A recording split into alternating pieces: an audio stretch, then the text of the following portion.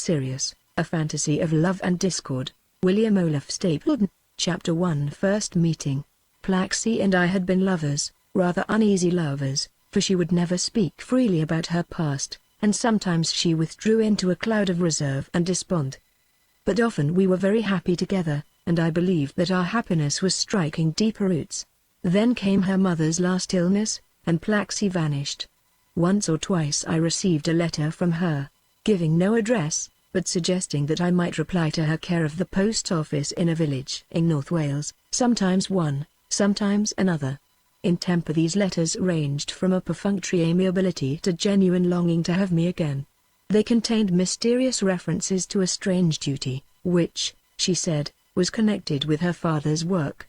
The great physiologist, I knew, had been engaged on very sensational experiments on the brains of the higher mammals. He had produced some marvelously intelligent sheepdogs, and at the time of his death it was said that he was concerned with even more ambitious research. One of the colder of Plaxi's letters spoke of an unexpectedly sweet reward in connection with her new duty, but in a more passionate one she cried out against this exacting, fascinating, dehumanizing life. Sometimes she seemed to be in a state of conflict and torture about something which she must not explain. One of these letters was so distraught that I feared for her sanity. I determined thenceforth to devote my approaching leave to walking in North Wales in the hope of finding her. I spent 10 days wandering from pub to pub in the region indicated by the addresses, asking everywhere if a Miss Trelawney was known in the neighborhood. At last, in Llanfestiniog, I heard of her. There was a young lady of that name living in a shepherd's cottage on the fringe of the moor somewhere above Trasfynid. The local shopkeeper who gave me this information said with an air of mystery, "She is a strange young lady, indeed. She has friends, and I am one of them, but she has enemies." Following his directions, I walked for some miles along the winding Trasfynid road and then turned to the left up a lane. After another mile or so, right on the edge of the open moor, I came upon a minute cottage built of rough slabs of shale, and surrounded by a little garden and stunted trees. The door was shut, but smoke rose from a chimney. I knocked. The door remained shut. Peering through a window, I saw a typical cottage kitchen, but on the table was a pile of books. I sat down on a rickety seat in the garden and noted the neat rows of cabbages and peas. Away to my right, across the deep sinful gorge, was Festiniog, a pack of slate-grey elephants following their leader. The unsteepled church, down a spur of hill towards the valley. Behind and above stood the Molwyn Range. I was smoking my second cigarette when I heard Plaxi's voice in the distance. It was her voice that had first attracted me to her. Sitting in a cafe, I had been enthralled by that sensitive human sound coming from some unknown person behind me. And now once more I heard but did not see her. For a moment I listened with delight to her speech, which, as I had often said, was like the cool sparkling talk of small waves on the pebbly shore of a dun on a hot day. I rose to meet her, but something strange arrested me. Interspersed with Plaxi's remarks was no other human voice but a quite different sound, articulate but inhuman. Just before she came round the corner of the house she said, "But, my dear, don't dwell on your handlessness so. You have triumphed over it superbly." There followed a strange trickle of speech from her companion. Then through the gate into the garden came Plaxi and a large dog. She halted, her eyes wide with surprise, and, I hoped, with joy, but her brows soon puckered. Laying a hand on the dog's head, she stood silent for a moment. I had time to observe that a change had come over her. She was wearing rather muddy corduroy trousers and a blue shirt. The same grey eyes, the same ample, but decisive mouth, which had recently seemed to me to belie her character. The same shock of auburn, faintly carroty hair. But instead of a rather pale face, a ruddy brown one, and a complete absence of makeup. No lipstick, even. The appearance of rude health was oddly contradicted by a darkness under the eyes and a tautness round the mouth. Strange how much one can notice in a couple of seconds, when one is in love. Her hand deserted the dog's head, and was stretched out to me in welcome. "Oh well," she said smiling, "since you have nosed us out, we had better take you into our confidence." There was some embarrassment in her tone, but also perhaps a ring of relief. "Hadn't we, Sirius?" she added, looking down at the great dog. Then for the first time I took note of this remarkable creature. He was certainly no ordinary dog. In the main he was an Alsatian, perhaps with a dash of Great Dane or Mastiff, for he was a huge beast. His general build was wolf-like, but he was slimmer than a wolf, because of his height. His coat, though the hair was short, was superbly thick and silky, particularly round the neck, where it was a close turbulent ruff. Its silkiness missed effeminacy by a hint of stubborn harshness. Silkwire, Plaxi once called it. On back and crown it was black, but on flanks and legs and the undersurface of his body it paled to an austere greyish fawn. There were also 2 large patches of fawn above the eyes, giving his face a strangely mask-like look, or the appearance of a Greek statue with blank-eyed helmet pushed back from the face. What distinguished Sirius from all other dogs was his huge cranium. It was not, as a matter of fact, quite as large as one would have expected in a creature of human intelligence, since, as I shall explain later, Drolone's technique not only increased the brain's bulk but also produced a refinement of the nerve fibers themselves. Nevertheless, Sirius's head was far loftier than any normal dog's. His high brow combined with the silkiness of his coat to give him a look of the famous border collie, the outstanding type of sheepdog. I learned later that this brilliant race had, indeed, contributed to his makeup. But his cranium was far bigger than the border collie's. The dome reached almost up to the tips of his large Alsatian ears.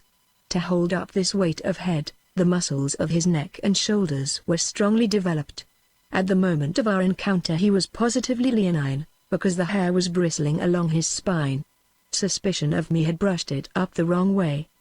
His grey eyes might have been wolf-size, had not the pupils been round like any dog's, not slits like the wolf's. Altogether he was certainly a formidable beast, lean and sinewy as a creature of the jungle. Without taking his gaze off me, he opened his mouth, displaying sierras of ivory, and made a queer noise, ending with an upward inflection like a question. Plaxi replied, "Yes, it's Robert. He's true as steel, remember." She smiled at me deprecatingly, and added, "And he may be useful." Sirius politely waved his amply feathered tail, but kept his cold eyes fixed on mine.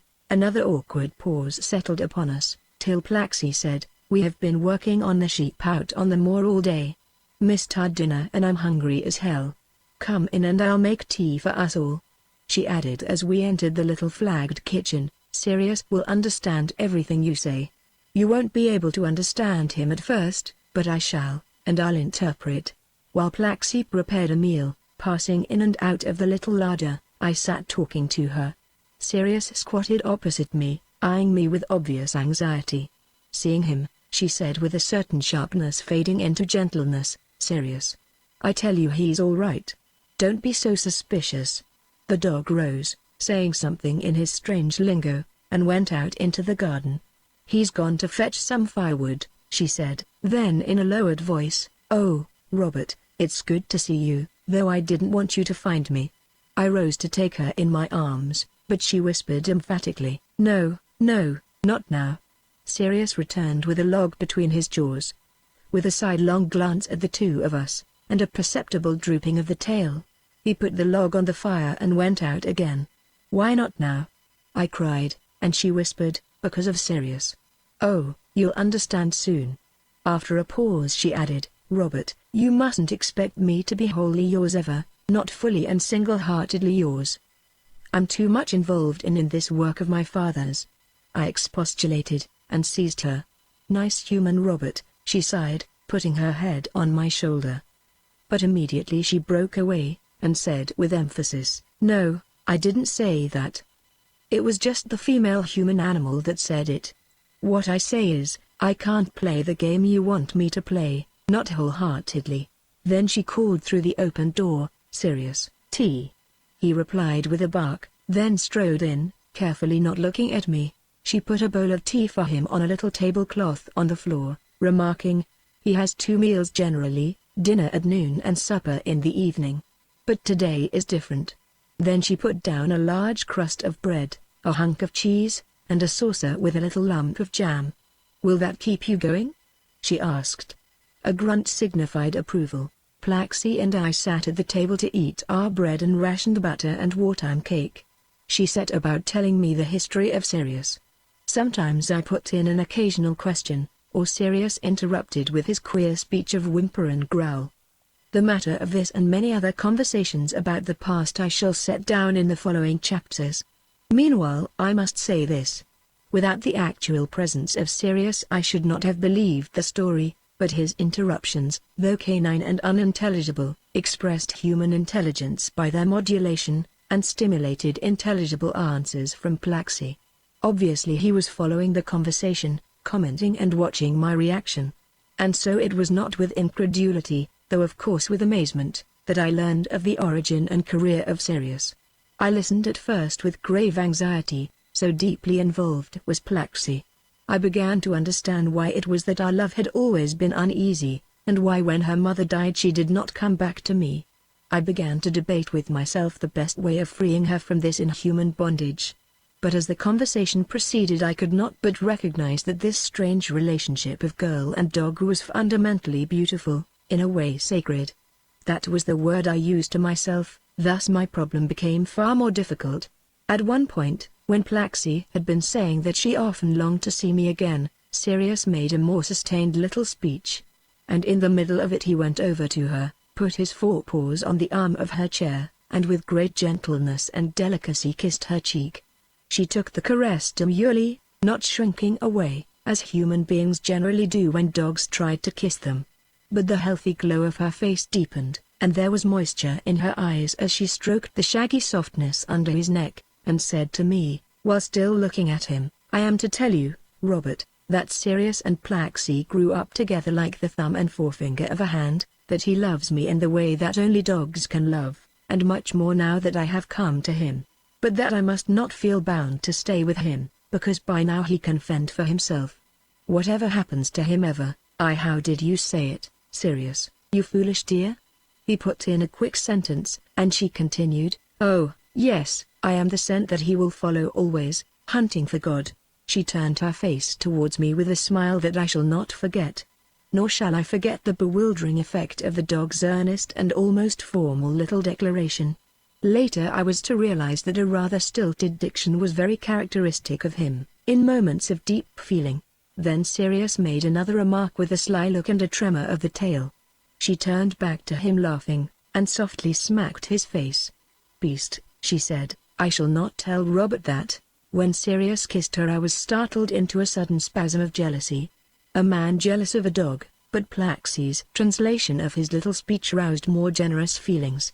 I now began to make plans by which Plaxi and I together might give Sirius a permanent home and help him to fulfill his destiny, whatever that might be. But, as I shall tell, a different fate lay in store for us. During that strange meal Plaxi told me that, as I had guessed, Sirius was her father's crowning achievement, that he had been brought up as a member of the Trelawney family, that he was now helping to run a sheep farm, that she herself was keeping house for him, and also working on the farm, compensating for his lack of hands. After tea I helped her to wash up, while Sirius hovered about, jealous, I think, of my handiness. When we had finished, she said they must go over to the farm to complete a job of work before dark. I decided to walk back to Festiniorg, collect my baggage and return by the evening train to Trasfyned, where I could find accommodation in the local pub. I noticed Sirius's tail droop as I said this. It drooped still further when I announced that I proposed to spend a week in the neighborhood in the hope of seeing more of Plaxi. She said, "I shall be busy, but there are the evenings." Before I left she handed over a collection of documents for me to take away and read at leisure. There were scientific papers by her father, including his journal of Sirius's growth and education. These documents, together with a diary of her own and brief fragmentary records by Sirius himself, all of which I was given at a much later date, form the main sources of the following narrative. These, and many long talks with Plaxi, and with Sirius when I had learnt to understand his speech, I propose to use my imagination freely to fill out with detail many incidents about which my sources afford only the barest outline. After all, though a civil servant, until the Air Force absorbed me, I am also a novelist, and I am convinced that with imagination and self-criticism one can often penetrate into the essential spirit of events even when the data are superficial. I shall, therefore, tell the amazing story of Sirius in my own way. Chapter 2: The Making of Sirius. Plaxe's father, Thomas Trelone, was too great a scientist to escape all publicity, but his work on the stimulation of cortical growth in the brains of mammals was begun while he was merely a brilliant young research worker, and it was subsequently carried on in strict secrecy. He had an exaggerated, a morbid loathing of limelight. This obsession he justified by explaining that he dreaded the exploitation of his technique by quacks and profit-mongers. Thus it was that for many years his experiments were known only to a few of his most intimate professional colleagues in Cambridge, and to his wife, who had a part to play in them.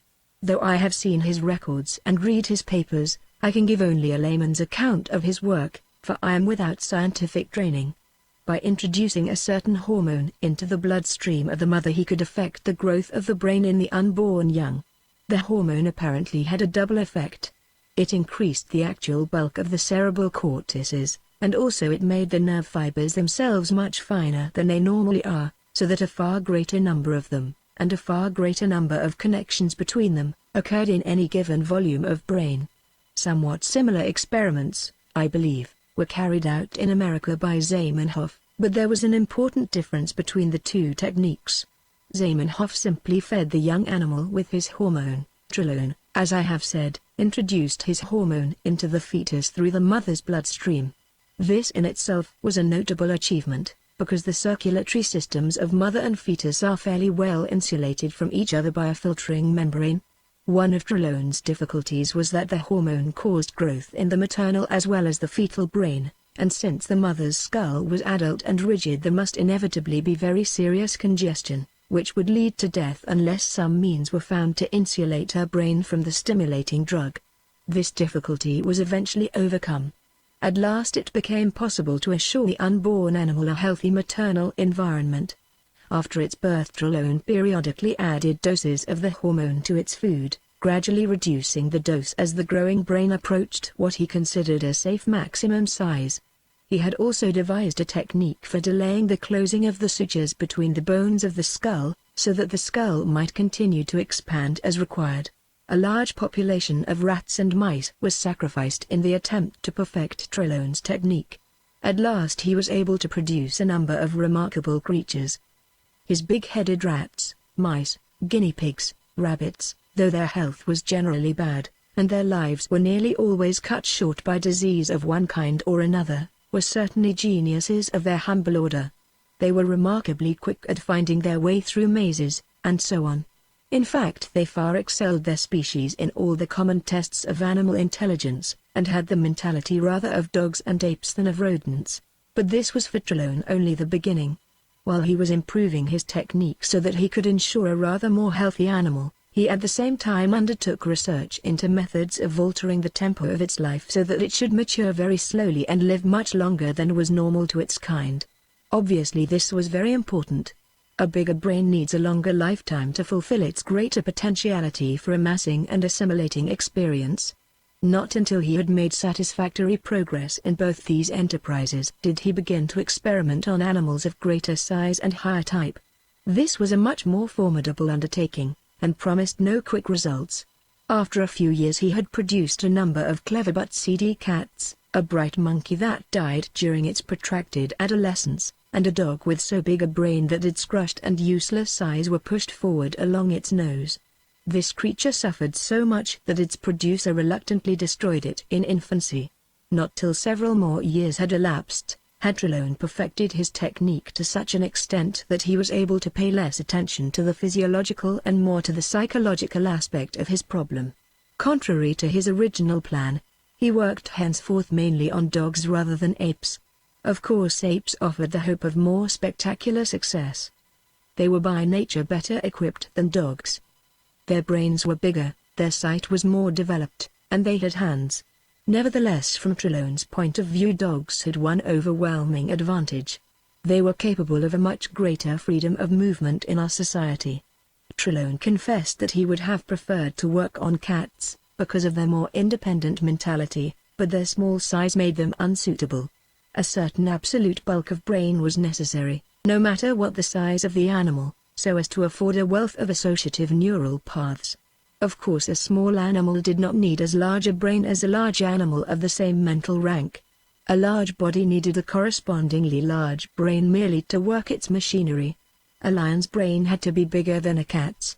An elephant's brain was even larger than a much more intelligent but smaller man's. On the other hand, each rank of intelligence, no matter what the size of the animal, required a certain degree of complexity of neural organization, and so of brain bulk. In proportion to the size of the human body, a man's brain was far bigger than an elephant's. Some animals were large enough to accommodate the absolute bulk of brain needed for the human order of intelligence, some were not. A large dog could easily do so, but a cat's organization would be very gravely upset by so great an addition. For a mouse, anything of the sort would be impossible. Not that Trelone had at this stage any expectation of raising any animal so far in mental stature that it would approach human mentality. His aim was merely to produce, as he put it, a rather super-subhuman intelligence, a missing link mind. For this purpose the dog was admirably suited. Human society afforded for dogs many vocations requiring intelligence at the upper limit of the subhuman range. Trelone chose as the best vocation of all for his purpose that of the sheepdog. His acknowledged ambition was to produce a super sheepdog. One other consideration inclined him to choose the dog, and the fact that he took this point into account at all in the early stage of his work shows that he was even then toying with the idea of producing something more than a missing link mind. He regarded the dog's temperament as on the whole more capable of development to the human level. If cats excelled in independence, dogs excelled in social awareness, and Trelone argued that only the social animal could make full use of its intelligence. The independence of the cat was not, after all, the independence of the socially aware creature asserting its individuality, it was merely the blind individualism that resulted from social obtuseness. On the other hand, he admitted that the dog's sociality involved it, in relation to man, in abject civility. But he hoped that with increased intelligence it might gain a measure of self-respect, and of critical detachment from humanity. In due course Trelone succeeded in producing a litter of big-brained puppies. Most of them died before reaching maturity, but 2 survived, and became exceptionally bright dogs. This result was on the whole less gratifying than disappointing to Trelone. He carried out further experiments, and at last, from an Old English sheepdog bitch, produced a big-brained family, 3 of which survived, and reached a definitely supercanine level of mentality. The research continued for some years. Trelone found it necessary to take more trouble about the raw material to which his technique was to be applied.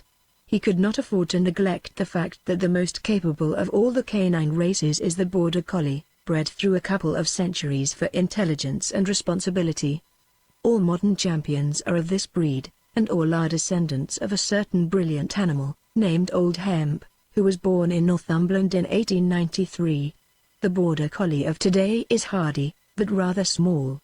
Trelone, therefore, decided that the best raw material would be a cross between some outstanding champion of the international sheepdog trials and another intelligent but much heavier animal. The Alsatian was the obvious choice. After a good deal of negotiation with owners of champion sheepdogs and enthusiasts for Alsatians, he produced several strains, which blended the 2 types in various proportions. He then applied his improved technique to various expectant mothers of these types, and in due season he was able to provide several of his friends with animals of almost missing link intelligence as housey dogs. But there was nothing spectacular about these creatures, and unfortunately all were delicate, and all died before their somewhat protracted adolescence was completed. But at last further improvements in his technique brought him real success. He achieved several very bright animals with normally strong constitutions, predominantly Alsatian in appearance. He had persuaded his wife Elizabeth that, if ever he succeeded to this extent, they should take a house in a sheep district in Wales. She and the 3 children and the forthcoming baby would live, and he himself would spend the vacations and weekends. After much exploration they found a suitable old farmhouse not far from Trasfyned. Its name was Garth. A good deal of work had to be done to turn it into a comfortable family home. Water closets and a bathroom had to be installed. Some of the windows were enlarged. Electricity was laid on from the village. An outhouse was converted into a palatial kennel. Sometime after the fourth baby had been born, the family moved.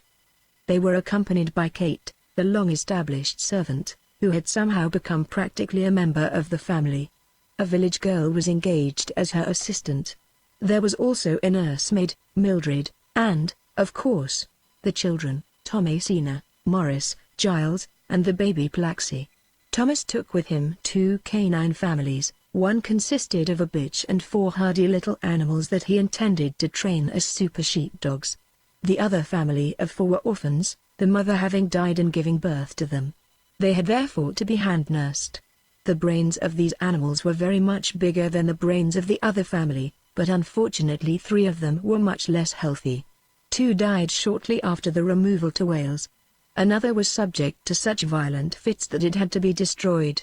The 4th, Sirius, was a healthy and cheerful little creature that remained a helpless infant long after the other litter were active adolescents. For months it could not even stand.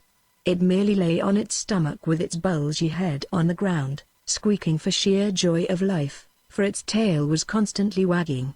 Even the other litter matured very slowly for dogs, though far more rapidly than human children. When they were nearly adult, all but one of them were disposed of to neighboring farms. The one was kept as the family dog. Most of the local farmers had proved very reluctant to take on these big-headed animals even as gifts. But a neighbor, Mr. Llewellyn Pugh of Caerblai, had entered into the spirit of the venture, and he subsequently bought a second pup as a colleague for the first. The production of these super sheepdogs and others which followed formed a camouflage for Thomas's more exciting venture, of which Sirius was at present the only outcome. The public would be led to believe that super sheepdogs and other animals of missing link mentality were his whole concern. If the little Alsatian really developed to human mental stature, few people would suspect it. Thomas was always morbidly anxious that it should not be exploited. It must grow up in decent obscurity, and mature as naturally as possible. The super sheepdogs, on the other hand, were allowed to gain notoriety. The farmers who had accepted them mostly with great reluctance soon found that fate had given them pearls of great price. The animals learned their technique surprisingly quickly, and carried out their orders with unfailing precision. Commands had seldom to be repeated. Sheep were never hustled, and yet never allowed to break away. Not only so, but Trelawney's dogs had an uncanny way of understanding instructions and carrying them out with no human supervision. They attached the right meanings to the names of particular pastures, hillsides, valleys, moors. Told to fetch sheep from Sefn or from Molfach or what not, they succeeded in doing so while their master awaited them at home. They could also be sent on errands to neighboring farms or villages. They would take a basket and a note to a particular shop and bring back the required meat or haberdashery.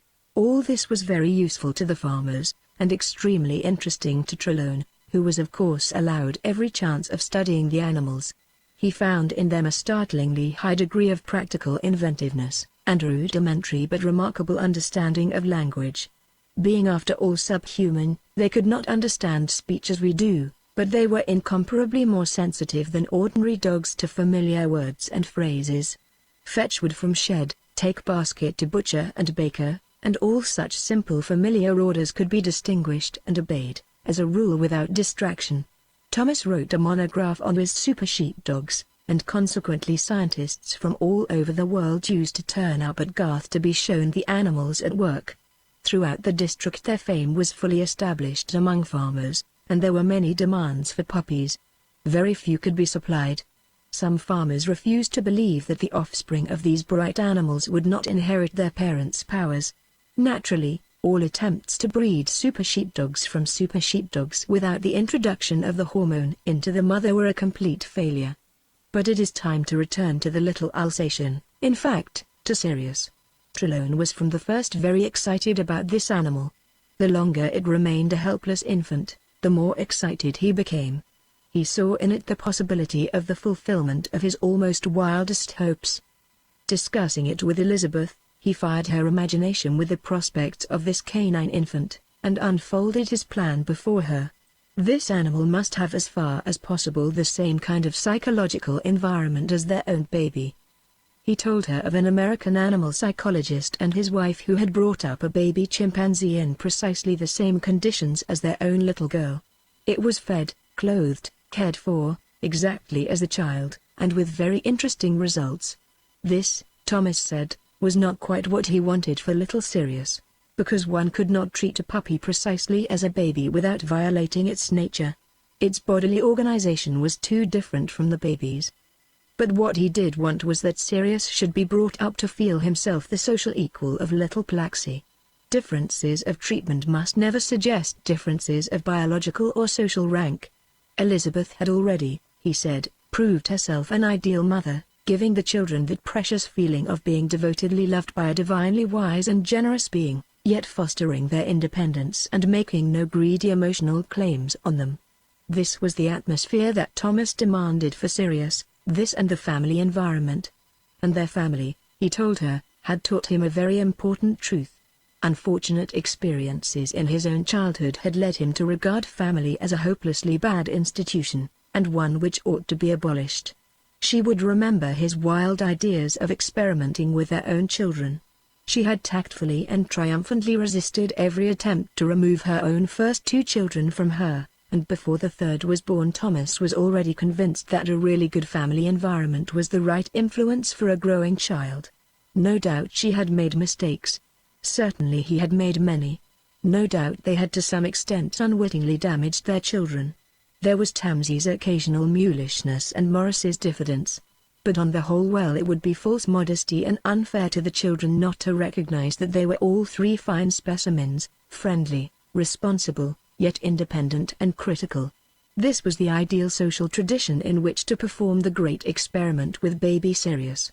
Dogs, Thomas reminded Elizabeth, were prone to servility, but this vice was probably not due to something servile in their nature. It sprang from the fact that their great social sensitivity was forced to take a servile turn by the tyranny of the more developed species which controlled them. A dog with human intelligence, brought up to respect itself, would probably not be servile at all, and might quite well develop a superhuman gift for true social relationship. Elizabeth took some time to consider her husband's suggestion, for the responsibility would be mainly hers. Moreover, she was naturally anxious about the effects of the experiment on her own baby. Would her little Plaxi suffer in any way? Thomas persuaded her that no harm would be done, and indeed that the companionship of child and super canine dog must be beneficial to both. With fervor he insisted that the most valuable social relationships were those between minds as different from one another as possible yet capable of mutual sympathy. It is perhaps remarkable that Thomas, who was not himself gifted with outstanding personal insight or sympathy, should have seen intellectually the essential nature of community. It would be very interesting, he said, to watch the growth of this difficult but pregnant companionship. Of course it might never develop. There might be mere antagonism. Certainly Elizabeth would have to exercise great tact to prevent the child from overpowering the dog with its many human advantages. In particular, the little girl's hands and more subtle eyesight would be assets which the puppy could never attain. And the whole human environment, which was inevitably alien and awkward for the dog, might well breed neurosis in a mind that was not human but humanly sensitive. Everything possible must be done to prevent Sirius from becoming either unduly submissive or defiantly arrogant in the manner so familiar in human beings suffering from a sense of inferiority. One other principle Thomas wanted Elizabeth to bear in mind. It was, of course, impossible to know beforehand how the dog's nature would develop. Sirius might, after all, never reach anything like human mental stature. But everything must be done on the assumption that he would do so. Hence it was very important to bring him up not as a pet but as a person, as an individual who would in due season live an active and independent life. This being so, his special powers must he fostered. While he was still, as Thomas put it, a schoolboy, his interests would, of course, be schoolboy interests, physical, primitive, barbarian, but being a dog, his expression of them would necessarily be very different from a real schoolboy's. He would have to exercise them in normal canine occupations, such as desultory roaming and hunting and fighting. But later, as his intelligence opened up the human world to him, he would want some kind of persistent human activity, and obviously sheep could provide him with a career, even if he far excelled the typical super sheepdog mentality.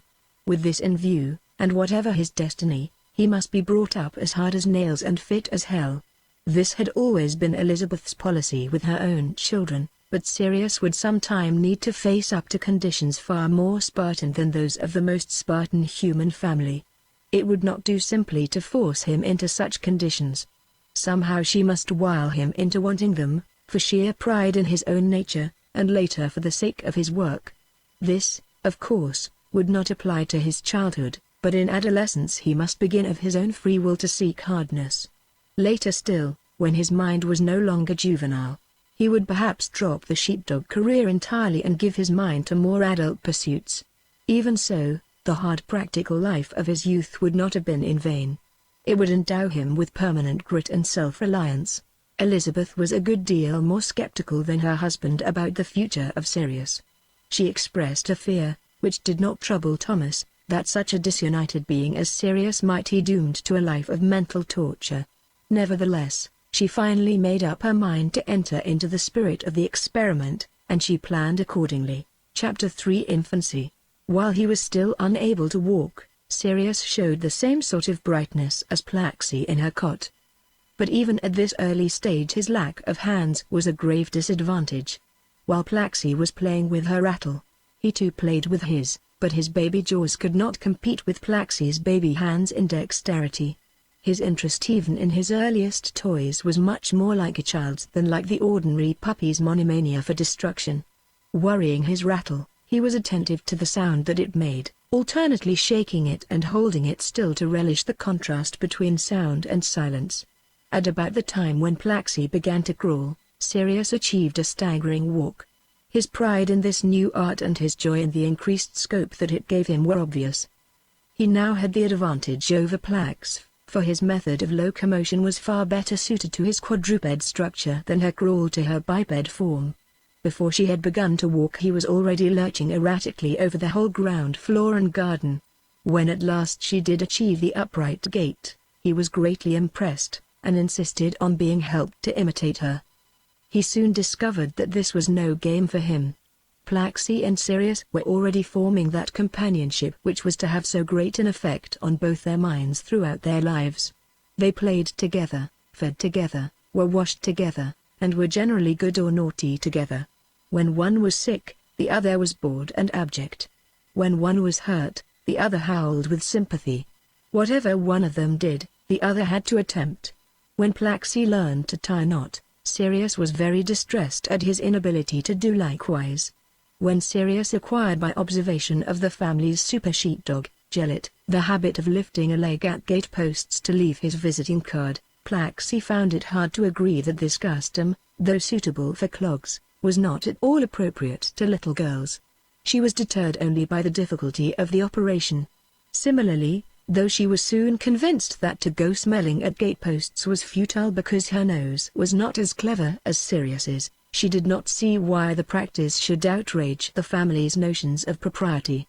Plaxi's inability to share in Sirius's developing experience or social smelling, if I may so name it, was balanced by his clumsiness in construction.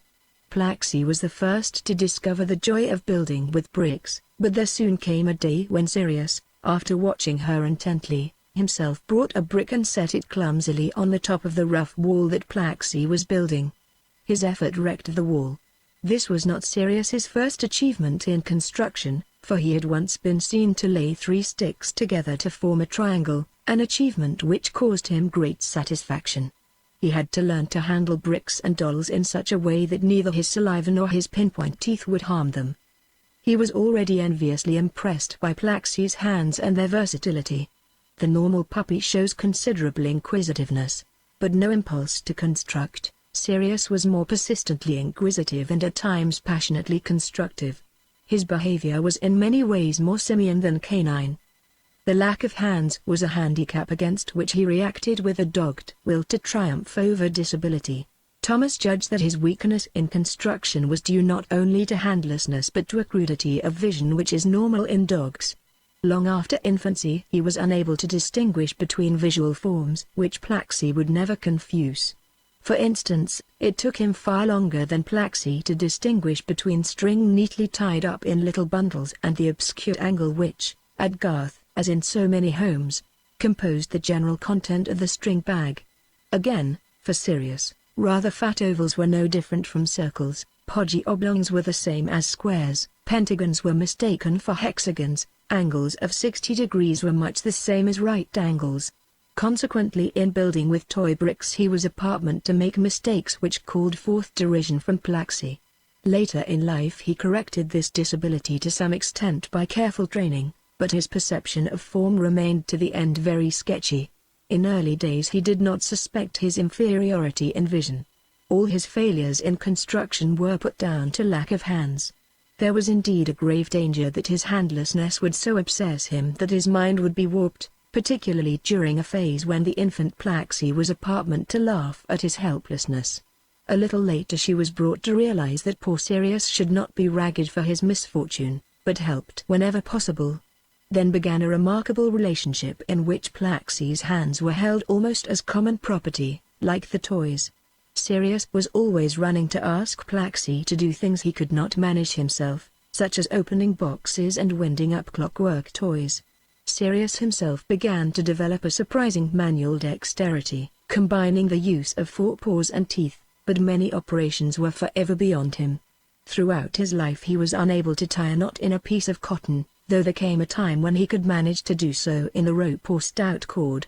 Plaxi was the first to show signs of understanding speech, but Sirius was not far behind.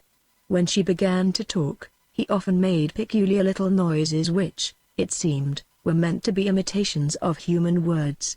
His failure to make himself understood often caused him bitter distress. He would stand with his tail between his legs miserably whining. Plaxi was the first to interpret his desperate efforts at communication, but Elizabeth in time found herself understanding, and little by little she grew able to equate each of the puppy's grunts and whines with some particular elementary sound of human speech. Like Plaxi, Sirius began with a very simple baby language of monosyllables. Little by little this grew into a canine, or supercanine, equivalent of educated English. So alien were his vocal organs to speech, that even when he had perfected the art no outsider would suspect his strange noises of being any human language at all. Yet he had his own equivalent of every vocal sound. Some of his consonants were difficult to distinguish from one another, but Elizabeth and Plaxi and the rest of the family came to understand him as easily as they understood each other. I described his speech as composed of whimpers and grunts and growls. This perhaps maligns it, though essentially true. He spoke with a notable gentleness and precision, and there was a fluid, musical quality in his voice. Thomas was, of course, immensely elated by the dog's development of true speech, for this was a sure sign of the fully human degree of intelligence. The baby chimpanzee that was brought up with a human baby kept level with its foster sister until the little girl began to talk, but then dropped behind, for the ape never showed any sign of using words. Thomas determined to have a permanent record of the dog's speech. He bought the necessary apparatus for making gramophone discs, and reproduced conversations between Sirius and Plaxi. He allowed no one to hear these records except the family and his two most intimate colleagues, Professor McAllister and Dr. Billing, who were influential in procuring funds for the research, and knew that Thomas's secret ambition soared far above the production of super sheepdogs. On several occasions Thomas brought the distinguished biologists to see Sirius. There was a time when it seemed that these gramophone records would be the sole lasting and tangible evidence of Thomas's triumph. In spite of inoculation, Sirius developed distemper and almost succumbed. Day after day, night after night, Elizabeth nursed the wretched little animal through this peculiarly noisome disease, leaving her own child mainly to Mildred, the nursemaid. Had it not been for Elizabeth's skill and devotion, Sirius would not have come through with his powers unimpaired. Probably he would have died. This incident had two important results. It created in Sirius a passionate and exacting affection for his foster mother, so that for weeks he would scarcely let her out of his sight without making an uproar, and it bred in Plaxi a dreadful sense that her mother's love was being given wholly to Sirius. In fact, Plaxi became lonely and jealous. This trouble was soon put right when Sirius had recovered. and Elizabeth was able to give more attention to her child, but then it was the dog's turn to be jealous. The climax came when Sirius, seeing Elizabeth comforting Plaxi after a tumble, rushed savagely at her and actually nipped her little bare leg. There was then a terrible scene. Plaxi screamed and screamed. Elizabeth was for once really angry. Sirius howled with remorse for what he had done, and actually, out of a sense that retribution was needed, made a half-hearted attempt to bite his own leg. Then matters were made much worse by the family's super sheepdog, Gellet, who rushed to the scene of uproar. Seeing Plaxi's bleeding leg, and Elizabeth being very angry with the puppy, Gellet assumed that this was a case for severe punishment, and set upon the abject culprit. Sirius was bowled over and none too gently mauled by the furiously growling Gellet.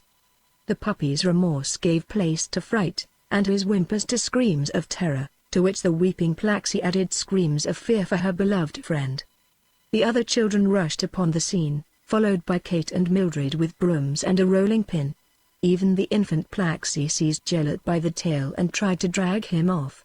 But it was Elizabeth herself who snatched Sirius from the jaws of death, as it seemed to him, and roundly cursed the officious Gellet.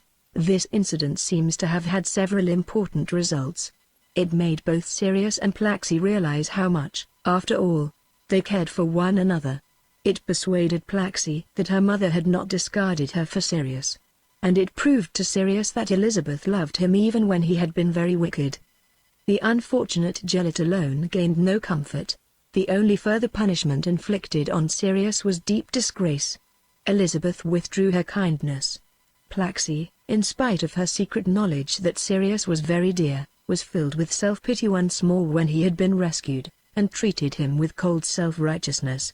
To punish Sirius, Plaxi showed a violent affection for the kitten, Tommy, who had recently been imported from a neighboring farm. Sirius, of course, was tortured with jealousy, and was afforded good practice in self-control. He succeeded all the better because on the one occasion when he did attack Tommy, he discovered that the kitten had claws.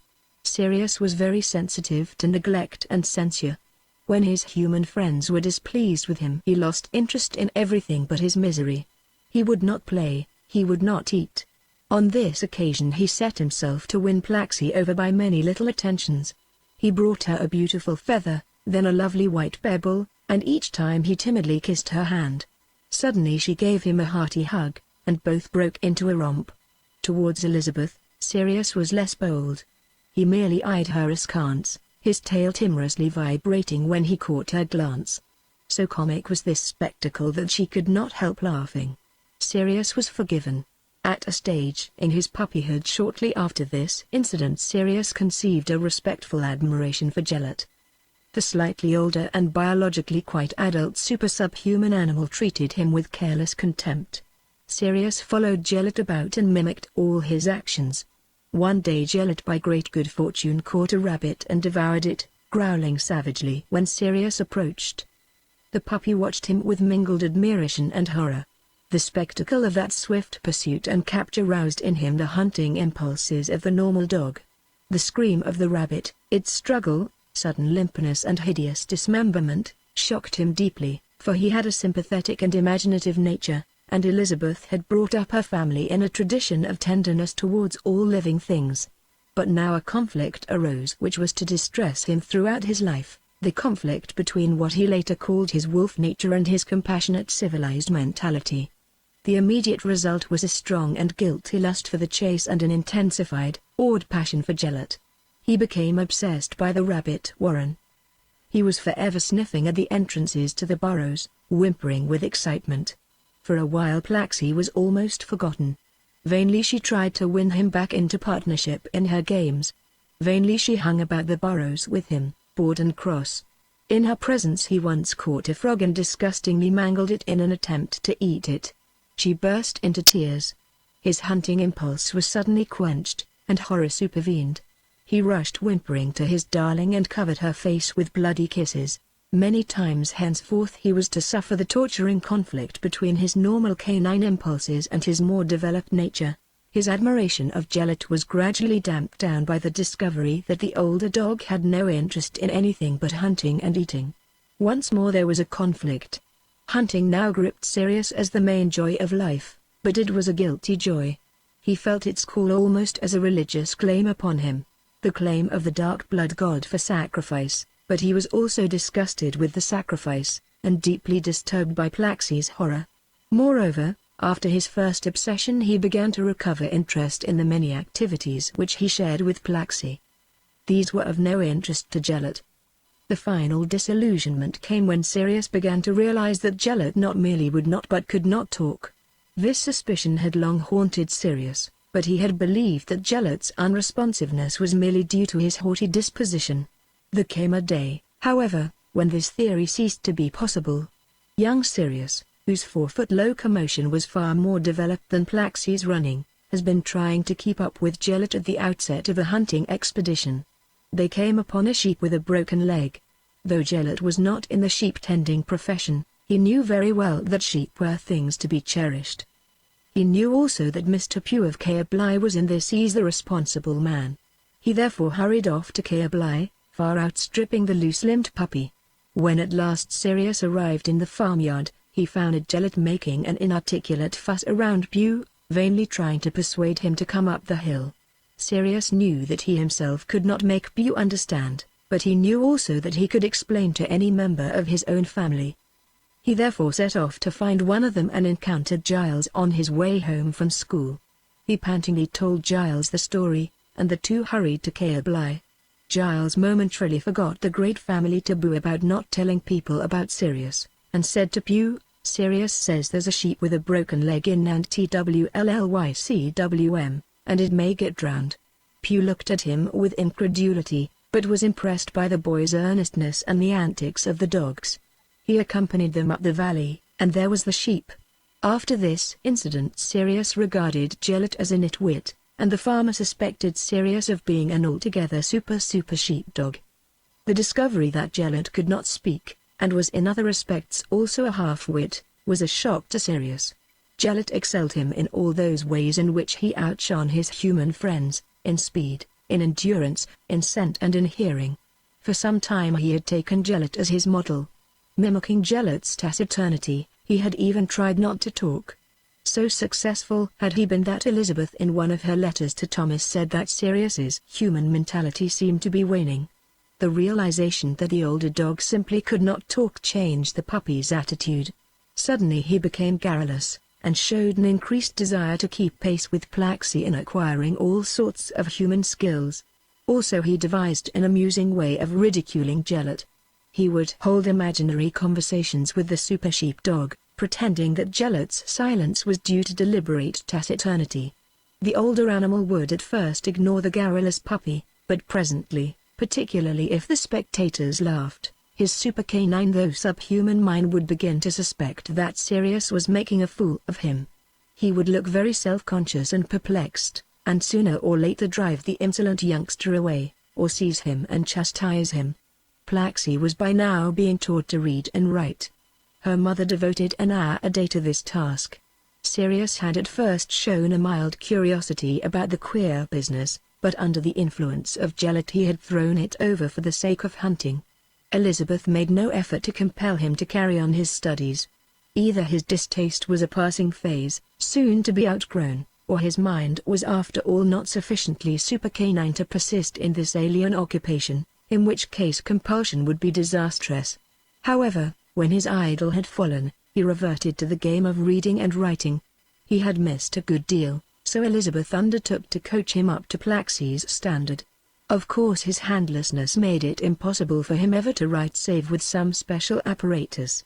It was also discovered that, apart from his obvious disability for writing, his reading also was doomed to be very seriously hampered, so crude was his perception of visual form. Plaxe used to spell out simple words with her box of letters, but Sirius found it very difficult to distinguish between C, G, D, O and Q, and also between B, P, R, and K. He was also greatly confused by B and F, by S and Z, by A and H, by H and K. At a later stage, when Plaxe was mastering the lowercase letters, and these in small type, Sirius was still more handicapped. Sometimes it almost seemed that his intelligence was after all subhuman. Elizabeth, who, in spite of her triumphant impartiality towards her child and her foster child, had always a secret desire for Plaxi to excel, now wrote to Thomas that after all Sirius was not much better than a moron. But Thomas, whose secret desire was the reverse of his wife's, replied with a dissertation on the poor vision of dogs, and urged her to encourage Sirius by telling him of this canine disability, to praise his enterprise in learning to read and write at all, and to remind him that he had great advantages over human beings in other spheres. Encouragement tapped a surprising fund of doggedness in Sirius, for he spent hours every day by himself practicing reading. Great progress was made, but after a week or so Elizabeth felt bound to intervene because of symptoms of mental breakdown. She praised him and petted him, and persuaded him that he would lend more quickly and permanently if he tried a hit less hard. Sirius recognized, of course, that in writing he could not possibly reach Plaxi's standard, but he was determined not to be entirely without this valuable art. It was he himself that invented a way out of his disability. He persuaded Elizabeth to make him a tight leather mitten for his right paw. On the back of the mitten was a socket into which a pen or pencil could be inserted. When this article was completed, he made his first experiment in writing. He was very excited. Lying in the couchant position with his left foreleg on the paper to hold it in place, he kept his right elbow on the ground, and was able to scrawl out dog, cat, Plaxi, Sirius, and so on. The neural organization of his leg and the motor centers of his brain were probably not at all well adapted to this activity, but once more his doggedness triumphed. Long practice brought him after some years the skill to write a letter in large, irregular but legible characters. In later life, as I shall tell, he even ventured on the task of writing books. Thomas was more impressed than Elizabeth by Sirius's achievement, because he probably appreciated more fully the difficulties that the puppy had overcome. So far as possible, Sirius took part in all the simple lessons that Elizabeth gave to Plaxi. He was never very good at arithmetic, perhaps because of his poor visual powers, but he managed to avoid being outclassed by Plaxi, who was none too good herself. His spelling, too, was very bad, probably for the same reason. But at an early age he showed a great interest in language and the art of precise expression. Poetry had sometimes a deep effect on him. In spite of his visual weakness he read a good deal, and he often begged members of the family to read aloud to him. This they did very frequently, knowing how great a boon it was for him. But to return to his puppyhood. There came a time when it seemed desirable for Plaxi to attend the village school. Sirius, of course, could not do so. It was sometimes with thankfulness for his freedom, but sometimes with envy, that he watched his little foster sister set off with her books in the morning. He was now of an age to do a great deal of free roaming, and the passion for the scents and adventures of the countryside was now strong in him. But the thought that Plaxi was outstripping him in knowledge of the great world of men worried him sorely. In the afternoons, when she returned from school, she often assured him that lessons were a bore, but he could tell from her tone that she felt important and proud, and that a good deal that happened at school was great fun. He made a habit of gleaning from her the most useful bits of information that she had acquired during the day. It became a regular custom with her to do her homework with him, to the profit of them both. Meanwhile Elizabeth continued Sirius's education in a desultory but stimulating way. Often he was able to pay his debt to Plaxi by passing on to her the fruits of his own lessons, though she generally adopted a superior attitude to his titbits. Sometimes he told her about conversations with Thomas, who had made a habit of taking Sirius for walks on the hills and telling him all sorts of significant scraps of science or world history. Plaxi herself, of course, was sometimes present on these walks, but generally Thomas needed vigorous exercise at the weekends, and his little daughter could not keep up with him as well as Sirius. During his puppyhood Sirius often came home tired after long expeditions with Thomas, but when he reached mid-adolescence he used to look forward with pleasure to the almost weekly trek over a rig, the Rhinogs or Molwyn, listening to the far-ranging flow of Thomas's thought, or probing him with questions. These the great physiologist answered with all the patience and care which he was accustomed to give to his students. This was Sirius's main intellectual education, this frequent contact with a mature and brilliant mind. Often the two would discuss Sirius's future, Thomas encouraging him to believe that a great work lay before him. But of this later, I have let myself pass beyond the dog's puppyhood, and now I must return to it. Not only in reading and writing but in another way also Sirius was inevitably inferior to Plaxi, and indeed to nearly all human beings. He was entirely colorblind. I understand that there is still doubt about color sensitivity in dogs. Dissection, I believe, has revealed that they have approximately the same equipment of rods and cones in their retinae as that of human beings. But psychological experiments have not yet proved that dogs are in fact sensitive to color. Possibly the truth is that, though some dogs are aware of color, the incidence of color blindness in the canine species is much greater than in man. However that may be, it is certain that Sirius was completely colorblind. Until quite late in his puppyhood, long after he had learned to talk, he himself had no suspicion that his seeing lacked any qualities possessed by Plaxis. Thomas had told Elizabeth that dogs were almost certainly colorblind, but she refused to believe it of Sirius, insisting that he could distinguish between her differently colored dresses.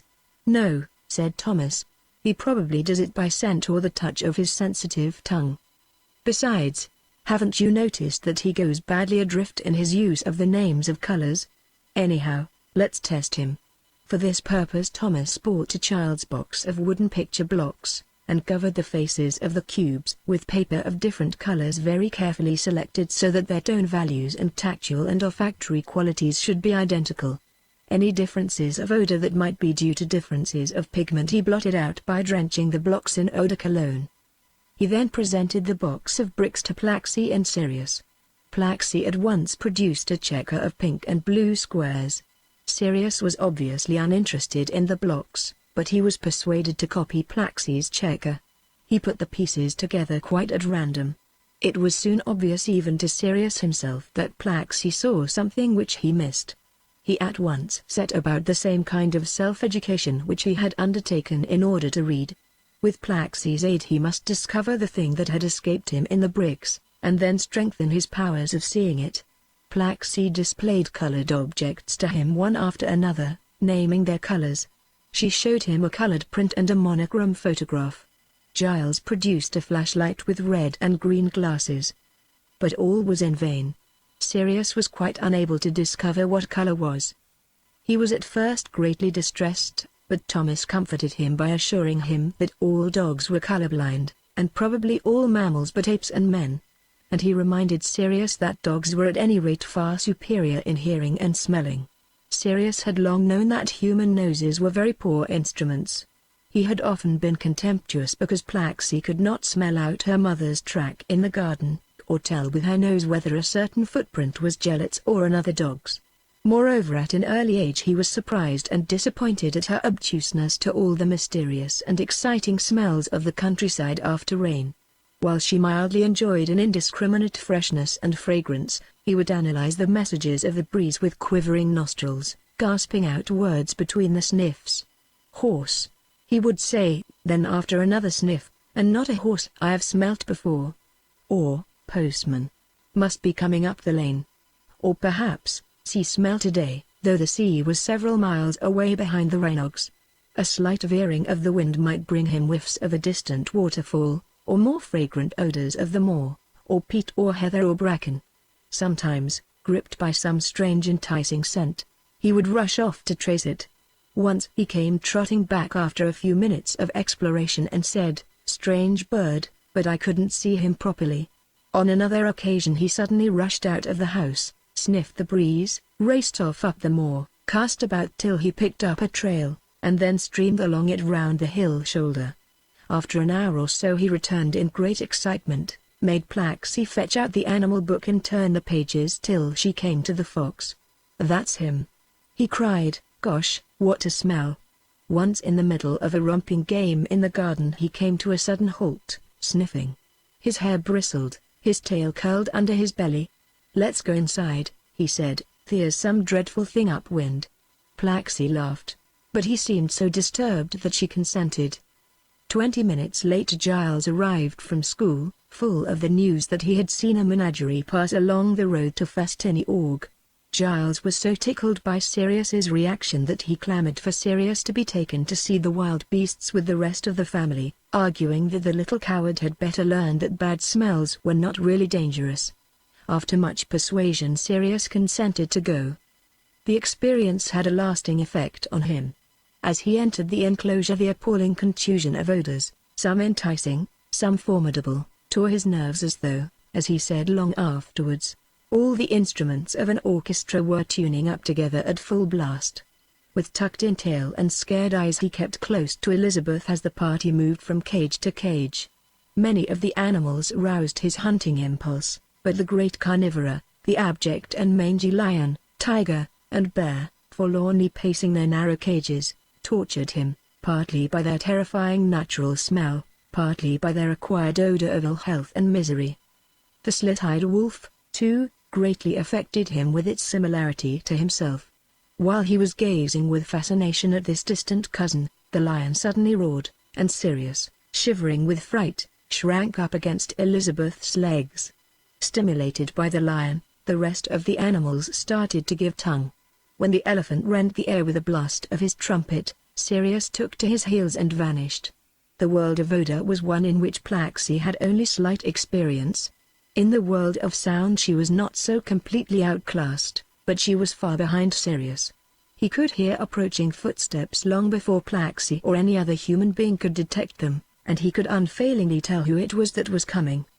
The cry of a bat, entirely beyond the range of most human ears, was described by Sirius as a sharp needle of sound. Both Elizabeth and Plaxi soon discovered that he was incredibly sensitive to their tone of voice. He could distinguish unerringly between spontaneous praise and mere kindly encouragement, between real condemnation and censure with an undertone of amusement or approval. Not only so, but he seemed able to detect changes of temper in them before they themselves had noticed them. "Elizabeth," he would suddenly ask, "why are you sad?" She would reply, laughing, "But I'm not. I'm rather pleased because the bread has risen nicely." "Oh, but you are sad, underneath," he would answer. "I can hear it quite well. You are only pleased on top." And after a pause she would have to say, "Oh, well, perhaps I am. I wonder why." His nose, too, gave him a lot of information about people's emotional states. He sometimes spoke of a cross smell, a friendly smell, a frightened smell, a tired smell. So sensitive was he to odor and to sound, that he found human speech quite inadequate to express the richness of these two universes. He once said of a certain odor in the house, "It's rather like the trail of a hare where a spaniel has followed it, and some time ago a donkey crossed it too." Both scent and sound had for him rich emotional meaning, innate and acquired. It was obvious that many odors that he encountered for the first time roused a strong impulse of pursuit, while others he sought to avoid. It was obvious, too, that many odors acquired an added emotional meaning through their associations. One day when he was out on a moor by himself, one of his paws was badly cut on a broken bottle. It happened that while he limped home there was a terrifying thunderstorm. When at last he staggered in at the front door, Elizabeth mothered him and cleaned up his foot with a certain well-known disinfectant.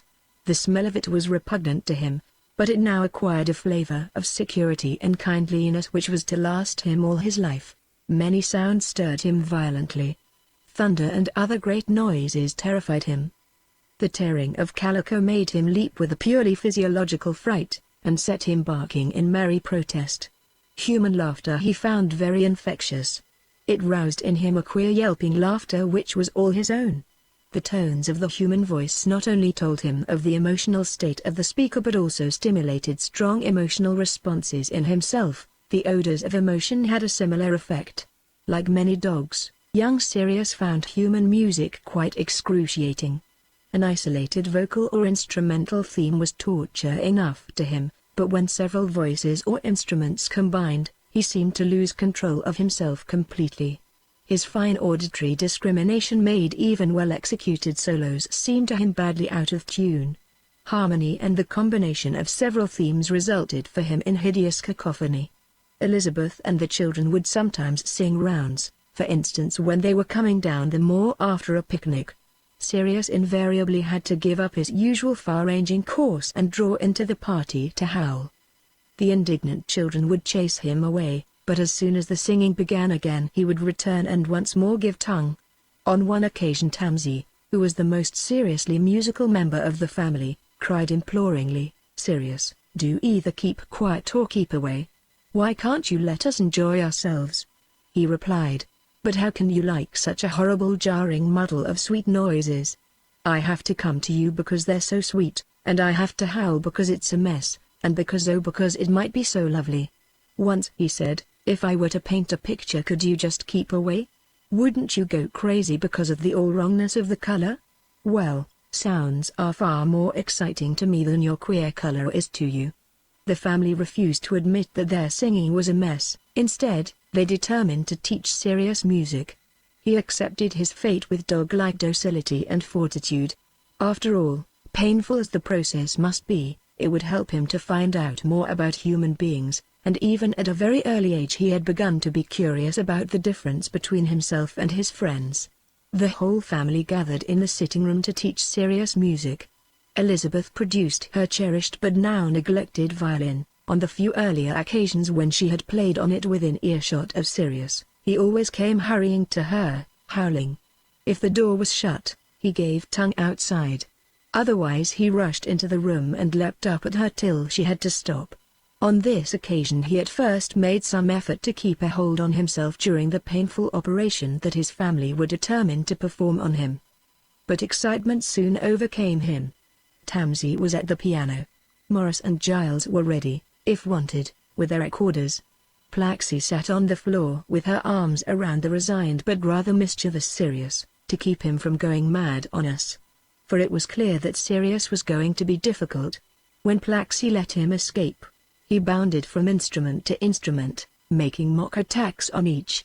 His tail thrashed from side to side in a conflict of agony and delight, knocking the bow from Elizabeth's hand, and sending a recorder flying across the room. Even when Plaxi held him, he turned the experiment to chaos by giving tongue with such vigor and virtuosity that the simple tones of the instrument were drowned. When at last he was persuaded to cooperate seriously, it was soon found that he had at any rate a far better ear for pitch than any of the family. When Elizabeth moved her finger so slightly on the string that none of the children could hear any difference, Sirius detected a change. Elizabeth was amazed to find that he could also sing accurately in tune. Once when she played a single tone and he could not restrain himself from giving tongue, the main element in his wail was obviously in tune with the violin. With a little encouragement he produced the pure note without any trimmings. When Morris played a scale on his recorder, Sirius sang in unison with it, keeping perfectly in tune even with the inaccurate tones produced by the young musician on an imperfect instrument. With his usual doggedness Sirius set about conquering this excruciating thing, music. He showed surprising aptitude for singing, soon outstripping Plaxi in reproducing the family songs. Sometimes he sang without words, sometimes he used his own canine equivalent of the English words of the song. His lingo, being simply mispronounced English, rhymed and scanned appropriately. With practice he became less tortured by human music. In fact he actually came to like it, so long as it was not too badly out of tune. He would often join in singing the rounds that had formerly tormented him. Sometimes when Elizabeth played her violin he would come to listen. In certain moods he would retire to a favorite point of vantage on the moor and spend hours singing to himself. He would go over and over the songs that Elizabeth had so often sung about the house. It was a tune-loving family. Under Elizabeth's influence it had developed an amusing system of musical calls which served the function of bugle calls. A certain little tune meant time to get up, another breakfast is ready, another all is now prepared for starting on the expedition, and so on. Plaxi and Sirius, the two youngest members of the family, invented a number of private calls of their own. One of these, for instance, meant "Come and help me." Another said, "Something interesting here. Connock and investigate." Another, "Come and play with me." One little trickle of sound meant, "I am going to pee." To this there were two possible musical answers. One said, "Righto. So am I," and the other, "Nothing doing by me." It was curious, by the way, that if one of them made water the other had always to follow suit on the same spot, in the approved canine manner. Always? No. Plaxi soon found that she could not keep pace with Sirius in this etiquette of leaving tokens. When Thomas heard of Sirius's habit of retiring onto the moor to practice singing, he feared lest his precious animal should become notorious as the singing dog, and be exploited. It was indeed startling for the natives to hear the sweet, accurate, but inarticulate and inhuman voice, and to come upon a large dog squatting on his haunches melodiously giving tongue. Thomas, it was rumored, had sinister powers. He could put demons into dogs. Fortunately, the farther these rumors spread, the less they were believed. No craze equivalent to the case of the talking mongoose saw the Loch Ness monster developed over the singing dog. In his puppyhood, Sirius sang only human music. Throughout his life he was deeply interested in the great classical achievements of man's musical genius, but as he had always found the fundamental structure of human music crude and inadequate to his interest in sound form and the emotions which sought musical expression, he began to experiment with new scales, intervals, and rhythms, suited to his more sensitive hearing. He made use of the quarter tone and even the eighth of a tone. Sometimes, in his purely canine mood, his melodies divided the octave in quite a different manner from any human musical mode. Thus to the human listener his most distinctive music became less recognizably musical and more like the baying of a dog. Though a strangely varied and disturbing baying, a supple and mellow voice was Sirius's only medium of expression. He often longed to play some instrument, so as to be able to introduce harmony into his experiments, but his tragic lack of hands prevented him. Sometimes he sat at the piano trying to finger out a two-note accompaniment to his singing, but his paws were far too clumsy to do even this properly. For long spells he would give up music entirely because his handlessness prevented him from doing what he wanted with it.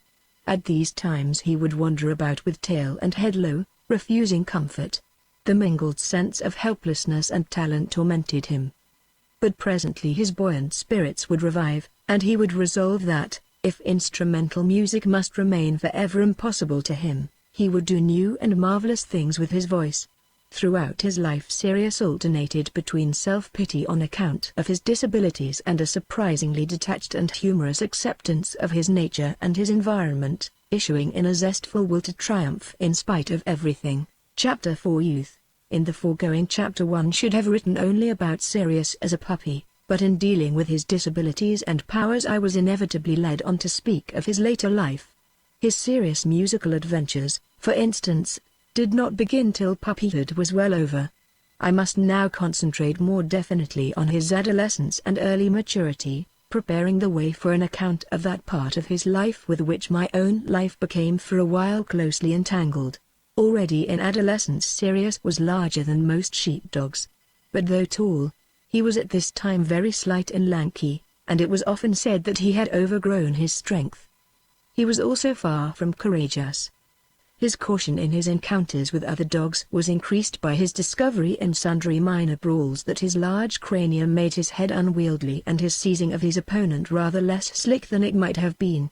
This weakness was largely overcome when he reached full maturity, for constant exercise developed the muscles of his neck sufficiently to cope with his extra weight of head. In youth, however, he was no match for the smaller but more experienced collies that tended the sheep. One of these, unfortunately a near neighbor, formed a habit of persecuting Sirius whenever possible. There came a day when he was ignominiously chased home by this animal, who bore the appropriate name Dioldu, Black Devil. It was the schoolgirl Plaxi who seized the yard broom and drove off the Black Devil with blows and shrill curses. Later Sirius heard Plaxi telling her mother about the incident. She ended the story with, "I'm afraid poor Sirius hasn't much spunk." Sirius did not know the word spunk, but he detected in Plaxi's voice, which she intended to be merely amused, a note of deep mortification. He sneaked off to find a dictionary. With some trouble and much use of his wet tongue for turning the India paper pages he found the word, and he didn't like the idea that Plaxi thought him lacking in spunk. For spunk according to the Oxford Concise Dictionary meant courage, mettle, spirit, anger, and was connected with spark. Somehow he must regain Plaxi's respect, but how? That same day Plaxi seemed to turn her attention away from Sirius towards the young cat, Trix, successor to Tommy. This impulse to make much of cats was a common reaction with her when she was at all alienated from Sirius. She would cuddle Trix in front of him and remark on her lovely tortoise-shell coat or her dainty nose. Also, Sirius noted, she would become strangely cat-like herself, sitting about in lofty silence and indolence, hugging herself, as he sometimes put it. Shortly after his defeat by Dioldu, Sirius got himself into serious disgrace over Trix. The cat was contemplating a leap into Plaxie's lap when Sirius lost control of himself and attacked his minute rival with noisy rage. She arched her back and stood firm, slashing Sirius's face, so that he retreated, yelping. Plaxie's scream turned into a laugh. Reviling Sirius for a bully and a coward, she snatched up Trix and lavished endearments on her. Sirius slunk away in shame and misery. A fortnight later it was remarked in the family that Sirius had developed an unexpected craze for worrying an old spade handle which had been lying in the outhouse. Whenever possible he would persuade some sturdy human being, preferably Morris, who was home from boarding school, to join in the game. Boy and dog would hang on to opposite ends of the piece of ash and swing hither and thither about the garden, each trying to shake off his opponent. Towards the end of the holidays Morris remarked, "Sirius is getting damned strong. You can't tear the thing from him, you can't twist it from him." All this time Sirius had been carefully avoiding Dioldu, but at last he felt ready. Though he was confident that his grip was much more powerful than it had been, and his head movements quicker and more precise, he would not trust to physical powers alone. Cunning must be his mainstay. His strategy was planned with great care. He studied his chosen battleground, and rehearsed the crucial action which was to give him victory in the very scene of his former discomfiture, and under the eyes of Plaxie. One afternoon when Plaxie had returned from school he hurried over to Glasgow, the farm where Dioldu lived, and ostentatiously hung about till his enemy issued like a black avalanche from the farmyard gate. Sirius at once took to his heels, bolting for home. To reach the front door of Garth, which was ostensibly his objective, he had to make a right-angled turn through the yard gate. Garth, it will be remembered, was an old farmhouse. As he checked himself to do this and swing through the gate, he glanced behind to see that Dioldu was at the correct distance. Then he raced round the yard in a great curve, arriving back at the gate, but at right angles to his original course through it, and hidden from Dioldu by the wall. At that moment the collie swerved through the gate in pursuit, and Sirius with great momentum crashed into him on the left flank. Dioldu rolled over with Sirius on top of him. Sirius gripped his throat, his teeth finding a much firmer hold than on the hard old spade handle. He hung on desperately, fearing that if he once let go the superior skill of the other dog would be his undoing. The collie's throttled screams and Sirius's own continuous muffled growl soon brought out the inmates of the house. Out of the corner of his eye, as he rolled over and over with his enemy, Sirius caught sight of Plaxie. The warm blood seeped into his mouth and threatened to choke him, but he hung on, coughing for breath. The saltness and odor of Dioldu's blood, he afterwards said, turned him mad. Some pent-up energy and fury in him was released for the first time. At the height of the struggle the thought flashed upon him, this is real life, this is what I am for, not all that human waddle. He gripped and tugged and worried, while Dioldu's struggles became weaker, and the horrified human beings did their best to loosen his grip. They beat him, they threw pepper in his face so that he sneezed violently, but he did not let go. They fell upon him in a mass to hold him quiet while they tried to prise his jaws open with a stick. His own blood mixed with the collie's in his mouth, and he was surprised at the different flavor of it. Nothing that the family could do made him loosen his grip.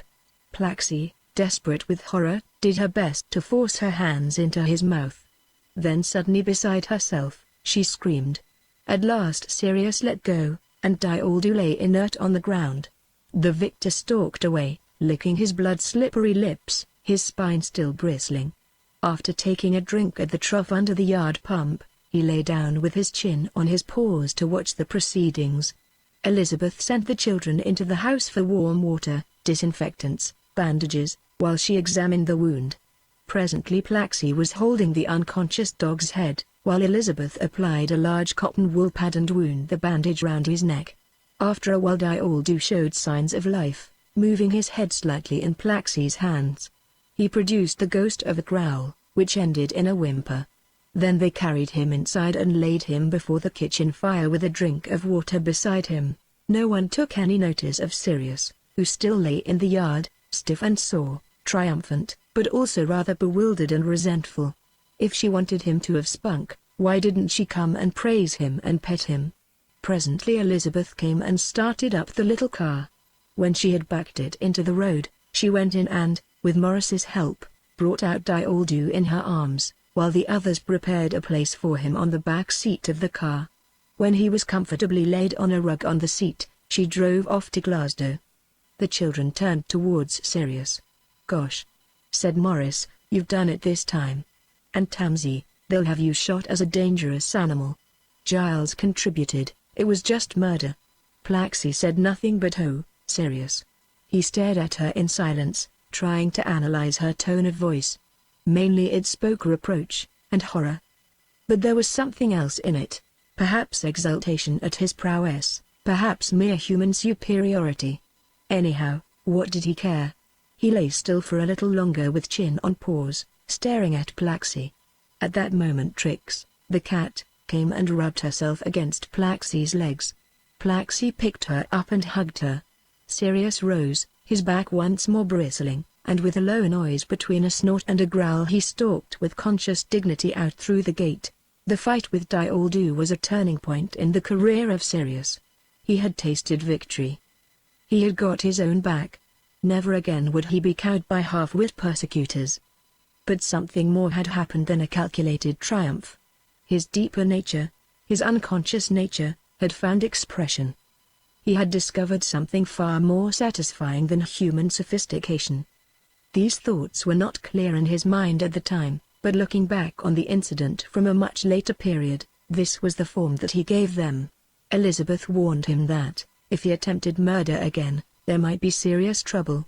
"Remember," she said, "to outsiders you are only a dog. You have no legal rights at all.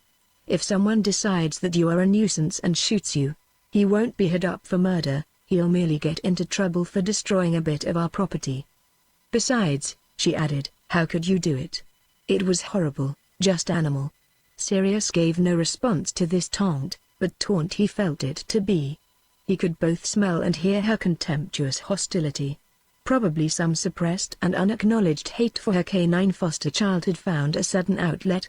Sirius saw the folly and danger of his action clearly enough, but her last remark filled him with rage. In his heart he said, "To hell with them all." Outwardly he gave no sign that he was even listening. He was sitting in front of the kitchen fire, and after Elizabeth's taunt he cocked up a hind leg and carefully, ostentatiously, groomed his private parts, a habit which he often used with great effect to annoy his womenfolk. As the months piled up into years, Sirius's self-confidence in relation to other dogs was greatly augmented. His increasing weight and strength combined with superior intelligence to give him not only freedom from persecution but acknowledged superiority over all the sheepdogs of the countryside, who were all much smaller than the young Alsatian. His combination of size and cunning put him in a class apart.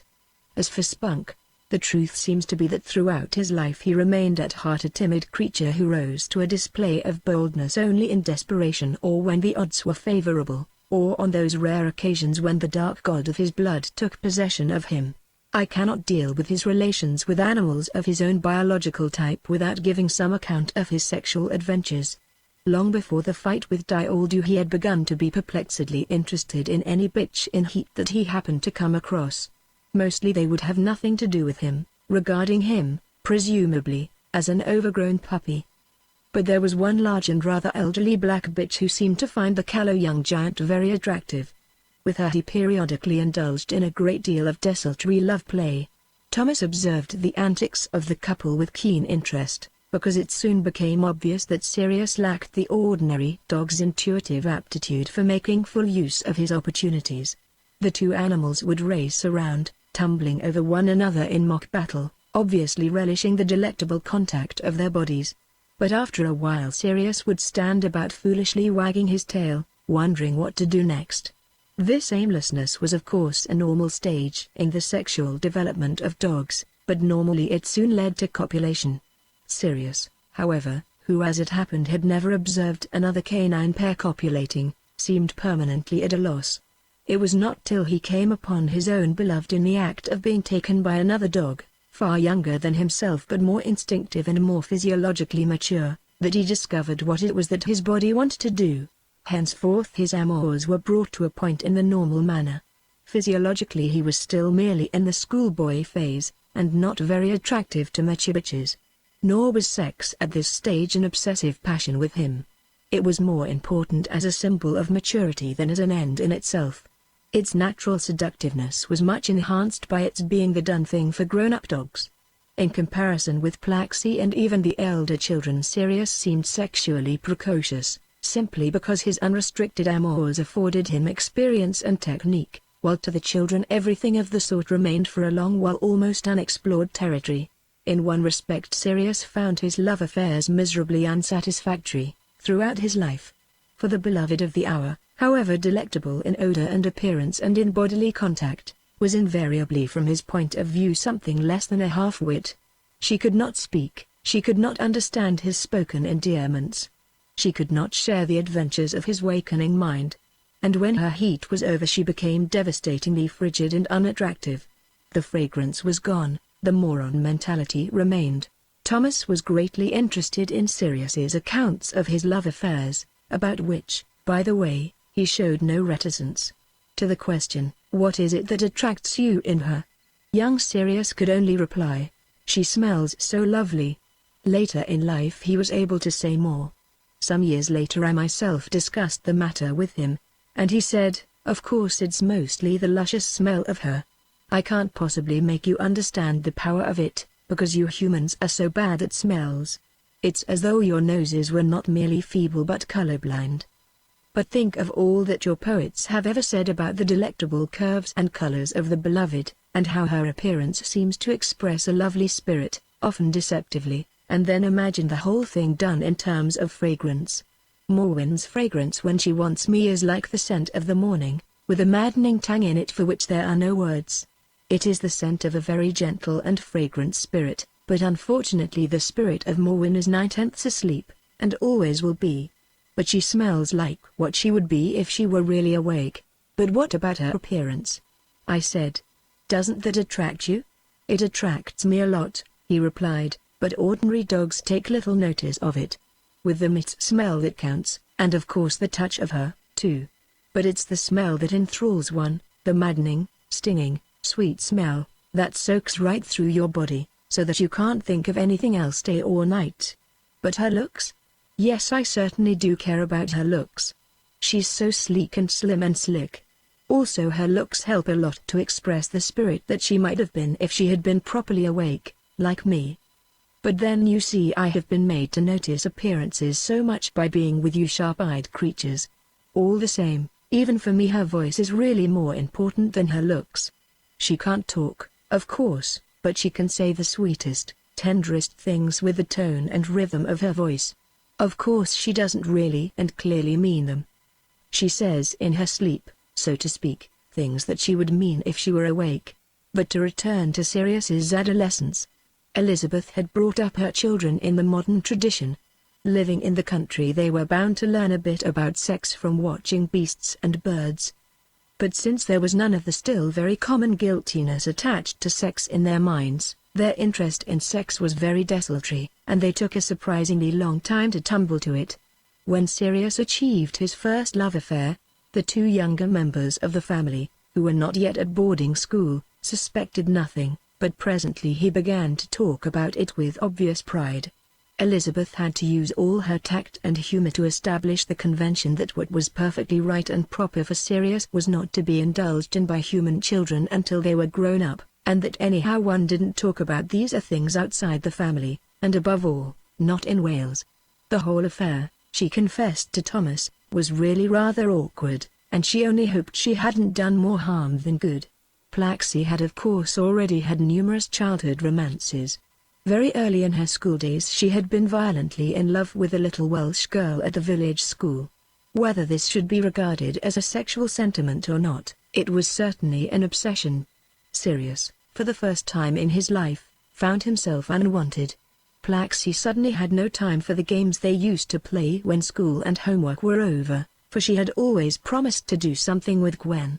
She would not let him come with her when she went out with her friend, for, she said, Gwen would soon find out that Sirius could talk, and it was the whole family's most sacred taboo that outsiders must not discover yet that Sirius was something more than a super sheepdog.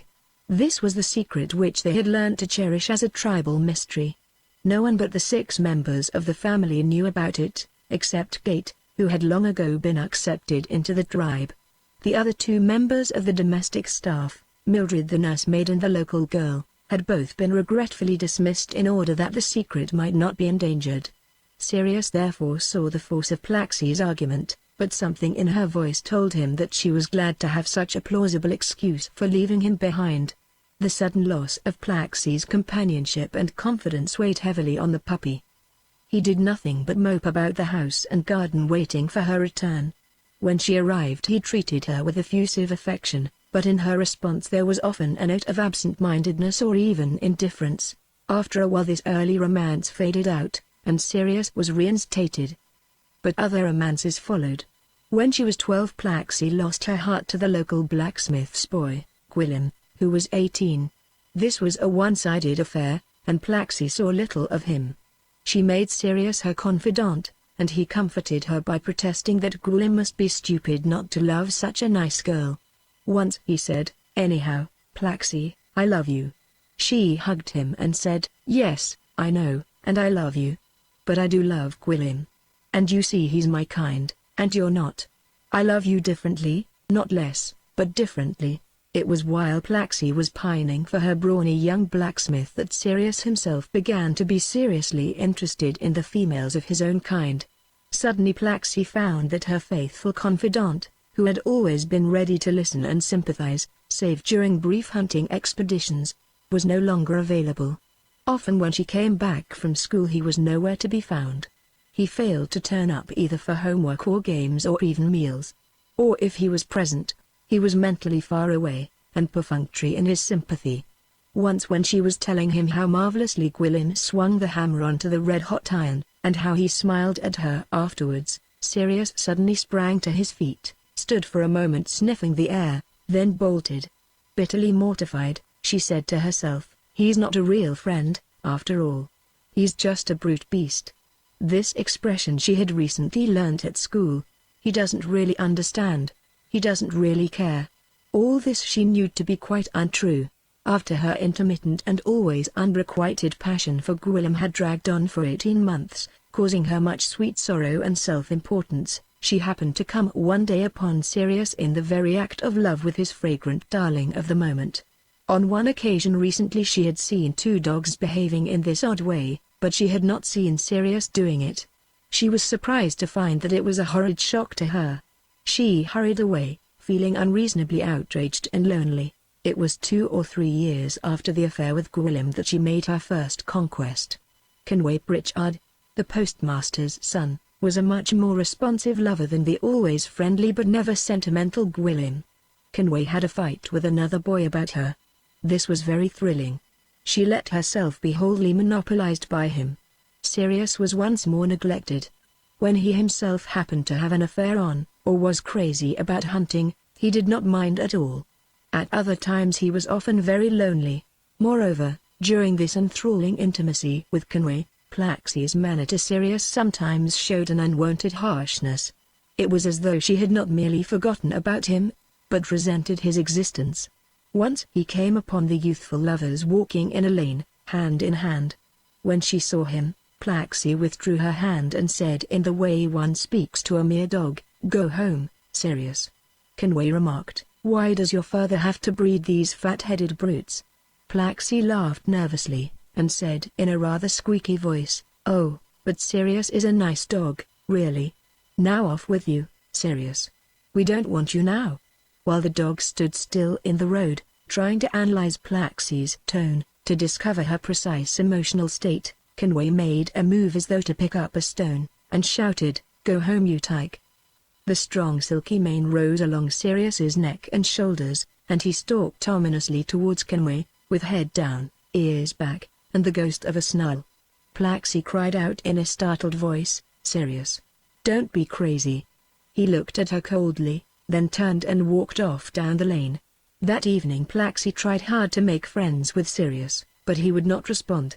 At last she said, and he could tell that she was nearly in tears, "I'm terribly sorry about this afternoon. But what could I do? I had to pretend you were just an ordinary dog, hadn't I?" His reply disconcerted her. "You wish I really was one, don't you?"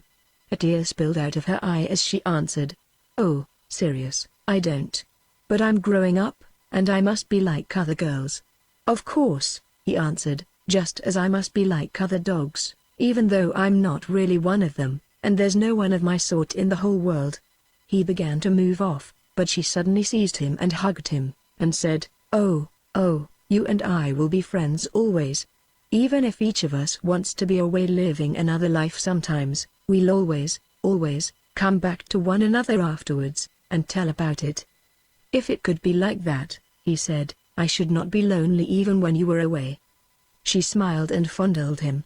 "Plaxi," he said, "in spite of you being a girl and me a dog, you are nearest of all creatures to lonely me." Sniffing lightly at her neck, he added, "And the smell of you is more lovely really than the crazy making sense of bitches." Then with his little whimpering laugh he said, "Nice human bitch." Plaxi blushed, but she too laughed. She silently considered the phrase, then said, "If Conway called me a bitch he'd mean something horrid, and I'd never speak to him again. When you say it, I suppose it's a compliment." "But you're a bitch," he protested. "You're a bitch of the species Homo sapiens, that Thomas is always talking about as though it was a beast in the zoo." After the incident in the lane, Plaxi's affair with Conway went all awry. She saw him in a new light. He was an attractive enough human animal, but he was nothing more. Apart from his looks and his confident irresistible lovemaking, there was nothing to him. The dog Sirius was far more human. For a while Plaxi and Sirius maintained a very close intimacy. She even persuaded him to walk to school in the morning and bring her back in the afternoon, to keep Conway from being a nuisance. Indeed the two were always together, and never at a loss for talk. When Plaxi went to a party at the village school, where there was to be dancing, Sirius was of course lonely and bored, but he did not really mind. She would come back. When Sirius went off for the day with Thomas, it did not matter. Plaxi was lonely, but busy. And when he came back he would tell her all about it. Even when he went crazy over a new bitch she did not fundamentally mind.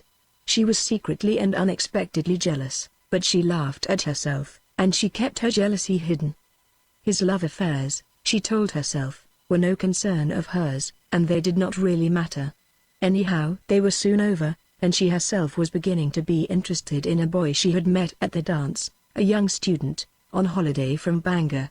At this time Plaxi was already, so I was told, developing that rather queer gracefulness which became so striking in her maturity.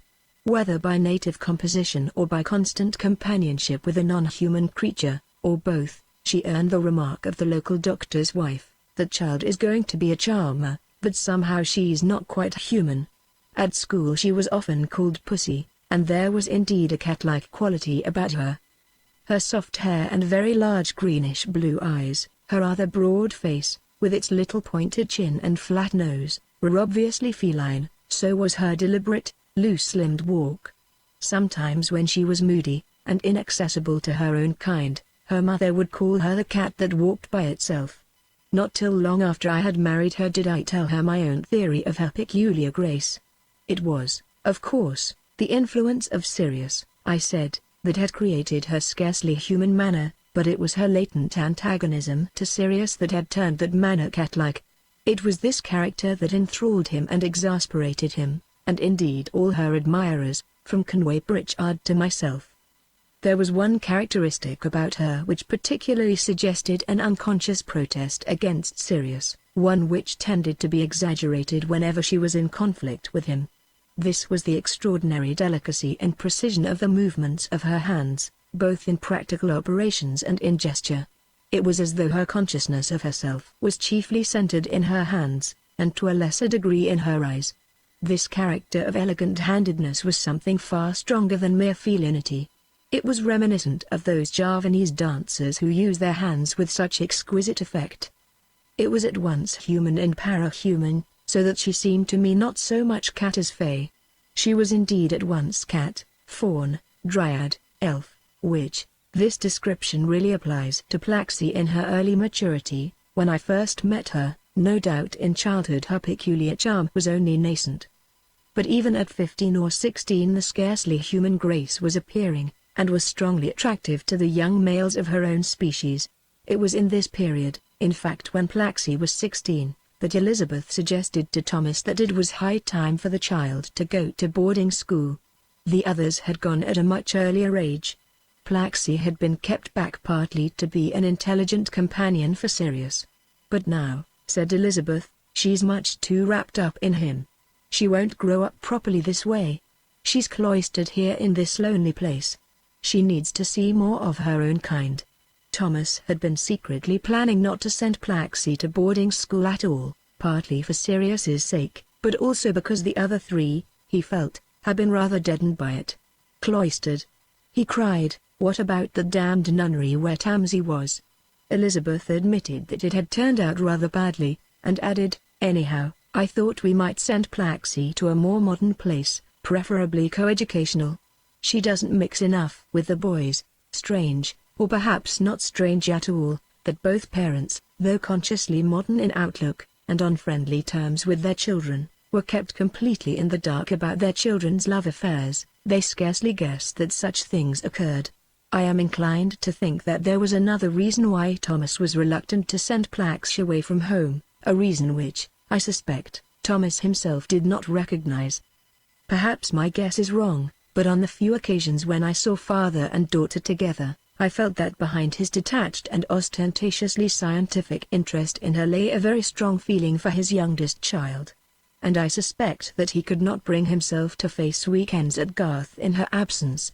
Plaxi, on her side, was always rather aloof from her father, though quite friendly with him. She sometimes teased him about his mannerisms, for instance his habit of pursing his lips when he was puzzled. She was never infected by his passion for science, but when he was criticized she sometimes defended him with surprising ardor. For this reason, and in the light of subsequent events, it may be inferred that Thomas's submerged passion for her was reciprocated. Yet many years later, when Plaxi and I were married, and I was planning out this biography of Sirius with her, she ridiculed my suggestion that there was any strong feeling between her and her father, arguing that, like so many amateur psychologists, I was always looking for a parent complex. This book is about Sirius, not Plaxi. I should not mention the problem of Plaxi's relation with Thomas did I not feel that it may throw some light on her extraordinarily deep, though conflicting, feelings about Sirius, who was Thomas's crowning work, and the apple of his eye. However this may be, Thomas was not easily persuaded to let Plaxi go to boarding school. When at last he agreed in principle, and both parents began to search for a suitable school, he found weighty objections against all of them. However, in the end he accepted a certain coeducational and temperately modern establishment, situated conveniently near Cambridge. The whole matter had, of course, been discussed with Plaxi herself, who was not easily reconciled to the prospect of what she called going to prison. So great an upheaval in her life was bound to intimidate her. Moreover the thought came to her, what will Sirius do without me? As though answering this unexpressed question, her mother said, we think it's time for Sirius to get away for a bit too. He is to begin learning to be a sheepdog. Plaxi was in the end reconciled to going, and once she had made up her mind to it, she found herself sometimes strangely eager. This eagerness she could not help tracing to the prospect of being wholly a normal girl among other girls and boys. Evidently she was already suffering from a serious conflict over Sirius. It was Thomas who talked to Sirius about the great change that was being planned. He began by saying that the time seemed to have come for Sirius to have an active life away from home. I know quite well, of course, that I have no right to treat you as a mere dog, and that you yourself must settle your career, but you are young. In physical and mental growth, as in years, you are level with Plaxi, about 16. So the advice of an older mind may be helpful. Naturally I have my own ideas about your future. You are quite as intelligent as most human adolescents, and you have special advantages. I see you becoming one of the world's great animal psychologists and working with my crowd at Cambridge. But you mustn't get into the limelight yet. It would be very bad for you, and anyhow you have not had the right training yet, and of course mentally you are still too young. I think what you need now is a whole-time job as a sheepdog, say for a year. I'll put you across as my super sheepdog. I think I can fix you up with Pew, and he will certainly treat you decently. You'll have a hard life, of course, but you need that. And the whole experience should be interesting, and very useful to you later on. You must be careful not to give it away that you can talk, but you have had some practice at that game already. I'm afraid the job will be terribly dull at times, but most jobs are. For intellectual interest you will have to depend on your own resources. There'll be no chance of reading, but you will be able to make some very interesting observations of animal and human behavior. Sirius listened intently to this long harangue as he walked with Thomas on the crest of the mole. At last he spoke, slowly and carefully, for Thomas was less practiced than the others at understanding him. "Yes," he said, "I'm ready to have a shot at it. Do you think I should be able to come home fairly often?" "Oh yes," Thomas replied, in an altered voice. "You probably haven't yet heard that Plaxi is going to boarding school. I'll tell Pew the whole family will be very disappointed if you are not with us a lot during the holidays, because you are the family dog, now that Gellet is dead. Pew will arrange that all right." He added, "I'm afraid you and Plaxi will miss one another badly at first. But you will both get used to it. And after all you must live your lives separately someday, so you had better begin practicing now." "Yes, of course," said Sirius, but his tail drooped and he fell silent for a long time. In fact only once did he speak. He suddenly asked, "Why did you make only one of me?" "It's going to be lonely being me." Thomas told him that there had been a litter of 4 of you, and that he alone had survived. "We have tried again many times," he said. "It's fairly easy to produce the Gellet sort, but you are a very different kettle of fish. We have 2 promising puppies coming on now, but they are too young yet for us to size up their powers. And there's a super chimp, though of course she's no good to you. She's a problem, sometimes a nitwit and sometimes too clever by half. There was always a great hustle in the house when a child was being made ready for school. When it was the child's first term, the preparations were even in year prolonged. Clothes had to be bought or made. Books, writing materials, sports gear, had all to be procured. As the day approached, Plaxi became more and more absorbed in her urgent affairs. Sirius wondered at her cheerfulness. It was supposed to be a gallant pose in the face of impending sorrow, but often it smelt genuine. There was little for him to do in the preparations, save for occasional messages, so he had far too much time to brood on the future. Plaxi's cheerfulness was, indeed, partly a cloak to cover her desolation at the prospect of leaving home and all that she loved. Had she been younger she might not have felt the break so badly. On the morning of her departure she happened to meet Sirius alone on the landing. She surprised him by dropping her bundle of clothes and kneeling down to hug him. With schoolgirl sentimentality but with underlying sincerity of feeling, she said, "Whatever becomes of me I shall always belong to you. Even when I have been unkind to you I belong to you. Even if I fall in love with someone and marry him someday, I shall belong to you. Why did I not know it properly until today?" He said, "It is I that am yours until I die. I have known it ever so long since I bet you." Looking into his grey eyes and fondling the dense growth on his shoulder, she said, "We are bound to hurt one another so much, again and again. We are so terribly different." "Yes," he said, "but the more different, the more lovely the loving." Chapter 5 Sheepdog Apprentice. On the day after Plaxi went to boarding school Thomas took Sirius over to Pew at Cambridge.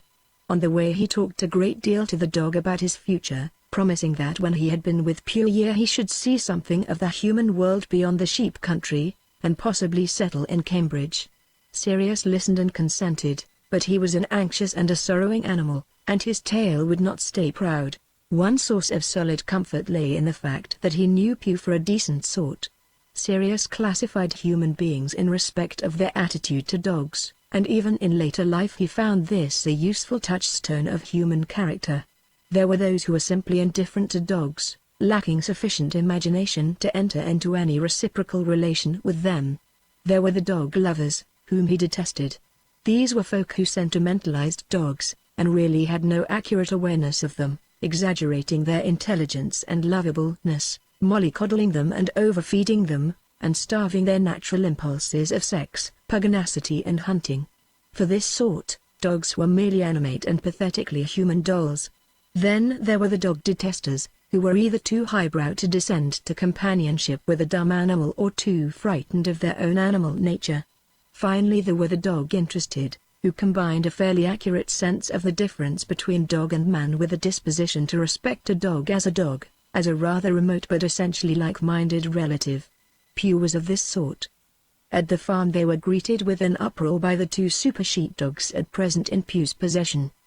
The farmer issued from the byre. He was a fresh-complexioned middle-aged man with a scrubby reddish moustache and blue eyes with a permanent twinkle. Sirius rather liked the smell of him. He guessed the man must do a lot of laughing. They were taken into the kitchen, where drinks were provided by Mrs. Pew, while the 2 men talked. Pew had a good look at Sirius, who was squatting on the floor by Thomas. "He's really far too big for a sheepdog, Mr. Trelawney," said Pew in his singing Welsh voice.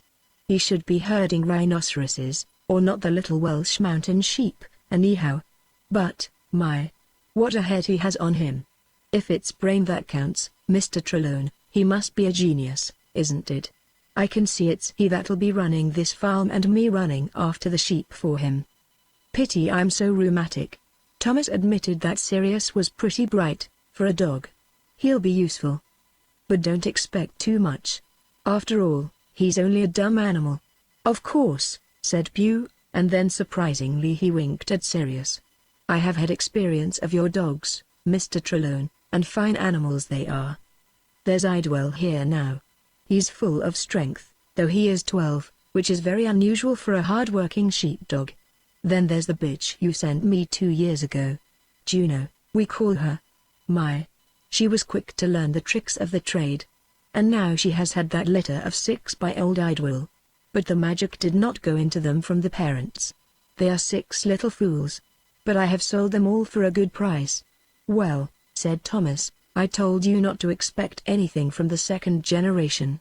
Pew replied with a sigh. "Yes, indeed, and you did, Mr. Trelawney. I told the purchasers what you said, but they would not believe it, whatever, so what could I do but take the good price and tell them they were fools?" After lighting his pipe Pew asked, "And how old is this one, Mr. Trelawney?" Thomas hesitated, then said, 15, aren't you, Sirius?" The dog let slip a yes, but Pew apparently did not notice anything unusual in his sudden grunt. 15. Holy Moses, Mr. Trelawney, but most dogs are dead long before that, and this one is not much more than a puppy. Thomas reminded him that longevity had been one of the aims of the experiment. "Well," said Pew laughing, "if he will stay on with me he shall marry my daughter Jane and take over the farm when I am gone." "But what is the name he answers to, Mr. Trelawney, did you say?" "I call him Sirius," said Thomas. Pew pursed his mouth and frowned. "That is not a handy name for calling across the valley, is it?" He paused, puffing at his pipe, then added, "Perhaps, Mr. Sirius, you will permit me to call you by some other name. How would Bran do?" Sirius had tilted his head over on one side, as though he were vainly trying to understand this remark, obviously addressed to him. Thomas said, "That's fine. He'll pick it up in no time." Sirius's despondency was increased by the discovery that even his name was to be taken from him. Surely, he thought, he would be changed into a new being. Nothing whatever of the old life was to be left to him but the memory of it. At home, though he had grown up in the custom of sharing ownership of most things with Plaxi, each of the 2 young creatures had possessions of their own. Nearly all their toys had been held in common, but when Plaxi had gone to the village school she had also begun to acquire personal property connected with her new life books, pens, pencils and many little nondescript treasures gained through intercourse with her fellows. Sirius also had begun to collect a few personal possessions, though far fewer than Plaxi, for, owing to his lack of hands, there were few things that he could use. There were certain ancient treasures preserved on a shelf in the minute room that had been allotted him, a rubber bone, a lump of gleaming white quartz, a sheep's skull, several picture books. And there were later acquired possessions, more books, and music, his 3 writing gloves and several pens and pencils. In his new life he had to be even more propertyless than St. Francis, for he was just a dog, and who ever heard of a dog with property? Fortunately property meant little to him. He had a propensity towards communism, due perhaps to his strong canine sociality. It should be remembered, however, that though dogs in many ways show a far more social disposition than human beings, in some respects they have a keen sense of personal ownership, for instance over bones, bitches, human friends, and localities. For Sirius, at any rate, to be completely stripped, even of his precious writing gloves, was indeed to be reduced to the status of a brute beast. And now they intended to take away his very name. Speech, too, was of course stolen from him by the simple fact that no one on the farm could understand him. Nor was he to be able as a rule to understand them, for among themselves the pugs talked Welsh. Sirius's attention had wandered from the conversation, but it was recalled when Thomas rose to leave. All 3 went out into the yard. Thomas shook hands with Pew, then patted Sirius, and said, "Goodbye, old man. You stay there." Sirius feigned perplexity, made as if to follow Thomas, was shooed back and retreated with a puzzled whimper. In the afternoon Pew took Sirius and Idwell to a high valley, on the slopes of which some of his sheep were grazing. He gave a word of command in Welsh. Idwell raced off and began to round up the sheep. Sirius looked anxiously at Pew. The command was repeated, this time along with his new name, Bran. He shot away to help Idwell, who was moving round behind the sheep in a great semicircle, so as to bunch them towards Pew down in the valley. Sirius tumbled to the situation at once, and decided to start at the opposite horn of the semicircle and meet Idwell in the middle. Automatically each dog took charge of his own arc. Idwell's, however, was much wider than Sirius's, partly because the less experienced dog had to spend time in retrieving sheep that he had allowed to slip away up the hill, partly because Idwell was the faster animal. The operation continued till all the sheep on the hillside had been brought down into the hollow where Pew was standing. He said a Welsh word, and Idwell at once squatted, panting. Sirius followed suit, anxiously trying to fix the word in his memory. Pew then put the 2 dogs through sundry maneuvers with the sheep, folding them in a stone pen, fetching them out, taking them in a bunch along the valley, separating them into 2 equal groups, scattering them again, picking out a particular individual at which Pew pointed with his stick. All this was done with commands in Welsh, aided by various kinds of whistling. After a while he issued commands to Idwell alone, keeping Sirius at his side. Idwell was made to single out a particular weather and hold it with his eye. He crept up to within a few feet of it, flat on the ground like a snake, all the while staring fixedly at it. Then he lay still, belly to earth, legs ready for sudden action, nose stretched out on the grass in front of him, tail on the grass behind him. The weather stared back, or made incipient movements, which Idwell checked by mere gestures. The animal just stood patiently waiting, or fidgeted with mild exasperation. Obviously it was not really afraid. It was used to this sort of game, and it recognized in Idwell's eye a command that must be obeyed. Sirius knew that he was witnessing the famous sheepdog trick of control by the eye. Idwell evidently had developed the eye almost to perfection. Idwell was then put through other maneuvers, which Sirius anxiously watched. Presently it was his turn to perform. The novice had strained every nerve to follow the proceedings, but he found himself badly at sea. Not only did the sheep constantly slip past him, causing Pew to bellow with amiable rage, but also he found that fatigue was preventing him from managing his body with precision, so that he often stumbled over rocks or into holes. His great head became increasingly heavy, so that any slight slip might bowl him over like a shot rabbit. In addition to all this there was the language difficulty. Again and again Sirius found himself completely at a loss while Pew repeated some strange Welsh noise in a frantic crescendo, and Idwell whimpered impatiently at his side. If only the man would talk English, thought Sirius. But when it came to the exercise of holding the sheep by the power of the eye, Sirius found to his delight that he was by no means incompetent. Of course the process needed perfecting. Once or twice the sheep nearly broke away. It evidently did not feel itself as masterfully held as it did under Idwell, but it recognized Sirius's authority. Pew was obviously pleased. Presently Pew worked the two dogs together again, but issued different commands to each by name, and also in a different tone of voice for each. Sirius had to get accustomed to acting promptly to the shriller tone, whether his name, Bran, was mentioned or not, and to ignore the deeper tone which was meant for Idwell. At last the lesson was over. Pew walked back along the grassy valley with the two dogs at his heels. Sirius was more tired than he had ever been before, dog-tired, as we say. His tail hung, his head almost touched the ground. The undersurface of his body was caked with bog mud. His feet were sore, his head ached. With despair he looked forward to a whole year of this sort of thing, with no companion but the subhuman dogs and the remote Pew. Perhaps he would forget language altogether, and when he met Plaxi again he would indeed be a dumb animal.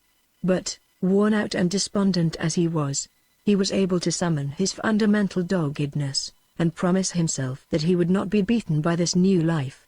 And when he caught Pew's eye quizzing him with friendly ridicule because of his abject appearance, he stuck up his tail and wagged it, at the same time grinning, as though to say, "Oh, I have spunk all right, you'll see." This unmistakably human response startled Pew, and set him thinking. When they reached the farm, the two dogs were given the remains of the family midday dinner. After they had devoured this they were put into an outhouse for the night. Under the straw bedding there was a rough stone floor. It seemed to Sirius that he had hardly lain down and gone to sleep when he woke up to the sound of Idwell whining at the shut door. Sunlight streamed through the chinks. During the following weeks Sirius was given constant work with the sheep, and he soon began to get the hang of the job. With practice he wasted less energy on retrieving his mistakes, and arrived home less tired. He was successfully learning not only the Welsh commands but the names of the fields. One day Pew took both dogs far up among the hills to inspect the sheep on the remote high pastures and teach Sirius the names of the hillsides, streams and CWMS. Here he was in familiar country, for he had often walked in this direction with Thomas. At one point the tour brought him to a BWLCH within a couple of miles of his home. He even seemed to catch a faint characteristic whiff of it on the wind, but this was probably a delusion. It did not take long for Sirius to gain sufficient experience to carry out orders unattended. For instance, he could be sent to search all the bracken areas for sick sheep, for when sheep feel ill they grow fearful of their disapproving fellows, and so they hide themselves in the bracken, where, if they are not found, they may die through lack of attention. Sirius knew also how to help a bogged or crag-bound sheep to free itself. He would carefully tug at it, till the extra force enabled it to struggle into safety. And he could catch a sheep and throw it, and hold it down for Pew or his man to inspect. The power of his eye, too, was greatly improving. In this matter dogs vary between excessive gentleness towards the sheep and excessive ruthlessness. Idwell was on the whole ruthless, sometimes making the sheep unduly nervous and restless. Sirius, on the other hand, was often too mild by disposition, so that his authority was not established until he had deliberately learnt a firmer policy. The difference of natural style appeared also in the whole method of the two dogs. Idwell was of the obstinate type, insisting on doing everything in his own way. If Pew prevented him he would raise his tail defiantly and simply trot off the field of action, refusing to play. It was to Pew's credit that on these occasions he generally gave in, with humorous vituperation, knowing well that Idwell could be trusted to do the job efficiently in his own style. Sirius, on the other hand, was of the biddable type. He was desperately anxious to learn, and had little faith in his own intuition. Shepherds regard this type of dog as less brilliant in the long run than the other, since they lack the conviction of genius, but it soon became clear to Pew that Bran's docility was not due to a servile disposition. When he had learnt his lesson he often introduced novelties which greatly improved the method. Yet even when he had become an expert with sheep, he was always ready to pick up new tips from observation of other dogs at work. Sirius could be sent out into the hills alone to select a required bunch of sheep from the flock, whether young ewes or hogs, young sheep before their first shearing, or wethers, and he could bring them down from the hills to the farm without human aid. All this was real super sheepdog work. In order to make full use of his clever animals, Pew had arranged all his gates with latches that a dog could open or shut. As autumn neared, the time came for bringing groups of lambs or of old or unhealthy ewes down from the mountains to be taken away for sale. This task Pew entrusted almost entirely to Idlewild and Sirius, helped sometimes by Juno. But that bright creature was of a distressingly unstable nature, and was often incapacitated by convulsions. The dogs would travel over the high moors, picking out the appropriate animals, sometimes losing them again in the cloud, and recovering them by scent, finally bringing them in a bunch along the turfy track in the high valley. All Pew's sheep bore a red mark on the rump, but this, of course, was invisible to the colorblind dogs. In addition, the sheep bore 3 little slits in the left ear to mark them as Pew's. This was invaluable to Idlewild and Sirius, as a confirmation of the distinctive smell of the Cairblai flock. Any sheep that had strayed into Cairblai territory from a neighboring run were soon detected and piloted home. In addition to the common smell of the flock, by the way, each individual sheep had its own peculiar odor. It did not take Sirius more than a few weeks to recognize every sheep in the flock by its smell, or even by its voice. Occasionally the dogs found a sheep that had been damaged, and then one of them had to set out to the farm to fetch Pew. There was a recognized way of barking to signify damaged sheep.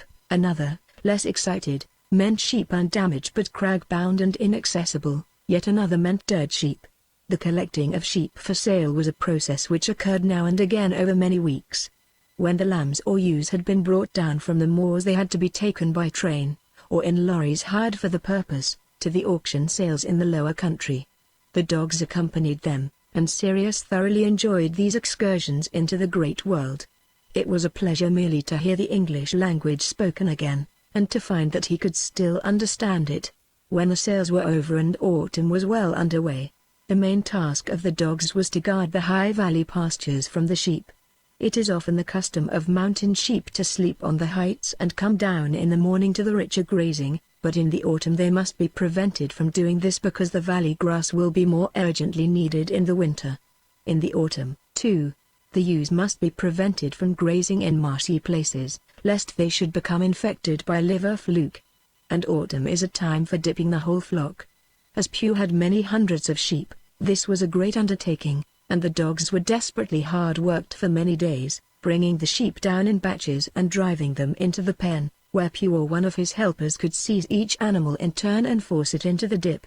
Sirius was pleased to find that he stood up to the strain of this great undertaking as well as Idlewild, though he was not at this stage quite so fast or quite so agile. Presently came another task. The ewe lambs had to be collected and sent to a lowland farm so that they might escape the grim conditions on the mountains during winter, the savage weather and poor food. Not till the following May would they be brought home. In spite of all this hard work, there were days when the dogs had nothing to do but hang about the yard or accompany Pew on his rounds, or run messages to the village. A little stationery-cum-newspaper shop in the village used to attract Sirius. Outside were posters from which he gained the most sensational news. Sometimes he put his paws on the windowsill and read the headlines of the papers displayed within, or the titles of the little rank of cheap novels. In the village he met other dogs. They gave him no trouble, because he was by now very large and hard as nails. Out of loyalty to Thomas he tried to study the psychology of these animals, but apart from simple temperamental differences, they were mentally all depressingly alike. The most obvious differences between them had been imposed by human conditioning. Some were disposed towards friendliness with all human beings, some were cold to strangers but obsessively devoted to their masters, some habitually fawned, some cringed. One day in the village Sirius came upon a fine young bitch in heat, a red setter. Suddenly life was worth living once more. Her odor and touch intoxicated him. In their love play they careered about the open space in the village while Pew was in the pub. Pew seems to have had an idea that super sheepdogs would be cruelly bored if they were forced to sit with him inside. The consummation of this union took place under the lascivious eyes of 2 schoolboys and an unemployed quarryman. Henceforth Sirius had a constant hunger for the village and the bitch. He was tempted to run away from the farm and have all he could of her while she was still in the mood, but he did not, because he had once seen a dog on a neighboring farm thrashed for absenting himself from duty.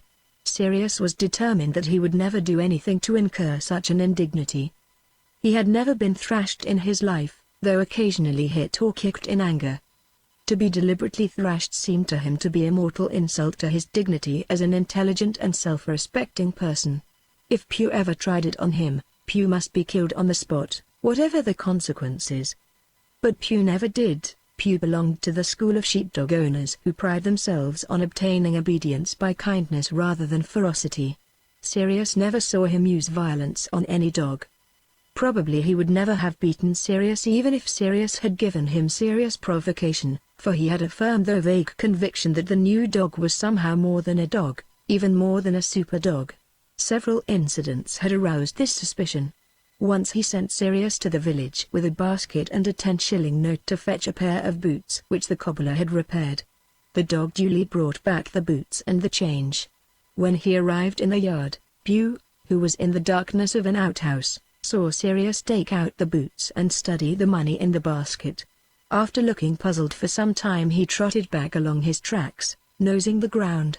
Presently he came on a small object which he managed with great difficulty to pick up. With obvious satisfaction he brought it back with him.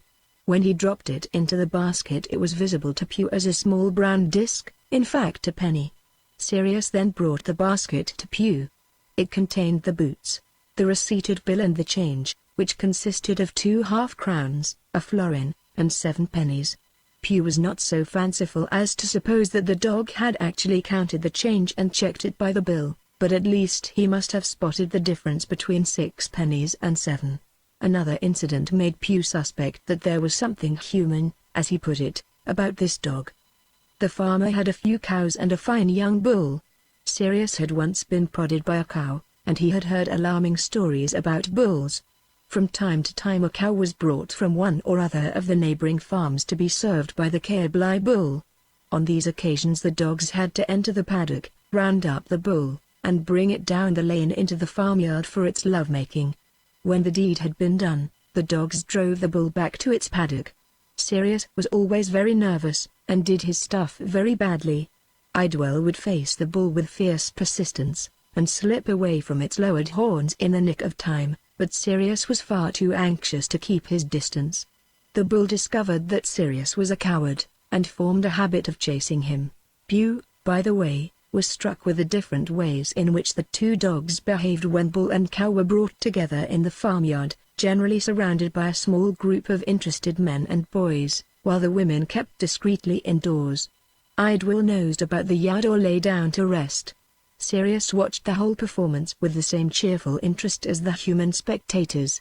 It was evident that his interest was sexual, for when the bull affected his clumsy embrace, the dog himself gave unmistakable signs of sexual excitement. But the incident which impressed Pew most, and made him suspect that Sirius's intelligence was as quick as a man's, occurred in connection with the bull's habit of taking the offensive against the cowardly Sirius. Pew had gone to the village with Idwell. Owen, the hired man, was ploughing in a remote field. Somehow the bull managed to break out of its paddock into the lane. It trotted down into the yard, saw Jane with a basket of washing, and approached her, snorting. Always a nervous girl, she screamed, dropped the basket and slipped into the stable. The bull spent a few minutes tossing the clothes, then made off down the lane. Meanwhile Mrs. Pew had made a tentative sortie from the house. Then Sirius appeared, and raced down the lane after the bull. He did not overtake it till after it had reached the main road. Then he silently rushed at it, and seized its tail. With a roar the bull swung round, but Sirius had let go, and was retreating towards the lane, barking. The bull followed him, and he led it back to the farmyard and into its field.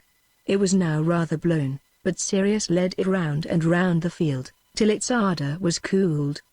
The less anxious it was to follow him, the more bold grew Sirius. When it came to a standstill, he rushed in and nipped its hind leg. The re-infuriated beast chased him once more, but was soon exhausted. This process was repeated several times, till Sirius noticed that the two women had put some strands of barbed wire across the gap in the hedge. Then he retreated, with a proud tail, leaving a bull that was thoroughly cowed. Henceforth Sirius was always able to deal with the bull or any other cattle. Sometime after this incident, Sirius did something which was far beyond super sheepdog capacity. Throughout his first term he was desperately lonely.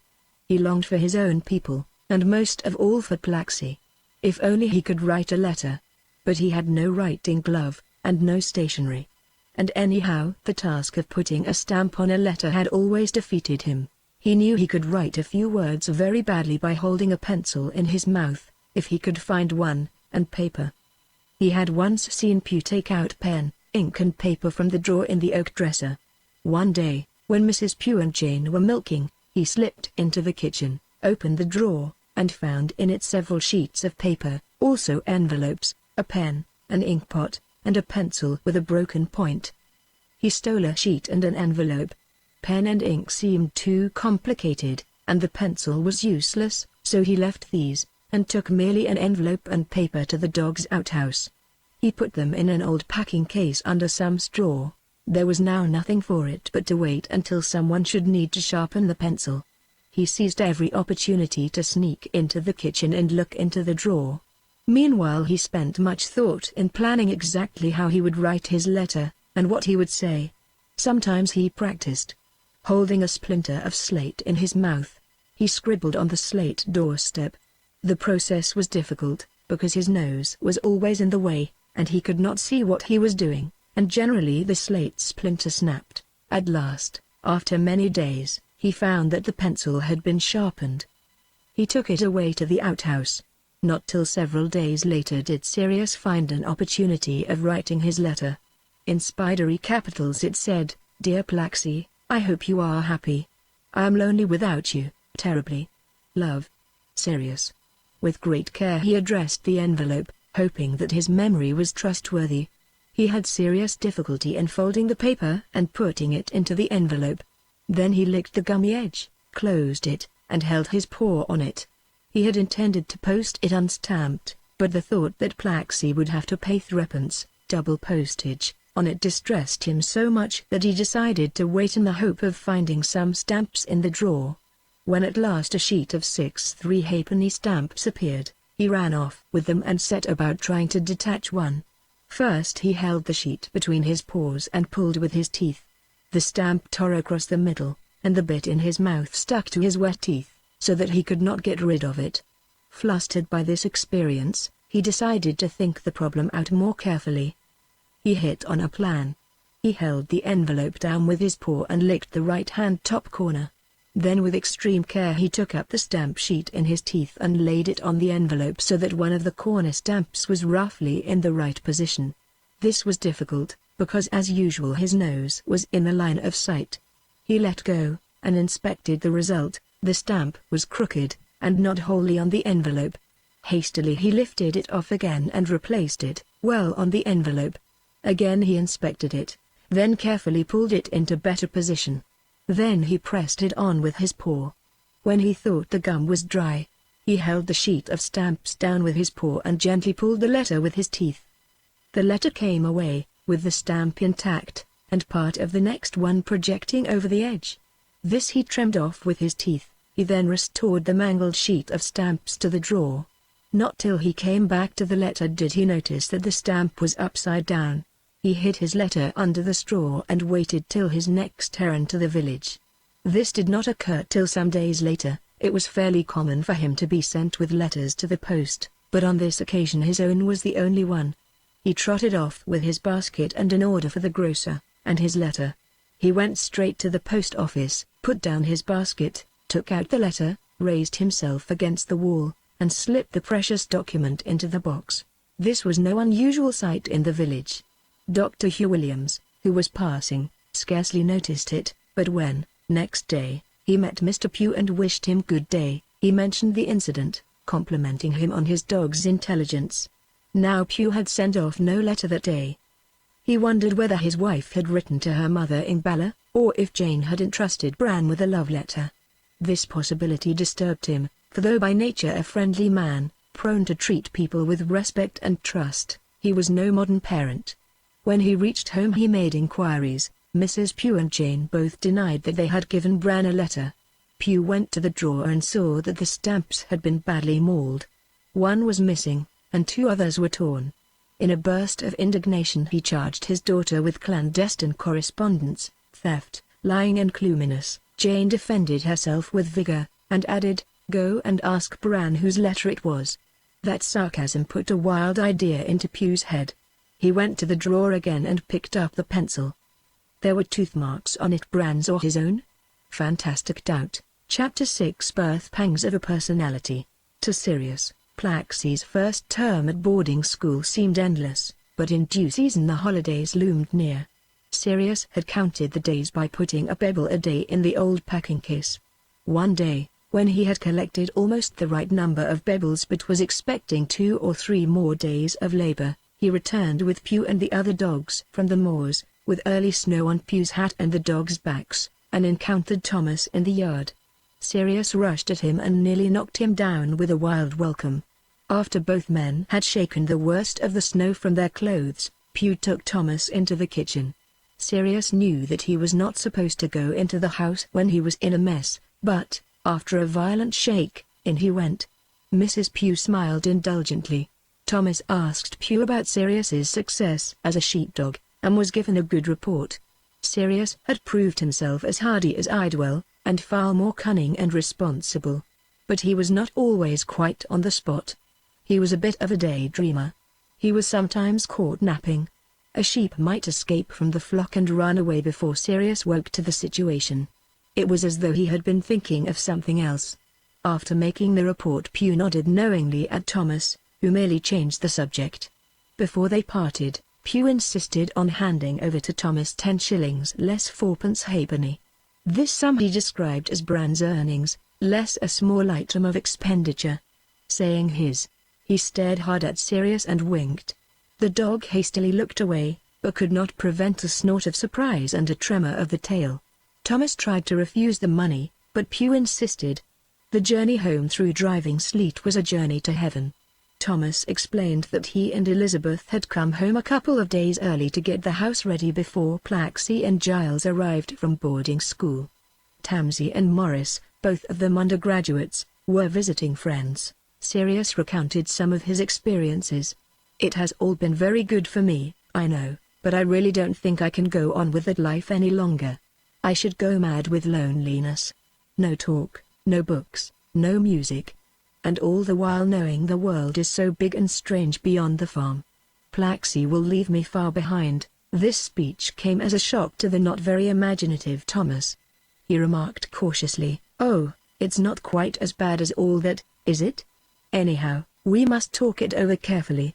Sirius knew from his tone that he was rather put out about it, and that there would be trouble. Elizabeth greeted Sirius as one of her children, hugging him and kissing him. He showed none of his former boisterousness, but gave a tremulous little whine of painful joy. Next day Giles arrived, and in the evening Plaxy. Thomas took the car to the station to meet her, Sirius sitting beside him. Out of the train stepped the long-legged schoolgirl in her school hat and coat. Having kissed her father, no doubt with her customary rather distant affection, she squatted down to hug Sirius. "I got your letter," she whispered, "but I couldn't answer, could I?" Of course she couldn't. Sirius savored the well-known voice with delight, but with an undertone of anxiety, for school life had changed it. During the first part of the holidays Sirius simply enjoyed being home again. He scarcely noticed the 2 disquieting facts that had obtruded themselves right at the beginning. Thomas would not let him off his sheepdog apprenticeship. Plaxy was changed. For a week or so he was content to live the old family life, which, though by no means entirely harmonious, did afford to every member the invaluable experience of belonging to a true community. There was always talk going on, and Sirius after his long isolation felt a great need for conversation. There were many walks with members of the family, and several long expeditions up Molwyn, the Rhinogs, Rig. But what Sirius now craved most was indoor life, with reading, music, talk, and all the little affairs that fill the day. After a day or two of almost entirely social life he began to take up once more some of his old private occupations. Not only did he read as much as his eyesight would let him, and experiment a good deal in music, he also contrived adventures in his private art of odor. This he did by collecting all kinds of materials that had striking or significant smells, and blending them in saucers, Sometimes, much to the amusement of the family, he laid his materials out in a long trail round the garden path, and then followed it from beginning to end, giving tongue in a weird diversified chant that was neither human nor canine. After these olfactory adventures he was often very silent and remote. Sometimes they seemed to put him in the mood for hunting, for he would disappear for many hours, returning tired and dirty. Not infrequently he brought back a rabbit or hare, or even a wild duck or grouse, handing it over to Giles to prepare for cooking. But often he brought nothing, and behaved as though he himself had gorged. Not much of his time was spent in solitary occupations, for he craved social intercourse more than ever, chiefly with Plaxi. Gradually it dawned on him that when she and he were out together they did not always find the careless intimacy which formerly had never failed them. Sometimes neither of them seemed able to think of anything to say. Sometimes Sirius found himself bored with Plaxi's stories of school life. Sometimes she seemed to have lost interest in all the things that formerly they had enjoyed together. Sirius expected not only that she would have outdistanced him in knowledge of school subjects, which of course she had, but also that she would be more keenly and persistently interested in the life of the mind. But she was nothing of the sort. She was mainly absorbed, it seemed, in her school companions, with all their loves and hates, and in the teachers, male and female, who were playing so large a part in her new life. When he asked her to teach him some of the wonderful things that she must have learnt during the term, she said she would, some time, but always she found some excuse to postpone the lesson. At last there came a time when no excuse was available. She was idling in an easy chair patting the cat, Smut, who was purring heartily. Sirius, whose thirst for knowledge was at this time more insistent than discriminate, suggested that she should tell him what she had learnt during the term about the Cavaliers and Roundheads. Cornered, she blurted out, "Oh, I just can't swat in the holidays." He did not ask her again. It was not that they were any less fond of one another. On the contrary, each craved the other's society, but always there was a faint mist of remoteness between them. And occasionally open antagonism occurred, as when Plaxi ostentatiously doted upon Smut, half in jest, half in earnest, calling him my Black Panther, affirming that she was a witch, and witches always had black cats as their companions, and never clumsy dogs. But antagonism was rare. More often there was a faintly awkward friendliness. At this time Plaxi developed a maiden shyness in relation to Sirius. He was bewildered, for instance, by her new and to him quite inexplicable reluctance to respond to their familiar urinary tune by singing the antistrophe that signified assent, and crouching to relieve herself. Although this new shyness was only a passing phase, it was to recur whenever Plaxi was feeling too much involved with Sirius. In fact, her estrangement from him was partly a reaction against her deep-rooted entanglement with him. But he, who was far more conscious of her aloofness than she was herself, attributed it to the fact that she had outstripped him both in learning and in experience of human people, while he had stagnated at Cablai. Once or twice, however, when she had gently twitted him with being interested in nothing but learning, he wondered whether it was she that was stagnating. He had conceived a real passion for learning, for finding out about the great world, and understanding the miracle of human nature and the minor miracle of his own unique nature. The arid weeks behind him and the arid weeks to come filled him with a thirst not only for intelligent companionship but also for intellectual life. His proximity to the subhuman perhaps made him over-anxious to prove that even the loftier ranges of the human spirit were not beyond him. It was during these holidays that another and a long-established source of alienation between Plaxi and Sirius took on a new form and a more disturbing effect. Even in earlier days Plaxi had developed a peculiarly keen interest in seeing. As a child she had often shown disappointment and exasperation with Sirius for his failure to share this delight with her. She would rhapsodize over the color and shape of a speedwell, or of hills receding hazily one behind the other in a cadence of russet to purple. Once she had innocently called upon him to admire the golden elegance of her own young arm. On all such occasions his response was perfunctory, since vision was never for him a gateway to heaven. Even of Plaxi's arm he could say only, "Yes, it's lovely because it has the look of a handy tool. And it smells good, like the rest of you, and it's good to lick." From childhood onwards Plaxi had amused herself with pencil and paintbox, and at school her gift for color and shape had won her much praise from the drawing mistress. In the holidays she spent a good deal of time looking at reproductions of famous pictures, and in discussing art with her mother.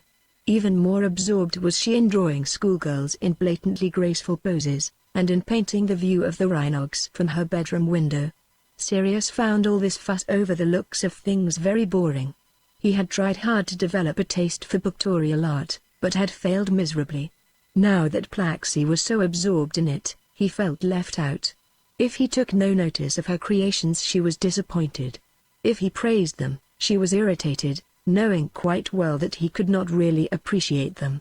Yet all this visual interest, which at bottom, no doubt, was a protest against Sirius, she also longed to share with him. Thus did these two alien but fundamentally united creatures torture one another and themselves. As the end of the holidays approached, Sirius's anxiety about his future increased. He took every opportunity of tackling Thomas on the subject. But Thomas always managed to turn the talk in some other direction. When at last the time came for Plaxi to return to school, it was assumed that Sirius would return to Caerblai. When Plaxi said goodbye to him, she begged him to go back with a good grace. She herself, she said, hated leaving home. But he knew quite well from her voice and her tingling smell that, though in a way she did hate it, in another way she was glad and excited. But in a way he too was glad, surprised though he was at this discovery. He was glad to get away from the mist that had come between him and Plaxi, and also because a mist had come between him and the whole of his beloved home life. What was it? Why was there this remoteness? What was it that kept rising between him and all his dearest things, making him defiant and wild? Was it just that he wanted a fragrant bitch, a sweet though stupid companion of his own kind, instead of these stinking humans? Or did he need something more? Was it the ancestral jungle beast that sometimes woke in him? His farewell to Plaxi was seemingly all affection and sorrow. She never guessed that another and an alien Sirius was at that moment yawning himself awake, finding her company tiresome and her smell unpleasant. There followed a term of bitter weather and heavy work with the sheep. All the dogs were now kept busy stopping the sheep from going up to the heights for the night, for fear of snow. This meant staying with them till dark whenever snow seemed likely. Sometimes, without warning, heavy snow would fall on the tops during the night, and then dogs and men would have to go up in the morning to bring the flock down into the valleys. Generally there is far less snow in Wales than in the more northerly mountain districts, but a run of severe winters caused the dogs much toil and a good deal of danger. On several occasions, up and down the district, dogs and even men were lost in the snow. Some Italy's sheep were completely buried under snowdrifts. Only a dog could then find them, and often only a man with a spade could rescue them. Sometimes the snow covered both high and low pastures. So long as it remained soft, the sheep could scrape it away with their feet and feed on the grass below. But when the surface was hardened by frost following thaw, this was impossible, and then hay had to be taken out to them. This was a job for Pew or his man with a cart and the old mare, Mab. But the dogs, being super dogs, were expected to report on the condition of the snow. If it was hard, they would come home to scratch and whine at Pew's feet. Sometimes when Sirius was out in the hills alone in the winter dawn, examining the condition of the snow and looking for sheep in distress, the desolation of the scene would strike him with a shivering dread of existence.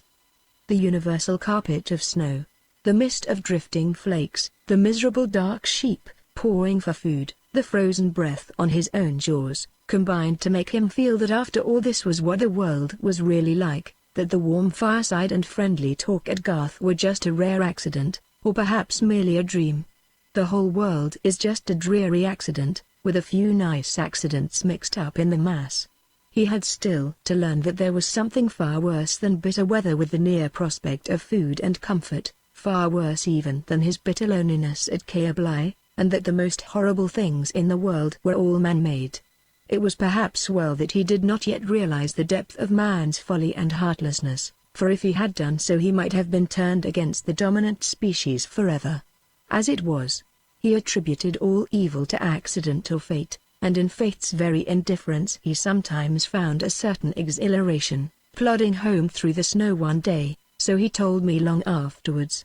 He had a kind of inner vision of all living things, led by man, crusading gallantly against indifferent or hostile fate, doomed in the end to absolute defeat, but learning to exult in the battle, and snatching much delight before the end. And he saw himself as a rather lonely outpost in this great war, in which victory was impossible, and the only recompense was the sheer joy of the struggle. But by the very next day, so he said, his mood had changed from self-dramatization to an amused acceptance of his littleness and impotence. Before the lambing season, Pew went over all his use to cut locks of wool away from their udders, so that their lambs should not swallow wool and clog their stomachs. This simple process itself meant a great deal of work for men and dogs, but the actual lambing meant a great deal more. The flock had to be met at dawn on its way down from the heights. During the day the men would be hard at work, but the dogs would often be idle. Pew noticed that Bran was far more interested than ordinary dogs and even super sheepdogs in the process of birth. This was one of the many signs that convinced him that Bran was really a sort of man-dog. Pew had gradually formed a habit of giving Bran fairly detailed instructions in English, and they were always accurately carried out. He still had no idea that Bran himself could talk, and he kept his convictions about the dog's nature strictly to himself. But he increasingly treated him as an assistant rather than as a chattel, an assistant who was particularly bright and responsible, but lamentably clumsy through lack of hands. All Sirius's clever arrangements for fetching and carrying, for pouring from tins and bottles, and so on, failed to compensate for his grievous handlessness. One useful operation that needed dexterity he could do. He could drive Mab, the old mare, whether with the spring cart, the heavy cart, the roller or the harrow. Ploughing inevitably remained beyond him. And of course he could not load the cart with turnips or hay or manure, and so on. Nor could he manage the simple task of harnessing the mare. Buckles defeated him. When, at the end of the school term, Elizabeth came to fetch Sirius home, his joy was tempered by a self-important doubt as to how Pew would manage without him. During these holidays he busied himself in intellectual work. Taxing his eyesight, he even plunged into Wells's Outline of History and the Science of Life. He also pestered members of the family to read poetry aloud to him, and passages from the Bible. He was very sensitive to the rhythm of verse and prose, and of course to the musical quality of words, but vast tracts of literature meant nothing to him, save as verbal music, because his subconscious nature had not the necessary human texture to respond to them emotionally, nor had he the necessary associations in his experience. His strong feeling for personality led him at one time into an obsession with Browning. Later came a more lasting interest in what he called the poetry of self and universe. Hardy at one time fascinated him. The early Eliot intoxicated him with new rhythms and with a sense of facing the worst in preparation for a new vision. But the vision never came. Instead came orthodoxy. Sirius longed for that vision. He hoped for it from the younger moderns, but though he was even younger than any of them, they meant little to him. Music was ever for Sirius a more satisfying art than poetry, but it tortured him, because the texture of his own musical sensibility remained alien to the human. He felt that he had to choose between two evils. Either he must express himself with full sincerity but in utter loneliness, unappreciated by dogs or men, or, for the sake of his underlying brotherhood with man, he must violate his finer canine sensibility, and discipline himself to the coarser human modes, in the hope that somehow he might express himself adequately to man in man's own musical language. For this end he was anxious to absorb as much human music as possible. His relations with Plaxi at this time were uneasy. While he was obsessed with the life of the mind, she was obsessed with personal relations. The loves and hates of school were still far more important to her than book learning. And her school life was utterly different from Sirius's hard and anxious life on the farm. It might have been expected that in these circumstances dog and girl would find little in common, and indeed superficially there was little enough. On their walks they were often silent, while each pursued a private train of thought. Sometimes one or the other would hold forth at some length, and the soliloquy would be punctuated by sympathetic but rather uncomprehending comments by the listener. Occasionally this mutual incomprehension caused exasperated outbursts.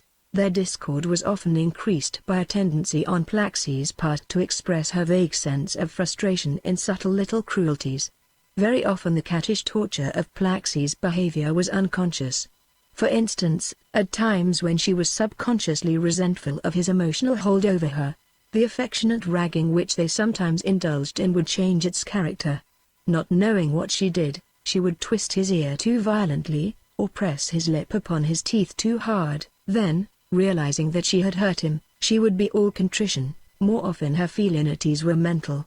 Once, for example, when they were coming down the mole during a brilliant sunset, and Plaxie was deeply stirred by the riot of crimson and gold, of purple and blue and green, she said, not remembering how it must wound her colorblind companion, "Sunsets in pictures are so tiresome, but only bores and half-wits are not stirred by real sunsets." Apart from this infrequent and often thoughtless exposure of her claws, Plaxie kept up the manner of friendliness even when secretly she was straining away from him, for fundamentally each respected the other's life and was thankful for the other's society. The routes of these two alien beings were so closely intertwined that in spite of their divergence each needed the other. One unifying subject of common interest they always had, and they often talked about it. Both these sensitive young creatures were beginning to puzzle about their own nature as persons.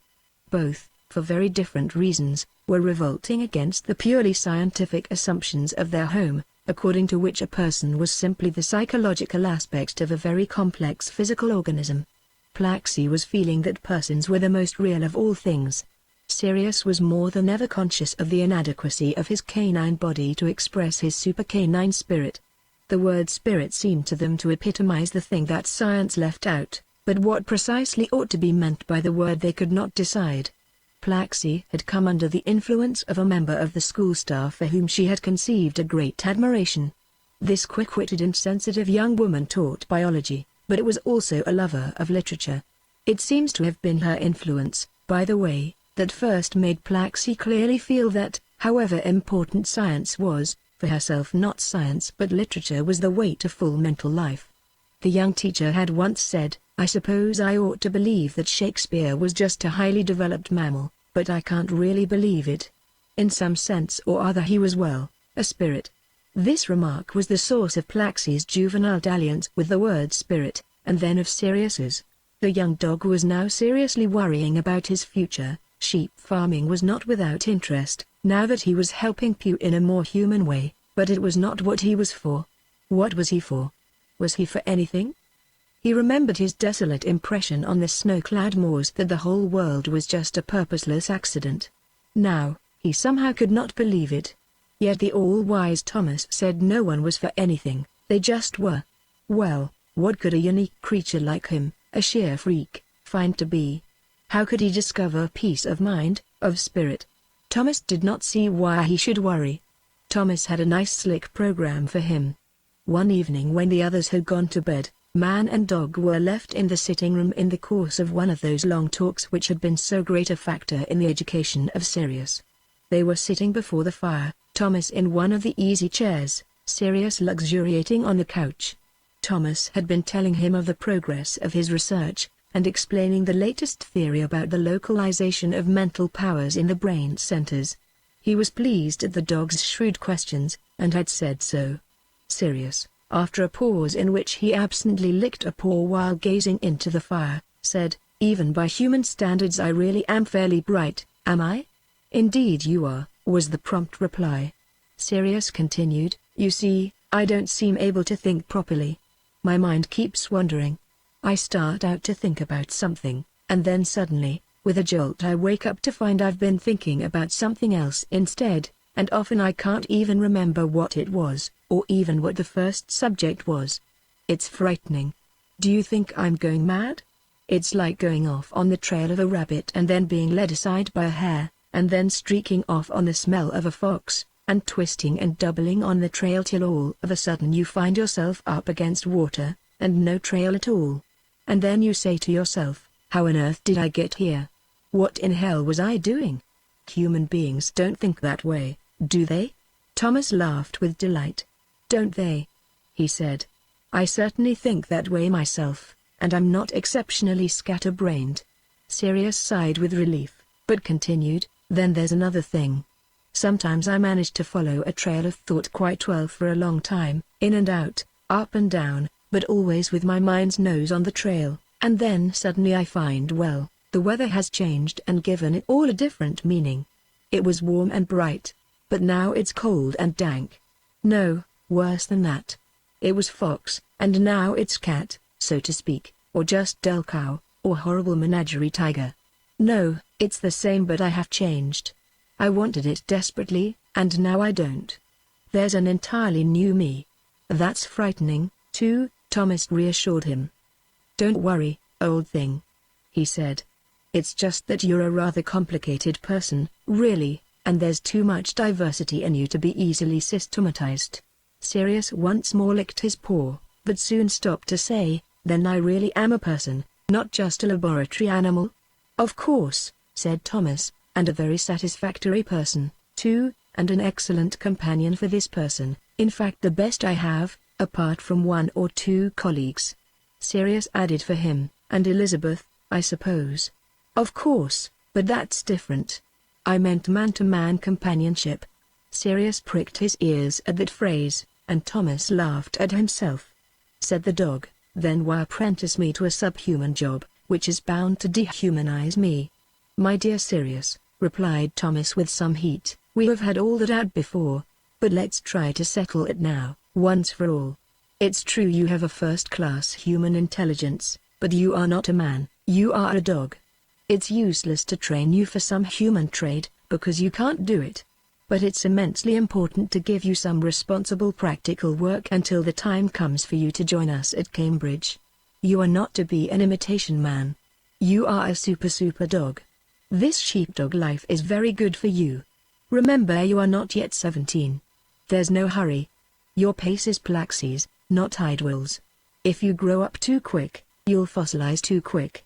Stick to sheep. There's a lot in that job, if you give your mind to it. When you come to us at the lab, we want you to have had experience of a normal dog's way of life. Inwardly Sirius said, blast the lab. But to Thomas he said, I have been putting my mind into the job. And as a matter of fact, it's not just sheer dog's work now. Pew has been giving me a lot of man's work to do. He knows I am different from Idwell. But well, that sort of work, though it is largely man's work, does deaden the mind. And the mind is me. I'm not human, but also I'm not canine. Fundamentally I'm just the sort of thing you are yourself. I have a canine clothing, just as you have a human clothing, but I am. He paused and looked warily at Thomas. A spirit, just as you are. Thomas snorted, and presently his smell went rather sour. Then, almost in the tone of a liberal-minded parent expostulating with a child that had said something rude, he remarked, why use that silly meaningless word? Besides, who has been putting such ideas into your head? Sirius did not answer this last question. Instead, he said, there's something in me very different from my canine body. If you had a dog's body instead of a man's, you would grasp that as clearly as I do. You couldn't help it. You would feel like someone trying to typewrite on a sewing machine, or make music with a typewriter. You would never mistake the sewing machine for you, yourself. I see what you mean, said Thomas, but the conflict is not really between your spirit and your canine body, it's between the canine part of your body and the super canine part that I gave you. There was silence in the room for a full minute. Then Sirius yawned, and felt the warmth of the fire on his tongue. He said, that sounds so sensible, and yet, though I'm only 17 and only a dog, I can smell there's something wrong with it. It's only just a bit more true than the soul dope that the parsons give the Reverend Davis, for instance, when he called on us, and tried to convert you to Methodism, while you tried to convert him to scientific method. Do you remember? He caught me staring too interestedly at him, and he said I looked as if I was more open to persuasion than you were yourself, and it was a pity, almost, that God hadn't given me a soul to be saved. Thomas smiled, and rose to go to bed. As he passed Sirius he gave his ear a friendly pull, and said, oh, well, nearly all great questions turn out in the end to be misconceived. Probably both our answers are wrong. Sirius, getting down from the couch, suddenly realized that he had been once more sidetracked from his purpose, which was to discuss his future. "One thing is sure," he said, "my job is not just sheep, and it's not to alternate between being a sheepdog and being a super laboratory animal. It's the spirit." Thomas came to a halt. "Oh, very well," he said gently, respectfully, but with a faint ridicule that did not escape Sirius. "Your job's the spirit." Then after a pause he added with friendly sarcasm, "We must send you to a theological college." Sirius gave a snort of indignation. He said, "Of course I don't want the old religious dope. But I don't want just the new science dope either. I want the truth." Then, realizing that he had said the wrong thing, he touched his master's hand. "I'm afraid I'm not working out according to plan," he said. "But if I am really a person you shouldn't expect me to. Why did you make me without making a world for me to live in? It's as though God had made Adam and not bothered to make Eden, nor Eve. I think it's going to be frightfully difficult being me." Thomas laid his hand on the dog's head. The two stood gazing into the dying fire. The man said to the dog, "It's my fault that you are more than a dog. It's my meddling that woke the spirit in you, as you call it. I'll do my best for you, I promise. And now let's go to bed." Chapter 7 Wolf Sirius. Thomas succeeded in persuading Sirius to complete his year with Pew, assuring him with Machiavellian subtlety that it would be an invaluable spiritual training. And it was. It was a Spartan, an ascetic life, for Sirius accepted all the ordinary sheepdog conditions. At times it was a life of grim hardship and overwork. Men and dogs returned from their labor dead tired, and fit for nothing but supper and sleep. But there were other times when there was little to be done that did not necessitate human hands. Then Sirius used to lie about pretending to sleep, but in fact trying desperately to think about man and himself, and the identity of the spirit in them, a task in which he was singularly unsuccessful. Since Bew was by now fairly well in the know about Sirius, Thomas had arranged that during his last term the dog should have more or less regular hours, like a human worker, so that he could frequently go home and put in a little study. The word study, of course, was not mentioned, but Bew agreed with a knowing wink. Expeditions over the high hills were becoming rather much for the aging Welshman, so he handed over more and more responsibility to Sirius. He arranged with the saddler to make 2 pairs of small panniers which could be strapped onto the dog's flanks. These he filled with lotions, medicines, bandages.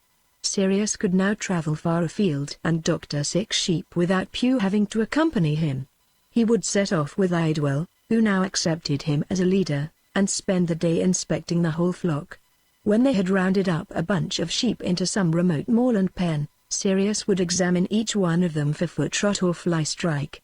Any animal that showed restlessness, or kept trying to nibble at its own back, was probably infected with fly strike. Sirius was sufficiently human to dislike exposing the grubs with his own teeth, and cleaning out the superficial wound with his tongue, but the work had to be done. By keeping a sharp watch on the flock, and tackling the earliest symptoms himself, he was able to reduce to a minimum the number of advanced cases which demanded attention from man's exploring fingers. But inevitably a few were not found till they were deeply infected. These had to be taken away for human treatment. Very rarely Sirius came on sheep lying down, neither ruminating nor sleeping, and with great open wounds seething with grub. For these he had to fetch human aid at once, or they would soon die. Bew, by the way, had put all the drugs and ointments into tins with clip-on lids which Sirius could open without excessive difficulty. When the shearing season arrived the whole flock had to be brought down in batches, and put into pens to be tackled each in turn by one of the half-dozen shearers who were going the round of all the flocks in the district. The actual shearing was a job which Sirius would never be able to do.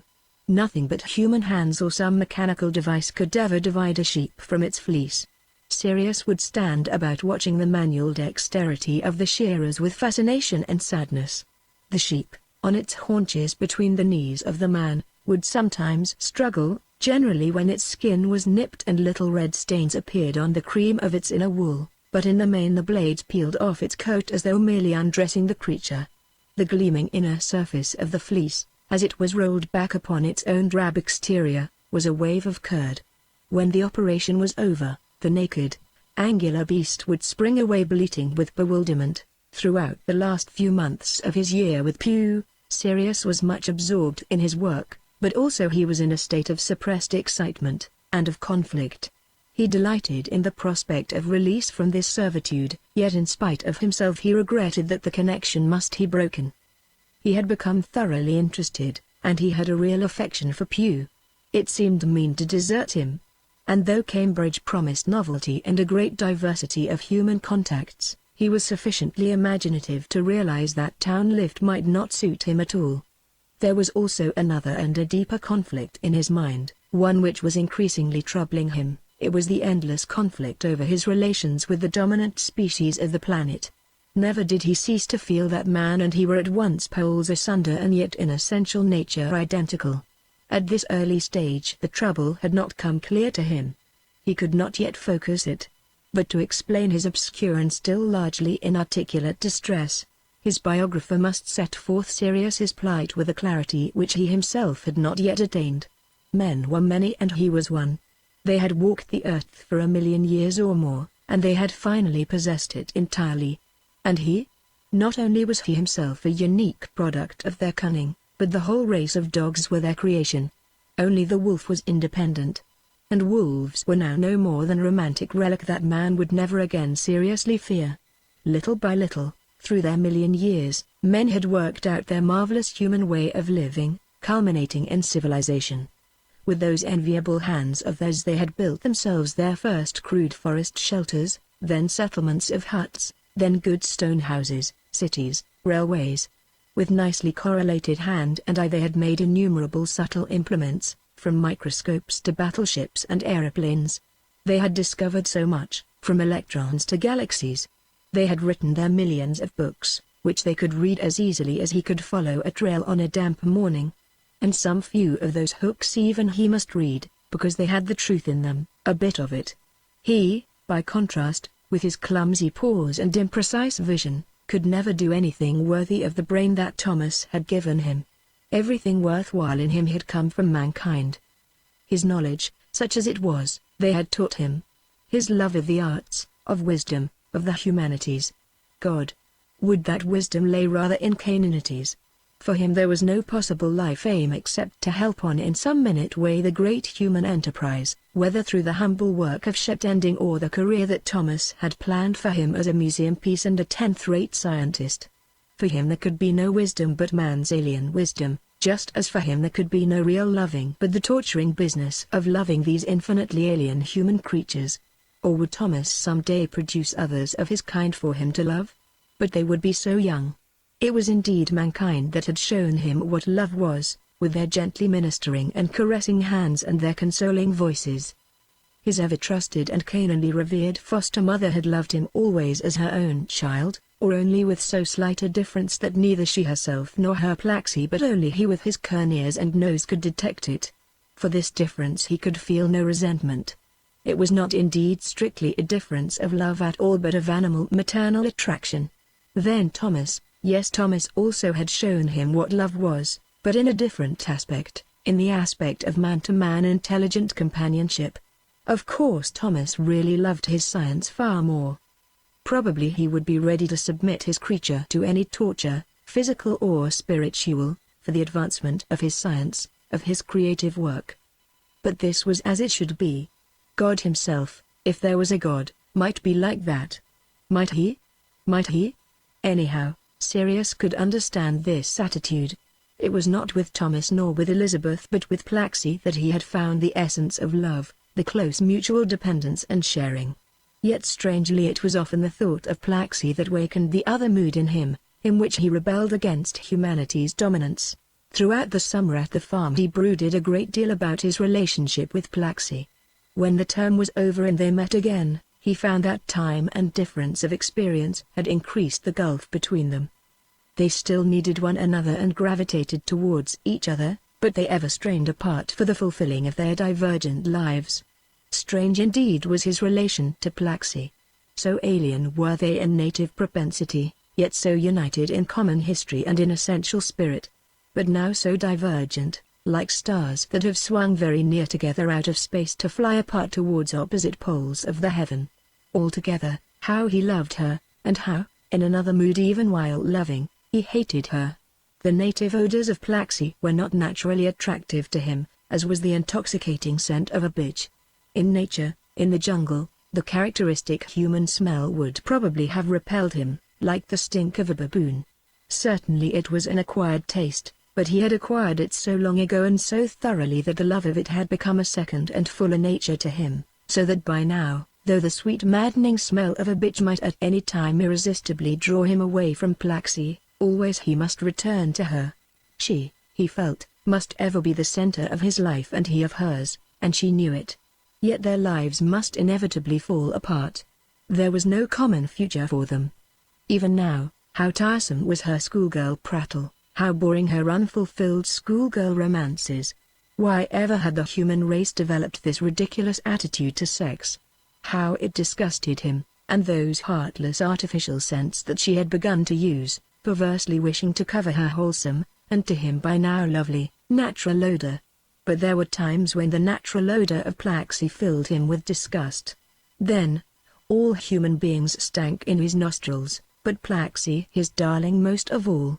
Sometimes when he was lying in the yard waiting for orders, watching the old cock treading one of his harem, or Jane setting off in her best clothes to Dolgelly, or Mrs. Pugh carrying pails of milk to the dairy, or one of the hired men shifting muck out of the pigsty, he tried hard to analyze his feelings about the human species, and the causes of his own fluctuation between adoration and contemptuous resentment. He recognized that the species that had produced him, more or less for fun, had on the whole treated him pretty well. The specimens that he knew best had on the whole been kindly. All the same he could not but resent his present servitude. Even Pugh, who was fundamentally decent, treated the dogs essentially as chattels. When they happened to be in the way they were just booted out of it, always with that ingrained rough friendliness of Pugh's, but still it was exasperating. Then there were the village people. Many of them showed an unaccountable spite, kicking him or hitting him for no reason whatever, when Pugh was not looking. At first he thought they must be Pugh's enemies, or Thomas's, but no. They were just letting off some secret pent-up vindictiveness against a living thing that could not hit back. Most dogs had been thoroughly trained to take these cuffs and kicks meekly, but Sirius often surprised his assailants by vigorous retaliation. One cause of Sirius's incipient contempt for human beings was the fact that since they thought he was only an animal, they often gave themselves away badly in his presence. When they were observed by others of their kind, they maintained the accepted standard of conduct, and were indignant if they caught anyone falling short of that standard. But when they thought they were not being watched, they would commit the very same offenses themselves. It was, of course, to be expected that in his presence they should pick their noses, how he chortled at their unconscious grimaces, or break wind, and so on. What roused his contempt was their proneness to insincerity. Mrs. Pugh, for instance, whom he had once seen licking a spoon instead of washing it, indignantly scolded her daughter for doing the very same thing. And the hired man, Reese, who was a great chapel-goer, and very righteous about sex, would often, when he was alone, with only Sirius present, do unprintable things to relieve himself of sexual pressure. Not that Sirius saw anything wrong in such behavior, but the insincerity of the man disgusted him. This insincerity of the dominant species, he decided, was one of the main causes of those sudden uprushings of rage and physical repugnance which sometimes possessed him. At these times the human odor became an intolerable stench.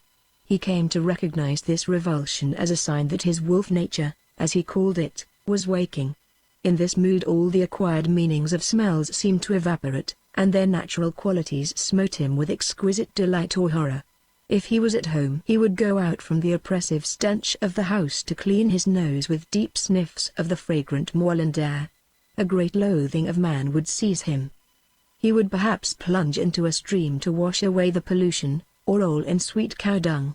Then he would go hunting, carefully avoiding every human being, irrationally feeling that the hand of man was everywhere against him. Most often his quarry was a mere rabbit, but with sufficient luck and intelligence he might take a mountain hare. The snap of his jaws on the spine, the yielding flesh, the rich blood welling into his mouth, went to his head like alcohol. He felt his spirit washed by the blood of the quarry, washed clean of humanity with all its itching money inquisitiveness, all its restless monkeying with material things and living minds. To hell with wisdom and love and all cultural dope. The way of life was to hunt, to overtake, to snatch, to hear the sharp scream, to wolf the crushed flesh and bones. Then a drink and a rest in the moorland sunshine, alone, at peace. During his last month with Pew, Sirius suffered a distressing alternation of moods. Sometimes he was wholly wrapped up in care of the sheep, sometimes he longed for the life of the mind, sometimes he felt the strange uprush of the wolf's nature in him. One day, after attending to some sheep that had been badly struck by fly, he was haunted by the stinging smell of the lotions that he had applied. They turned him savage. Why should he be the menial of these dunder-headed ruminants? Gradually the wolf mood took complete possession of him. It was a free afternoon for him, and he should have gone home to read. Instead he cantered off among the hills till he reached a certain distant foreign sheep run beyond Ernigfak, a miniature table mountain far to the east. There he sniffed the wind and cast about with nose to earth till he found the trail he wanted. He had not followed it long before the quarry stood before him, a great ram with royal head and a neck heavy with muscle. Sirius checked, and stood looking at the beast, which also stood, sniffing the wind, pawing the ground. Suddenly the dog felt the humane, in him coming uppermost again. Why murder this fine creature? It was man's creature, and it epitomized all the tyranny of the sheepdog's servitude. He rushed at the ram, who met his onslaught with lowered head and flung him off. There followed a long battle. Sirius was gashed in the shoulder. He persevered, however, running in again and again till at last he was given a chance to seize the ram by the throat. Desperately it tried to throw him off, crashing about among the heather and rocks, but Sirius hung on, remembering his battle with Dioldu. The ram's struggles became feebler, as Dioldu's had done. At last they ceased. Sirius let go. His tail tucked itself between his legs. He looked about to see if any human being was in sight. Then he looked at the dead ram. Human pity, horror, disgust, welled up in him. But he fought them down, remembering that he was hungry. He began tearing off great shreds of the hide, bracing his feet against the ground. Then he dragged at the warm flesh, and gorged himself. At last he slunk away. It was sheer luck that Sirius was never charged with this crime. It so happened that another sheepdog from a farm nearby had run amok and killed several sheep, so the ram was attributed to him. But Sirius, when his wolf mood had passed and he realized the full significance of his deed, lived in terror of detection. There was the telltale wound on his shoulder. But after all this might have been made by an old nail on a fence. During the rest of his time with Pew, Sirius devoted himself conscientiously to the sheep, treating them with new solicitation and tenderness. When at last Thomas came to fetch him away and Pew made his final report, the old man said, "Yes, indeed, Mr. Trelawney, it is a wonderful dog he is, and I don't know how I shall do without him. This summer he is like a mother to the sheep, so loving he is in his ways with them. And they are all in great health because he has watched over them so closely, and tended any that would be poorly before it ever showed any sadness for itself. If only he were a man, Mr. Trelawney, I would have my daughter marry him for the sheep's sake.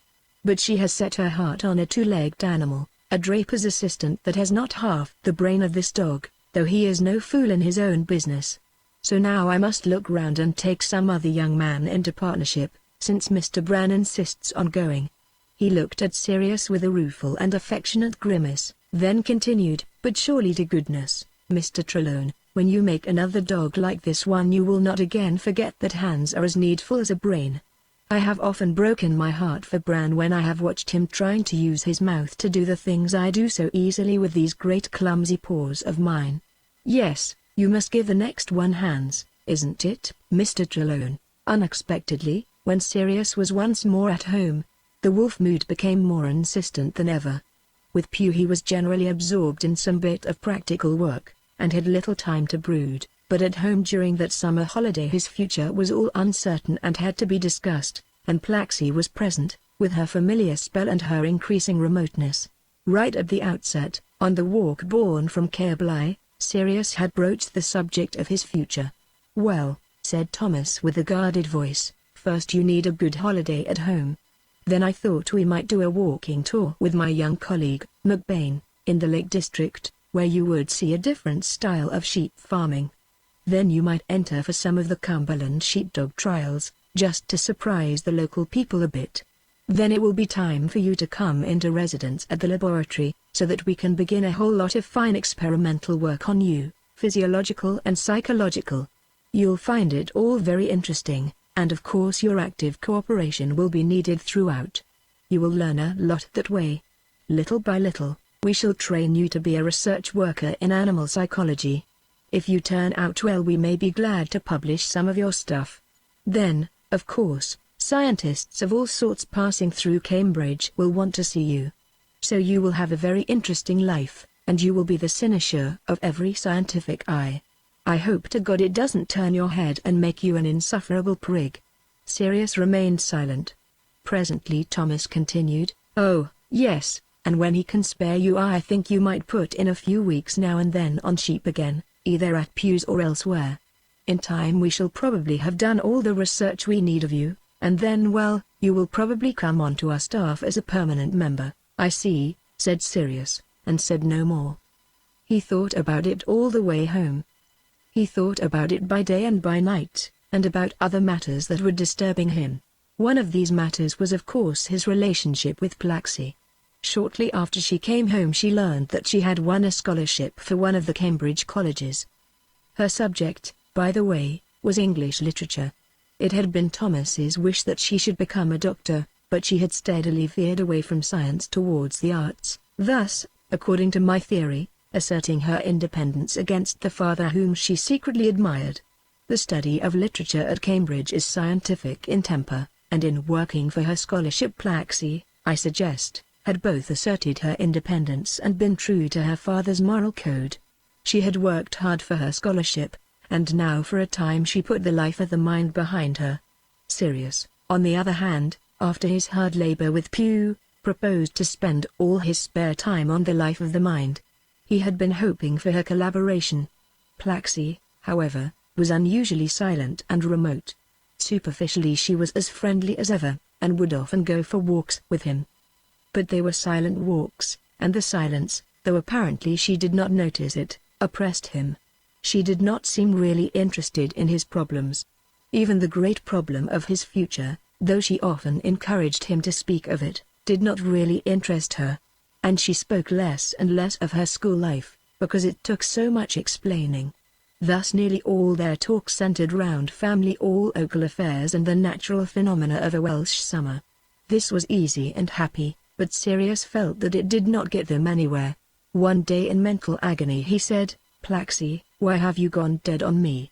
I do so want us to be happy together." She answered, "Oh, I know I am sometimes a pig to you. The trouble is I'm terribly worried just now, and I can't think of anything else." "Tell me about it," he said, but she replied, "I can't. It's too complicated. You wouldn't understand." "How could you? There's nothing in your life to help you to begin to understand." "No, I'm sorry, but somehow I can't tell you. It's just a human thing." It was not the words that offended him so much as the faint tone of superiority in the voice. The wolf mood, which had been brewing in him ever since his conversation with Thomas, came violently into action. The smell of this human female beside him suddenly lost all its loveliness and became a repugnant stink. Sidelong he looked at her. Instead of seeing the dearest face in the world, he saw the uncouth hairless features of a super-ape, in fact of that species which so long ago had broken in his ancestors to be their slaves in body and soul. "Sorry," he said. "I didn't want to butt in."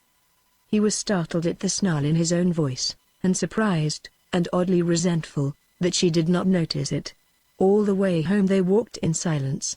At the gate she touched his head with her hand, and said, "I'm sorry." He answered, "That's all right, I wish I could help." The snarl was still in his voice, hidden under gentleness. She did not hear it. Her touch sent conflicting tremors down his back, for it was at once the touch of his darling and the touch of the supersimian tyrant. At the doorway the human smell of the house raised his gorge. She entered. Longing to restore community with her, he actually licked her hand as she passed in, and while he did so, he felt to his horror his lips curl themselves back, baring his teeth for action. She vanished into the house. He turned away, sniffing the fresh air. He cantered ruthlessly across a flower bed, leapt the garden wall, and swung easily up the hillside with his tail streaming out behind him. That night he failed to return home. There was nothing unusual in this, and no one was anxious. On the following night also he was absent. Thomas was disturbed, but concealed his anxiety under annoyance, for he had planned a long walk with Sirius for the next day. On the third night also there was no Sirius. Pew had not seen him, nor had he put in an appearance at any of the neighboring farms, nor in the village. Thomas was now alarmed, and Plaxi, thinking of their last meeting, felt remorse for her coldness.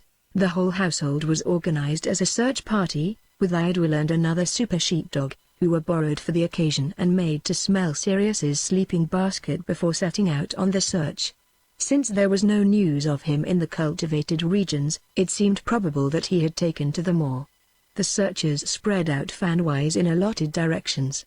It was Plaxi who found Sirius, late in the afternoon. Coming round a buttress, she saw him standing over the carcass of a little moorland pony. She had approached upwind, and Sirius had not seen her. He began tugging savagely at the hide of the mangled neck, tearing it away from the flesh. His legs were driven deep into the bog in the effort to get a solid purchase. His tail curved under his belly. His jaws and shoulders were smeared with blood, and peaty mud was splashed all over him.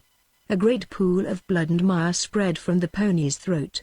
There had evidently been a wild struggle, for the pony's flanks were torn and the bracken and grass were trampled. Only for a second did Plaxi watch, unobserved and horror-stricken. Then she gasped out, "Sirius." He let go and faced her, licking his crimson lips and muzzle. The two gazed at each other, she into the eyes of a wolf, he into the white, nude, supersimian face of his ancestral tyrant. His back bristled. A snarl twisted his lips. A low growl was all his greeting. She was thoroughly frightened and nauseated, but also she realized that some desperate art was needed to save him from ruin. And in that moment, she afterwards said, she realized for the first time the strength of the bond between them. She advanced towards him. "Sirius, darling," she cried, surprising herself no less than him, "whatever will become of us now?"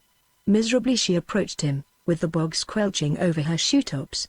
His growl became more threatening, for the beast in him was jealous for its quarry. His ears lay back. His teeth were more crimson than white.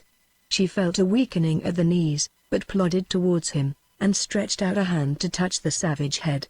As she did so, she caught a nearer view of the carcass, and suddenly she vomited. When the paroxysm was over, she sobbed out, "Why did you have to do it?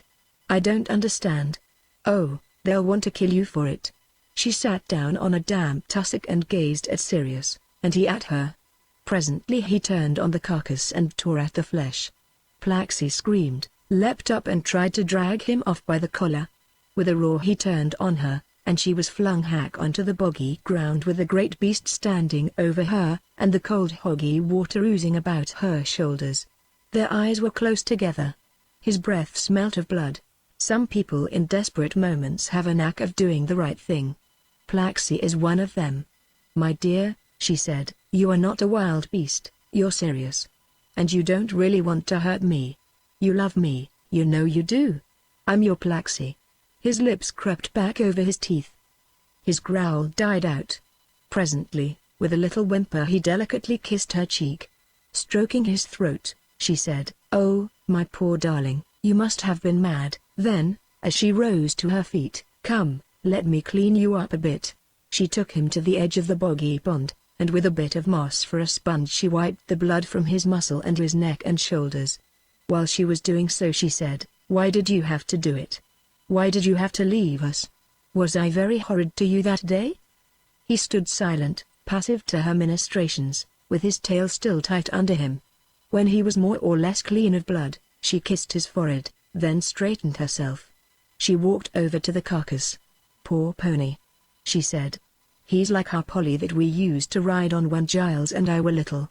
Do you remember how you used to kiss her nose, nearly getting yourself fallen over?" A sudden tortured whimper was his answer. Then she, still gazing at the pony, said in an altered voice, "If we leave this mess to be found, They won't rest till they have tracked you down, and then? If only we could bury it in the bog. We had better go home and tell Thomas." On the long walk home she tried to make Sirius tell her all about it, and suddenly she realized that he had never said a word since she had found him. Tell me," she implored. "Oh, do at least say something. What's the matter with you?" At last he spoke. "You wouldn't understand. There's nothing in your life for you to judge it by. It's just a canine thing." This echo of her own words startled and pained her. "Oh, I'm terribly sorry," she said. "I was horrid." But he said, "It wasn't all your fault. I was going wild before that." The rest of the search party had arrived home before them. Sirius was given a hearty but anxious welcome. He took it coldly. Refusing his supper, he retired to bed. Plaxi at once told her story to Thomas, who was at first indignant and then increasingly interested, though of course alarmed for Sirius's safety. Next day he traced the owner of the pony and told him the whole story, attributing the murder to a new, untrained experimental super sheepdog of mine. He paid up twice the value of the pony. The killing of the pony was one of the turning points in Sirius's career. It clarified his relations with Plaxi, and it made Thomas realize that Sirius was being seriously strained, and would have to be treated carefully. A couple of days later Plaxi and Sirius found themselves talking more freely to one another than had been possible for many months. It began by her telling him about that human matter which she had formerly withheld. "Consideration for Plaxi forbids me to publish its details, which are anyhow irrelevant to my theme. Let it suffice that Plaxi had allowed herself to become entangled with a young man for whom she felt a strong sexual attraction but no great respect, and that in these circumstances the shameless promiscuity of Sirius's own sex life seemed to her to render him an impossible confidant." But the pony incident had made her realize more clearly how much her intimacy with Sirius mattered to both of them. She felt compelled to do her utmost to restore confidence. Sirius on his side told her of the conflict which was racking him, the alternating moods of respect and loathing for humanity. "You, for instance, are sometimes the dearest of all things in the world, and sometimes just a horrible monkey that has cast a filthy spell on me," she answered at once. "And you are sometimes just my father's experimental dog that I have somehow got tangled up with and responsible for, because of him, but sometimes you are Sirius, the part of Sirius Plaxi that I love." A faint change in her fragrance made him realize the warmth of her feeling far better than her words could do, or even the shy frankness of her voice. Thomas made a point of lecturing Sirius on the folly of killing ponies, but the lecture gradually changed into a discussion about the causes of the wolf mood in him. At the crisis of this talk Sirius cried, "Unless you help me to be myself, you will force me to be a sham wolf." Thomas countered this with, "And what must you be to be yourself?" After a long pause Sirius said, "I don't know, yet. But I must be given a chance to find out. I must be helped to look round at the world. I shall not see much of it if I just alternate between sheep and your laboratory. You see, I feel I have my own active contribution to make toward a human understanding. I can't be just a passive subject for experiments, or at best a 10th-rate research worker. There's something I must get clear in my own mind, and when I have got it clear, then I must get it across somehow to mankind." Thomas softly whistled. "Sounds as though you wanted to be a sort of canine messiah to men." Sirius moved restlessly and said, "No, I'm not as silly as all that. I don't feel superior at all, far from it. But well, my point of view is so utterly different from man's, and yet at bottom the same. In making me you made something that sees man from clean outside man, and can tell him what he looks like." Thomas was silent, considering this, and Sirius presently added, "There's another point. When I feel I'm not going to be able to be my true self, or not allowed to try to be it, the whole human race turns foul in my nose, and I just go wild. Everything blacks out. I don't know why, but there it is." Thomas was by now thoroughly aware that his policy for Sirius had been too simple. He undertook to modify it. On the following day he talked it all over with Elizabeth. "What a fool I was," he said, "not to foresee this psychological trouble. I don't think I ever really realized that if things went wrong with this experiment I couldn't just wash my hands of it all, and start again, any more than a surgeon can wash his hands of an operation that has gone wrong. I feel as God ought to have felt towards Adam when Adam went wrong, morally responsible. The devil of it is that, though moral feelings are mere subjective feelings, you can't ignore them. After a long discussion, Elizabeth and Thomas decided on a new program for Sirius. He should come to the laboratory, as planned, but also he should be shown round a bit by Elizabeth, so that he could begin to get the hang of this crazy human world. He would go about simply as her dog, meeting her friends in Cambridge and elsewhere, listening to their talk. She would also help him to do a bit of sightseeing, if it could be arranged: slums, factories, docks, museums, concerts. This could be done at odd times, from the lab. He could also, with Thomas's aid, make proper use of Cambridge as an educational center. Thomas would suggest lines of study and get him books from libraries. All this might help him to see more clearly what he could do with his life. When Thomas explained the new plan to Sirius, he ended with a caution. If Sirius did wander about the country with Elizabeth, he must be very careful not to give the show away. He must behave simply as her dog. No one must suspect him of being able to talk, no one but the people in the know at the laboratory. "But why?" protested Sirius. "Surely it's time I came out into the open. I can't go on pretending forever." Thomas insisted that the time had not yet come for publicity. "We must have you firmly established in the scientific world before the commercial world can get hold of you. Otherwise some unscrupulous tough, out on the make, will try to kidnap you and run you into some foreign country to show you off for money. Then you really would be a slave for the rest of your life." Sirius snorted. "Let him try, that's all." Thomas pointed out that a chloroform cloth would put him out of action very effectively, till they got him away. "Don't think it's just my fancy," Thomas added. "There are some guys on your track already, and it's time I warned you. Only yesterday 2 towny people called here to inquire about buying a super sheepdog. I put them off because I didn't like the look of them. Told them I had no animal ready. They said they had seen one in Trasfinid posting a letter, you in fact. Wouldn't I sell you?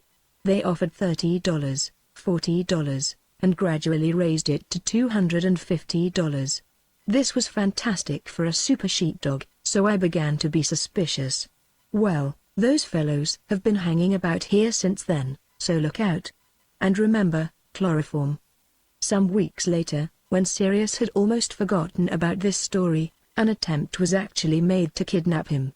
He had been out hunting, and was returning by his usual route, which passed over a stile in a wall about 100 yards or so above the house.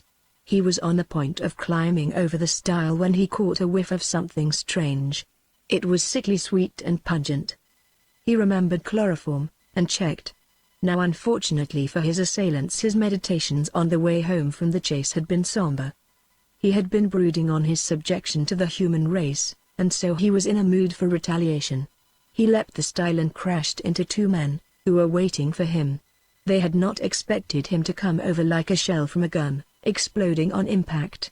Both men were knocked flying, and in the struggle which followed, Sirius got his teeth in the throat of one of the men before the other could apply the chloroform cloth. The choking smell forced him to let go and attack his other assailant. Number 1, however, was temporarily out of action, so Sirius had to deal only with number 2 and the chloroform. The taste, or rather the idea, of human blood had roused the wolf mood in Sirius. He became just an animal fighting its natural enemy species. The man did his best with the chloroform, but though Sirius had a few strong whiffs, he managed to avoid its full power. Meanwhile the noise of battle had roused Thomas, who was down below in the garden at Garth. He pounded up the hill shouting. The damaged man had risen to his feet to help his colleague, but when he saw Thomas he made off. The other had succeeded in doping Sirius enough to make him no longer dangerous, but he too, when he heard Thomas, clambered to his feet, with blood streaming from his face, and took to his heels, leaving the dog already 3 parts doped and quite unable to give chase. Both men reached the cart track where they had left their car, and drove off as fast as the bumps would permit. Thomas made no attempt to follow them. Instead, he went to Sirius and gripped his collar, lest the dog should recover in time to pursue his enemies. Shortly after this incident, Thomas took Sirius by car to the Lake District for the projected walking tour with his young colleague, McBain. His main object was to familiarize McBain with Sirius, and particularly to give him an opportunity of learning to understand the dog's speech before undertaking work on him at the laboratory. Incidentally, Sirius was also given an opportunity to see the North Country sheepdogs at work. The party also attended an important sheepdog trial. Thomas had been persuaded by McBain to enter Sirius as a competitor. Sirius had on several occasions acquitted himself brilliantly at trials in Wales, under Pew, but Thomas knew nothing of the technique. It very soon became obvious to judges and spectators that the master was no shepherd, while the dog was more brilliant than any dog ought to have been. It did not matter how ineptly Thomas gave his orders, Sirius ignored them and carried out the desired operation with every refinement of skill. Finally, it was discovered that Thomas was the famous producer of super sheepdogs. He received many offers to purchase Sirius, but laughingly refused. The would-be purchasers had to be content to have their names entered on the waiting list for future dogs. Chapter 8: Sirius at Cambridge. When the holiday was over, Thomas took Sirius to Cambridge. A private bed-sitting room had been prepared for the wonder dog within the precincts of the laboratory, near a room which Thomas occupied himself.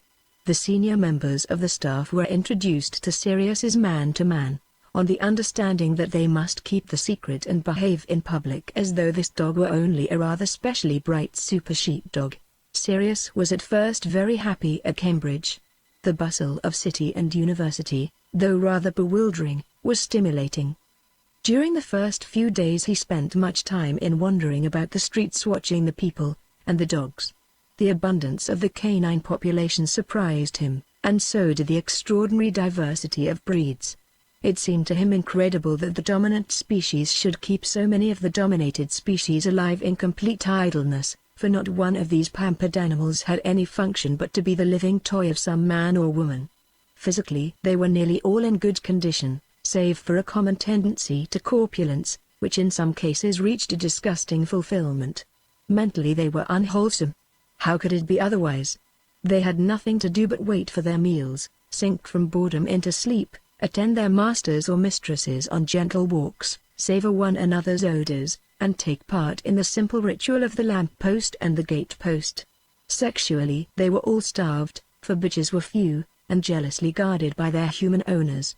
Had not the canine race been of subhuman intelligence, they must one and all have been neurotics, but their stupidity saved them. Sirius himself had often to act the part of these subhuman creatures.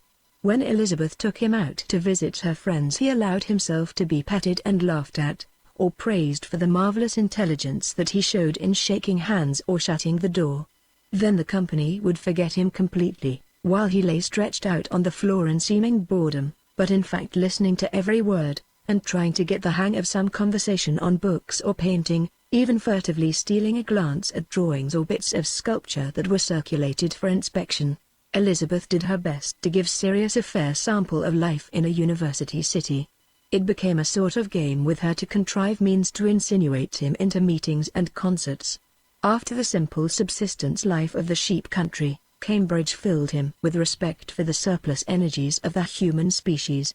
All these great and ornate buildings had been put up stone by stone, century by century, with the cunning of human hands. All these articles in shop windows had been made by human machinery and transported in human trains, cars and ships from the many lands of human occupation. Perhaps most impressive of all to his innocent mind was the interior of a great library, where, by patient intrigue, Elizabeth managed to effect an entry for him. The thousands of books lining the walls brought home to him as nothing else had done the vast bulk and incredible detail of human intellectual tradition. He stood speechless before it all, his tail drooping with awe. As yet he was far too simple-minded to realize that the majority of the volumes that faced him, shoulder to shoulder, were of little importance. He supposed all to be mightily pregnant, and the naive belief that he could never attain wisdom until his poor eyes had traveled along most of those millions of lines of print filled him with despair. Thomas had decided that the time had come to let out the secret of Sirius's powers to a carefully selected public. A number of his scientific and academic friends must be allowed to make the dog's acquaintance and form their own opinions of his ability, on the understanding that the truth must not yet be published. His policy was still to keep the greater public from sharing the secret, lest the forces of commercial stunt manufacture should be brought to bear on his work, and possibly wreck it. He arranged for Sirius to meet a few eminent persons in the university, mostly zoologists, biochemists, biologists of one sort or another, but also psychologists, philosophers, and philologists, who would be interested in his speech, and a few stray surgeons, painters, sculptors and writers who happened to be among Thomas's personal friends. These meetings generally took place after a lunch in Thomas's rooms. Over the meal Thomas would tell the party something about his experiments and the success of the super sheepdogs. Then he would lead on to his more daring research, and describe Sirius as probably quite as bright as most university students. When lunch was over, the small company would settle in easy chairs with their pipes, and Thomas, looking at his watch, would say, "I told him we should be ready for him at 2 o'clock. He'll be along in a minute." Presently the door would open and the great beast would stalk into the room. He did not lack presence. Tall and lean as a tiger, but with a faint suggestion of a lion's mane, he would stand for a moment looking at the company. Thomas would rise to his feet and solemnly introduce his guests one by one to Sirius. Professor Stone, anthropologist; Dr. James Crawford, president of college, and so on. The guests generally felt extremely ill at ease, not knowing how to behave, and often suspecting that Thomas was playing a trick on them. Sometimes they remained stolidly seated, sometimes they rather sheepishly rose to their feet, as though Sirius were a distinguished human newcomer. Sirius looked steadily into the eyes of each guest as he was introduced, acknowledging him with a languid movement of his great flag of a tail. He would then take up his position in the center of the company, generally squatting down on the hearth rug. "Well," Thomas would say, "first of all you want to know, of course, that Sirius really can understand English, so will someone ask him to do something?" Often the whole company was so paralyzed by the oddity of the situation that it took a full half-minute for anyone to think of an appropriate task. At last the dog would be asked to fetch a cushion or a book, which of course he straightway did. Presently Thomas would carry on a conversation with Sirius, the guests listening intently to the strange canine speech, and failing to understand a word of it. Then Sirius would say a few simple words very slowly, Thomas translating. This would lead on to a general conversation in which the guests would often question the dog and receive the answer through Thomas. Not infrequently Sirius himself would question the visitors, and sometimes his questions were such that Thomas was obviously reluctant to pass on. In this way the guests received a clear impression of a strong and independent personality. And in this way Sirius himself gradually reached certain conclusions about these distinguished specimens of the dominant species. One characteristic about them perplexed him greatly.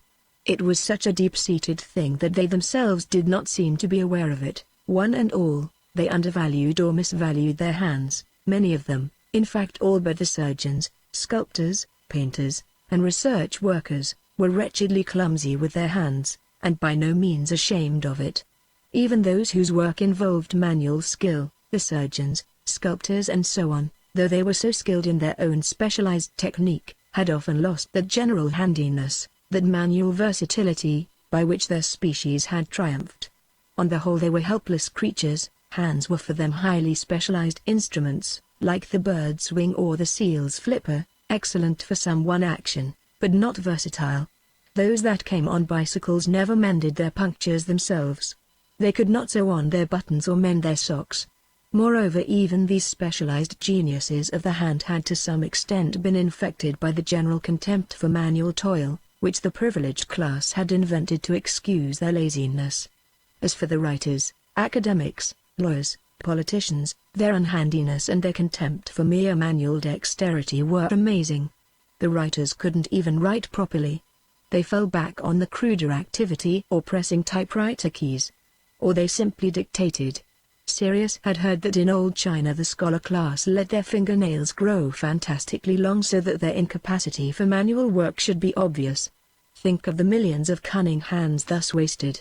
How he despised these regressive human types for the neglect and atrophy of the most glorious human organ, the very instrument of creation, and for infecting with their contempt for manual skill even the manual workers themselves. on whose practical dexterity the whole structure of civilization was founded. Artisans actually wanted their sons to rise into the class of black-coated workers. What would not Sirius himself have achieved if he had been given even the clumsy hands of an ape, let alone the least apartment of all these neglected human organs? The first few weeks at Cambridge were indeed delightful for Sirius. Every morning some bit of research was done upon him at the laboratory, with his interested cooperation. Sometimes it was a ease of studying his motor or sensory reactions, sometimes his glandular responses to emotional stimuli, sometimes his intelligence, and so on. X-ray photographs had to be made of his skull, gramophone records of his speech. With the cooperation of a psychologist he himself planned to write a monograph on his olfactory experiences, and another on his power of detecting human character and emotional changes by scent and tone of voice. Psychologists and musicians studied his musical powers. His sex life had also to be recorded. In addition to all this strictly scientific work, in which Sirius collaborated with his human observers, he planned to undertake 2 popular books entirely on his own. One was to be called The Lamp Post, a study of the social life of the domestic dog. The opening passage is interesting for the light which it throws on Sirius's temperament. In man, social intercourse has centered mainly on the process of absorbing fluid into the organism, but in the domestic dog and to a lesser extent among all wild canine species, the act charged with most social significance is the excretion of fluid.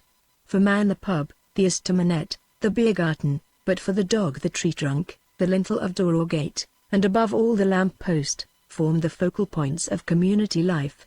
For a man the flavors of alcoholic drinks, for a dog the infinitely variegated smells of urine are the most potent stimuli for the gregarious impulse.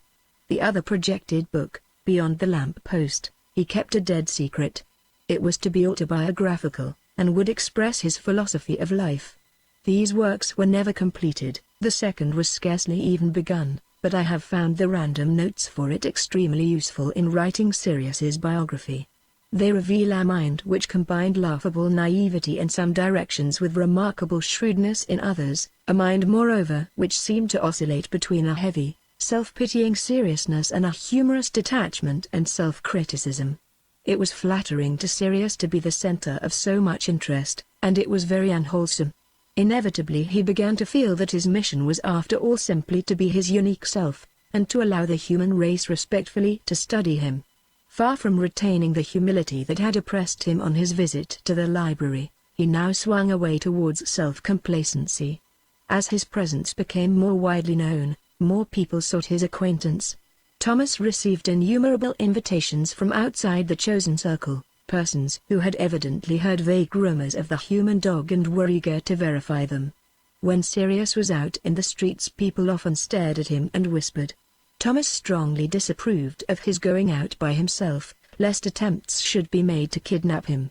The anxious physiologist even went so far as to hint that unless his precious charge agreed never to go out without a human escort he would have to be confined to the laboratory. This threat, however, infuriated Sirius, and Thomas recognized that, if it were carried out, all friendly cooperation would cease. The best he could do was to engage a detective to follow the dog on a bicycle whenever he went out of doors. Sirius conceived a humorous dislike of this individual. "He's rather like a tin can tied to my tail, he and his clattery old bike," said Sirius, and henceforth always referred to him as Old Tin Can. The game of giving Old Tin Can the slip or leading him into awkward situations became Sirius's main outdoor amusement. Contrary to his original intention, Sirius spent the whole of that autumn term at Cambridge. Though he was often very homesick for the country, and nearly always had a headache and often felt seedy, he found Cambridge life far too fascinating to surrender. Several times he did, indeed, suggest to Thomas that he ought to be moving on, but Thomas was reluctant to break off the research, and Sirius himself was too comfortable to find energy to press the matter. Very soon the Christmas vacation was upon him, and he went back to Wales with Thomas, Elizabeth, and Plaxi. Once more on the hills, he discovered that he was in a sorry state of physical decay, and he spent much of his time trying to restore himself by long hunting expeditions. During the spring term Sirius was less happy. The glamour of Cambridge had begun to fade, and he was increasingly restless about his future, the more so because Cambridge was like a habit-forming drug.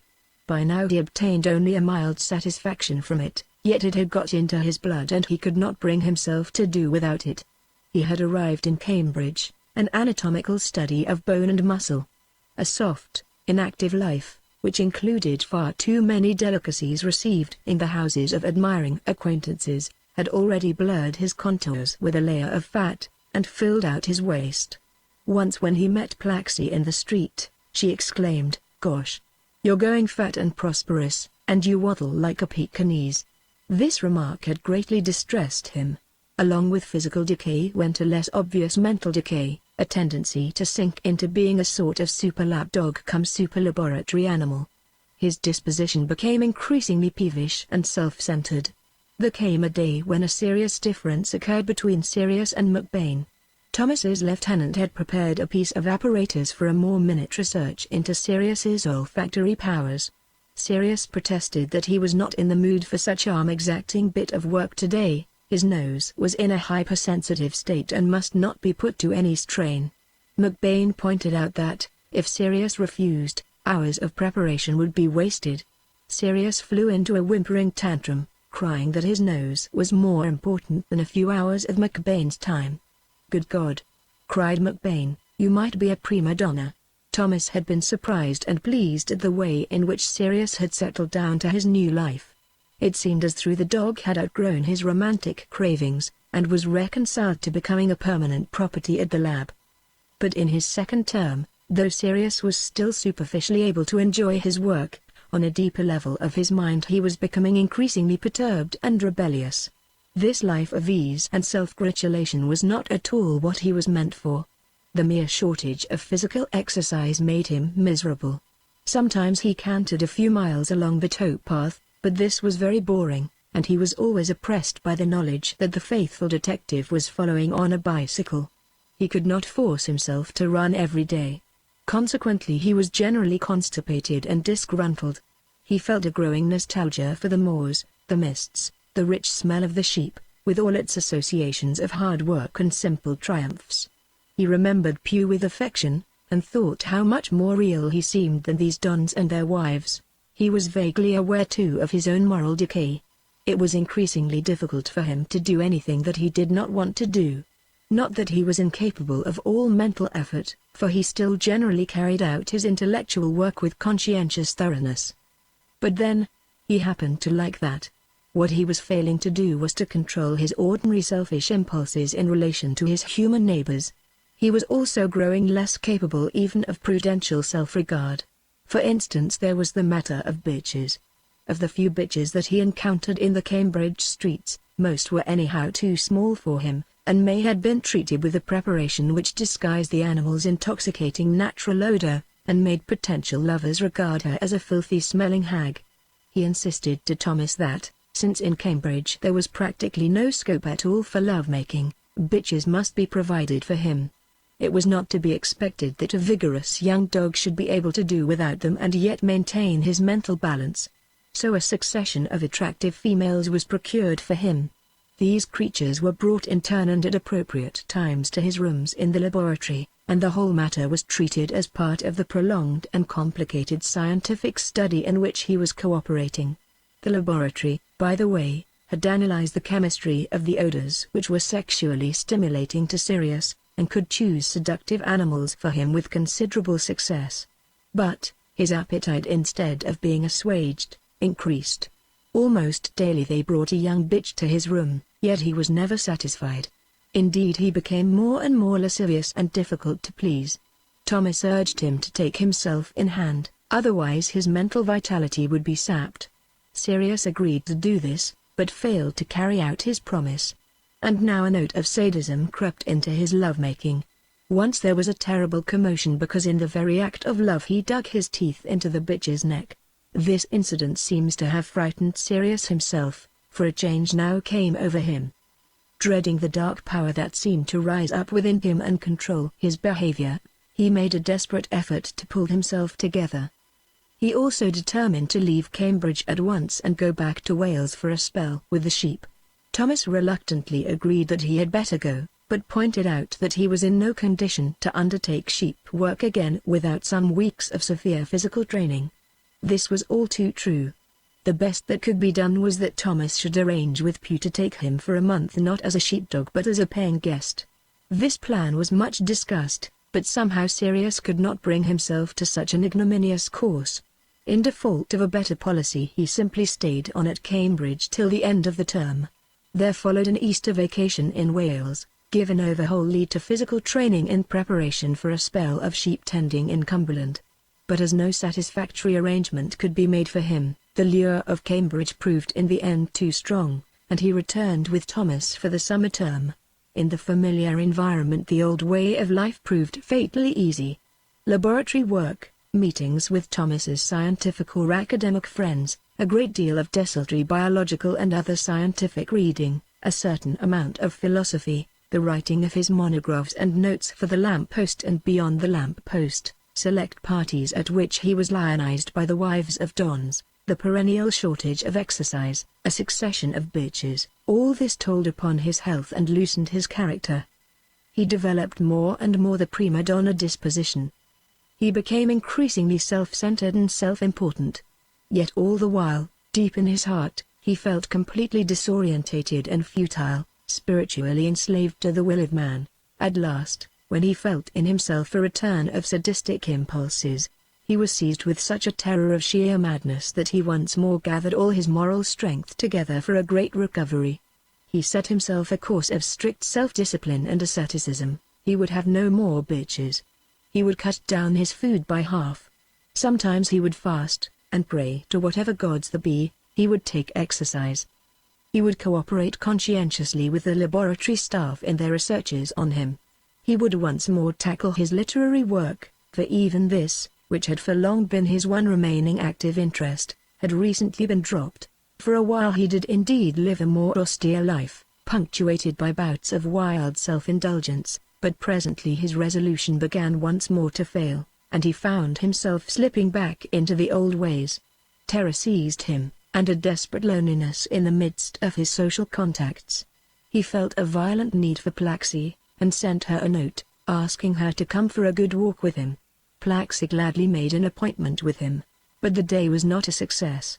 She was naturally very absorbed in her university life, and though Sirius was in a manner a member of the same university, their experiences did not overlap. Lectures, essays, meetings, dances, and above all her new friendships filled her mind with matter that was remote from Sirius. At first they talked happily and freely, but there was no depth of intimacy between them.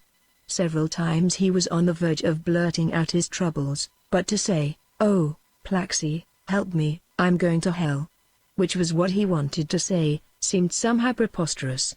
Moreover, as the day wore on, he began to suspect from a faint change in her odor that she was growing subconsciously hostile to him. He had been talking to her about the bitches. It was then that her scent had begun to take on a slight asperity, though in speech and manner she remained quite friendly. Towards the end of the day a gloomy silence fell upon them both. Each tried to dispel it with light talk, but vainly. When at last they were on the point of parting, and Plaxi had said, "It was nice to be together again," Sirius registered in his own mind the fact that her odor had been growing mellower as the parting approached. "Yes, it's good indeed," he said. But even as he said it the human smell of her, though unchanged in its sensory quality, began to nauseate him. In order to return to the laboratory he had to cross the town. He strolled off, without any positive desire to reach his destination, or indeed to do anything else. As he drifted along the streets, he felt stifled by the surrounding herd of the grotesque supersimians who had conquered the earth, molded the canine species as they trimmed their hedges, and produced his unique self. Feelings of violent hatred surged up in him. A number of significant little memories presented themselves to his embittered mind. Long ago in a field near Festiniog he had come upon an angel-faced little boy taking baby thrushes out of a nest and skewering them one by one on a rusty nail. More recently in a Cambridge garden he had watched a well-dressed woman sitting on a seat and fondling a dog's head. Presently she looked about as though to see if she was being observed. There was no one but Sirius, a mere animal, still stroking the dog with one hand, She reached out with the other and pressed her lighted cigarette end into the creature's groin. This streak of sexual cruelty in human beings horrified Sirius all the more because he himself had indulged in something of the sort with his bitches. But he persuaded himself that this aberration in him was entirely due to some sort of infection from man, due, in fact, to his human conditioning. His own kind, he told himself, were not by nature cruel. Oh, no. They always killed as quickly as possible. Only the inscrutable and devilish cat descended to torture. It was all due to man's horrible selfishness, he told himself. Homo sapiens was an imperfectly socialized species, as its own shrewder specimens, for instance H.G. Wells, had pointed out. Even dogs, of course, were self-centered, but also far more spontaneously social. They might often fight for bones or bitches, and they persecuted one another for the glory of dominance, but when they were social they were more wholeheartedly social. They were much more ready to be loyal absolutely, without any secret nosing after self-advantage. So he told himself. They could give absolute, disinterested loyalty, for instance to the human family that claimed their pack allegiance, or to a single adored master, or to the work that was entrusted to them. The sheepdog didn't expect to get anything out of his job. He did it for the work's sake alone. He was an artist. No doubt some men were as loyal as any dog, but Cambridge life had taught Sirius to smell out self-regard under every bit of loyalty. Even Plaxie's affection for him seemed in his present mood merely a sort of living up to a pattern for her precious self, not real self-oblivious love. Or take McBain. Was it science or the budding great scientist, Hugh McBain, that really stirred him? Sirius had noticed that he smelt most excited and eager whenever some little personal triumph was at stake. Then there were all those prominent people that he had met at Thomas's lunch parties: biologists, physicists, psychologists, doctors, surgeons, academics, writers, painters, sculptors and God knows what all. They were so very distinguished, and all so seeming modest and so seeming friendly, and yet every one of them, every bloody one of them, if he could trust his nose and his sensitive ears, was itching for personal success, for the limelight, or, worse, scheming to push someone else out of the limelight, or make someone in it look foolish or ugly. No doubt dogs would be just as bad, really, except when their glorious loyalty was upon them. That was the point. Loyalty with dogs could be absolute and pure. With men it was always queered by their inveterate self-love. God! They must be insensitive really, drunk with self, and insensitive to all else. There was something reptilian about them, snakish. Long ago he had idealized humanity. His silly uncritical, canine loyalty had made him do so. But now his practiced nose had found out the truth about the species. They were cunning brutes, of course, devilishly cunning. But they were not nearly so consistently intelligent as he had thought.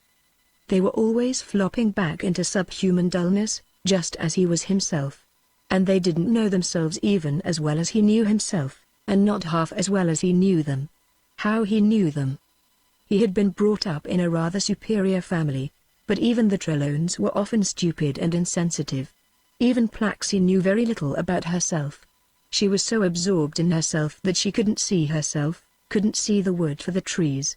How often she was unreasonable and self-righteous because of some miserable little self-regard that she herself didn't spot. But he spotted it all right, oh yes. And she could be cruel. She could make him feel an outcast and a worm, just for spite. What enraged him most of all about human beings, and particularly the superior ones that he met in Cambridge, was their self-deception. Every one of them was quite different really from the mask that he or she presented to the world. McBain, for instance. Of course he really was devoted to science, up to a point, but more so to himself, and he daren't admit it, even to himself. Why couldn't he just say, "Oh, I know I'm a selfish brute at heart, but I try not to be"? Instead, he pretended to have a real sheepdog loyalty to science.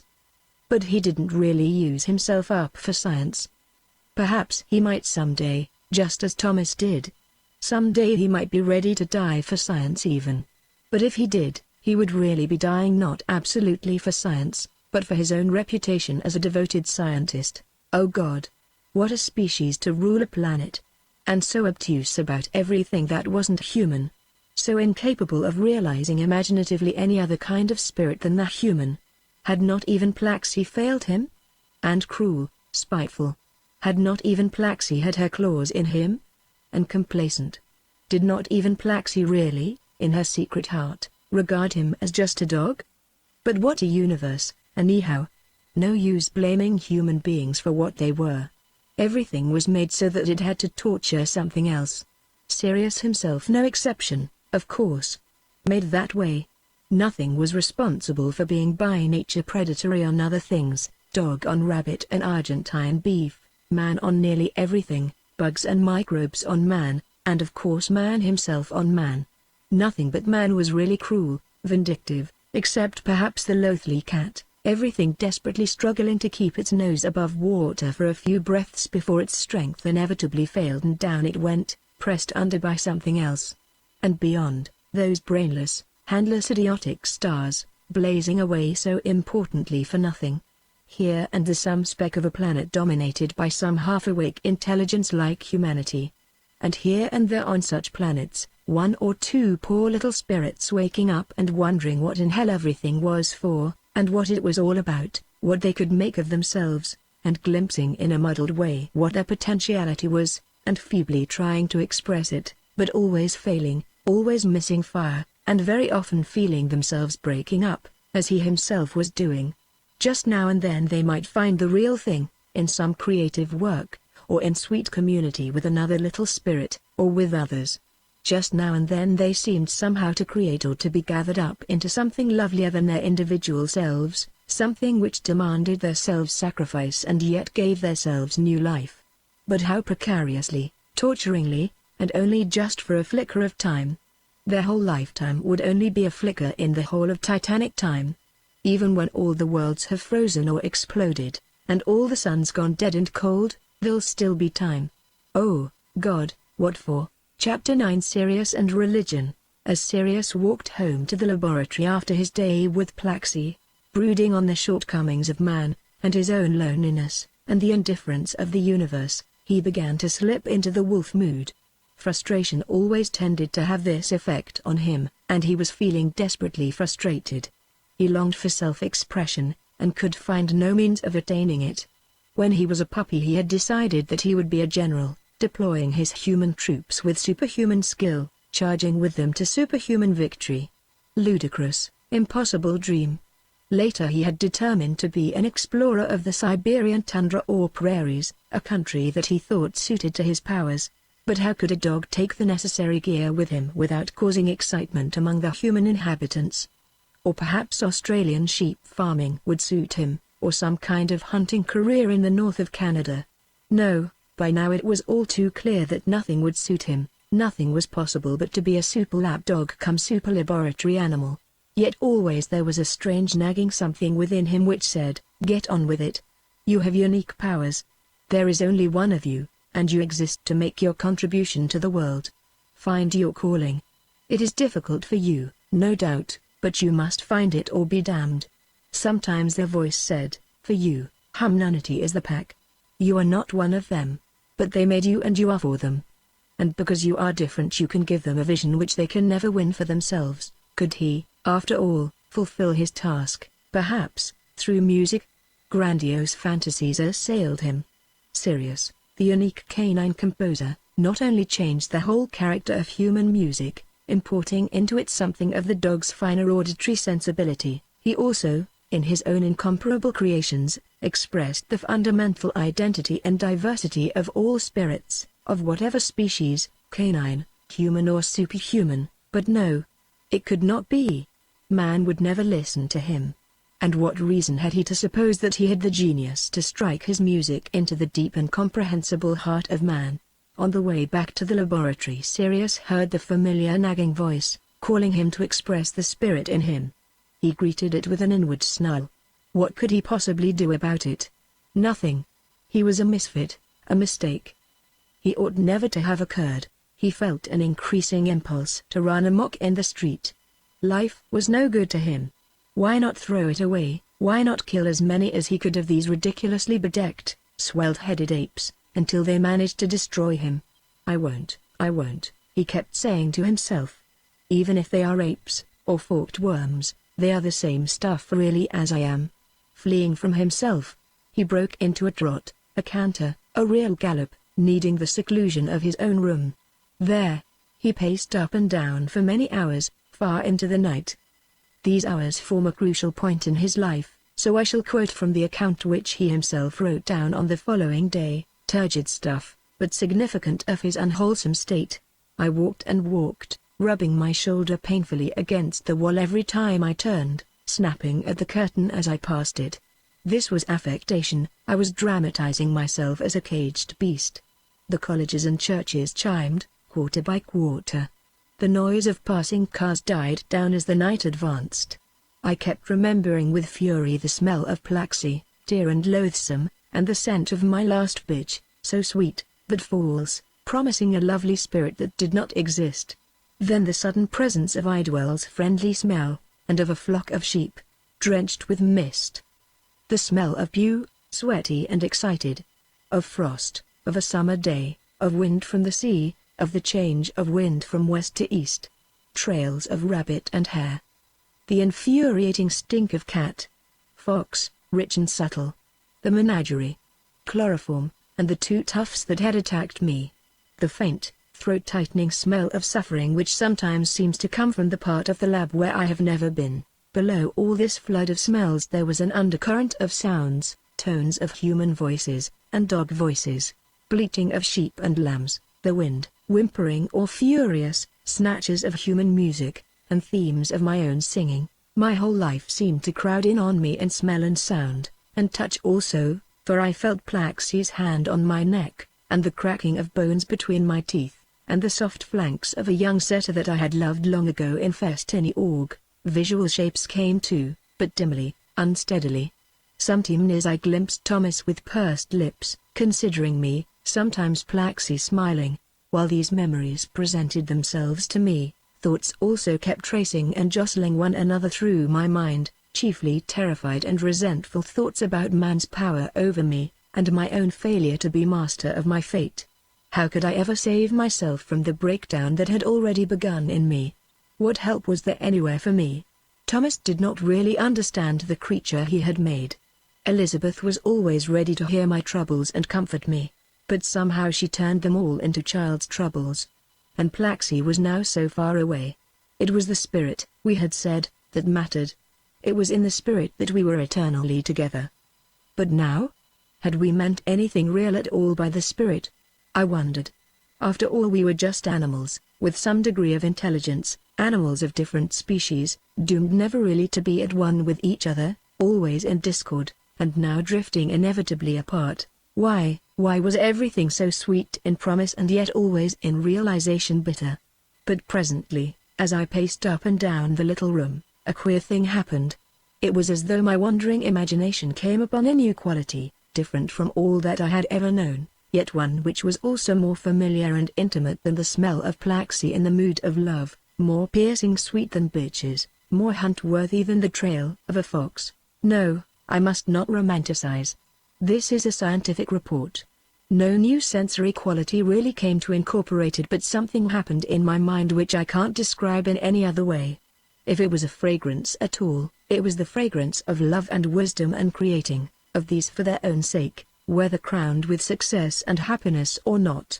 It was this fragrance, which somehow came to me with such a fresh poignancy that it was something entirely new to me. It was this fragrance, trailed across the universe, winding in and out of all its chasms and interstices, that had so often enticed me, but now in my excited state had presented itself to me so vividly that I had to dramatize it to myself as a new quality, neither odor nor sound nor visible form, but most like an odor to be pursued. And I did pursue it. I stopped pacing, and lay down with my forelegs stretched before me, and I laid my chin along them. Ignoring all the other remembered scents, I pursued this strange new trail, with the flying feet of inattention, and as I followed, the trail became stronger, clearer, more exquisite. Sometimes it escaped me, but casting back I recovered it. Sometimes my strength failed, and as I flagged the trail grew fainter. But I gathered myself together again for the chase, and as I pursued, lessening the distance between myself and the quarry. The scent grew clearer and more compelling. At last a terrible thing happened. As I drew nearer, the quality of the heavenly quarry seemed to change. Though its exquisite sweetness remained, drawing me on, a new, pungent tang, a stinging, choking, bitter, exquisite and terrifying perfume, was mixed with it. There was something in it that made my mind reel, as the chloroform had done, and something fierce, like the mighty smells of tiger and lion, but with a grimness that no earthly smell ever had. I could not give up the chase. With staggering mind I still clung to the trail. The thing that I was hunting must surely be the source of all fragrance in the universe, and all horror also. And I was famished for the thing. I must reach it, though in the end surely not I should devour it, but it would devour me. Surely the thing that I was crazily hunting must be the very thing that men called God, the dear and beautiful and dread. At last it was as though the quarry turned at bay and overwhelmed me. Remembering, I cannot recapture that moment of agony and bliss, the agony of my slaughtered self, the bliss of the freed spirit in me. It was as though, how can I put it, as though the trail which had first promised the most succulent prey, and then the most formidable but spellbinding enemy, had led after all not to the universal tiger but to the universal master, the superhuman master whom my supercanine nature so desperately needed to take possession of me and steady me with his claim for absolute loyalty and service. That supreme moment passed. I can remember only that when it passed I found peace such as I had not known before and shall never, I believe, quite lose. The whole universe now presented itself with a new quality, as though my monochrome vision had suddenly gained the glory of color. But the colors that I saw were not of sensation. They were the colors that are seen by the eye of the spirit. All the things and people that I had seen hitherto in the plain grays of ordinary life were now enriched with a great diversity of the new quality which I am calling color, so that they gained a new meaning, much as sounds gain a new meaning in speech or music. I saw them all in their own true colors and suffused with the music of the whole. And even now, on the day after my glorious moment, which is lost save for its afterglow in my mind, I still see everything colored by the light of the Spirit. There followed a postscript. All this was written on the day after my vision, if vision it was. And now another day has passed. I have read it over, and I see that it does not describe at all the thing that happened to me. It is sentimental verbiage. It does not recapture the experience for me, it blurs it. But I am certain that something big really did happen to me. And the proof shall be shown in my life. I will take charge of my life. I will drift no more. I will still be true to science, but I will be true to my new light also. I will be a skeptic about everything but one thing, which does not admit of skepticism, once one has clearly seen it, namely that it does indeed matter to be as quickened a spirit as possible, and to live for the quickening of the spirit everywhere. In fact, I am going to be the hound of the spirit. Me? Lazy, excuse finding me? That's a good joke, isn't it? Looking at the matter with scientific detachment, I am sure I shall be adrift again before the week is out. Well, even if I am, the thing that happened me the night before last will make a difference. And looking at it all in the light of the thing, no, by God, I shall never be adrift again. Not fundamentally. With much misgiving Sirius dutifully offered this document to Thomas. Would he be amused, or annoyed? Or would he take it with all his aloof scientific detachment as a psychological datum? Sirius never discovered what Thomas really felt about it. The great physiologist was respectful, almost diffident, and hoped Sirius did not object to having the document typed in triplicate, for the laboratory records, and to show to a few of my friends, if you don't mind. This seemingly mystical experience awakened in Sirius a new interest in religion. Through one of Thomas's guests he stumbled on the literature of mysticism, and was soon devoting a great deal of his time to St. Catherine of Siena, St. John of the Cross, Jacob Boehme, the Vedanta, and so on.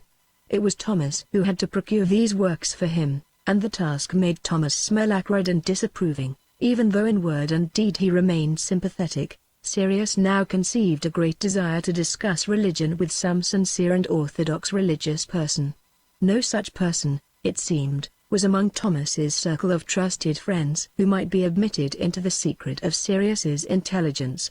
They were all either strictly scientific in the narrow sense or inclined to say one feels in one's bones that there must be something in religion, but God knows what. Contact with these people merely increased Sirius's desire to pursue the matter, without helping him. Sometimes he would hang about the doors of chapels and churches, to watch the congregation enter or leave the building, or to strain his hypersensitive ears to catch reverberations of the music, the prayers, the lessons and the sermon. The fact that as a mere dog he was not allowed into the sacred building increased his sense of exile and inferiority, and his readiness to believe that in spite of the critics it was within those walls that man attained his highest range of experience.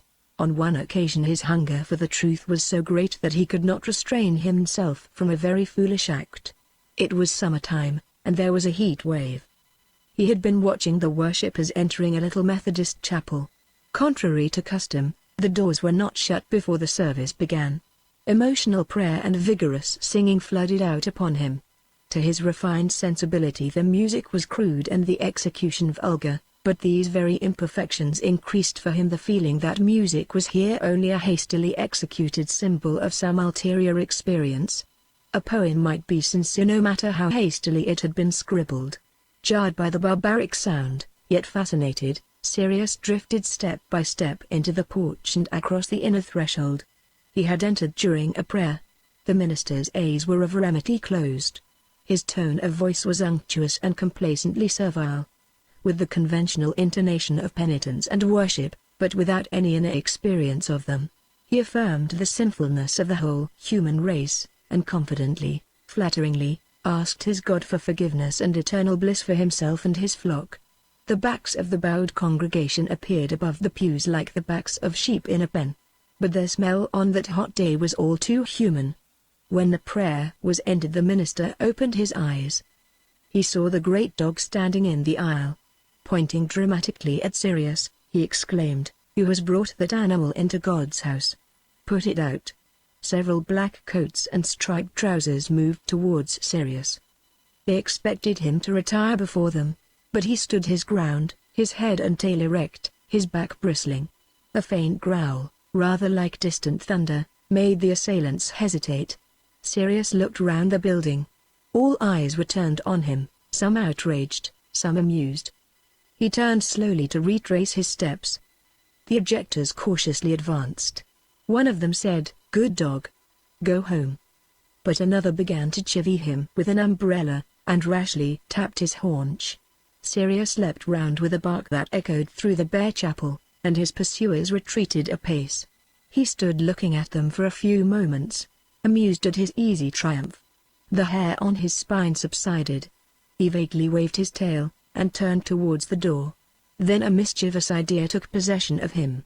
At the door he once more faced the congregation, and in a clear, accurate, though wordless, voice he sang the refrain of the hymn that had been sung before he entered. As he turned to leave the building a woman screamed. The minister in a rather strained voice said, "Friends, I think we had better join once more in prayer." On another occasion he marched beside the drums of the Salvation Army, sometimes forgetting himself so far as to add his voice to the trumpets. The open-air service gave him, he told Thomas, an irrational sense of salvation.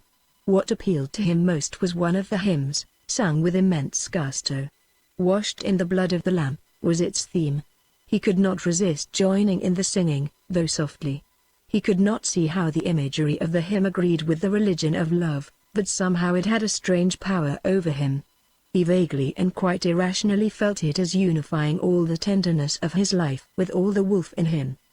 He scented again the seductive reek of his killed ram and his killed pony. Somehow the haunting conflict between pity and bloodlust seemed to be resolved. His guilt was washed away. There was no sound reason for this, he just felt it. He and these human animals somehow unloaded their sins upon the Lamb, and found a crude ecstasy of community one with another, and all together. They abased themselves into the personified spirit of the group.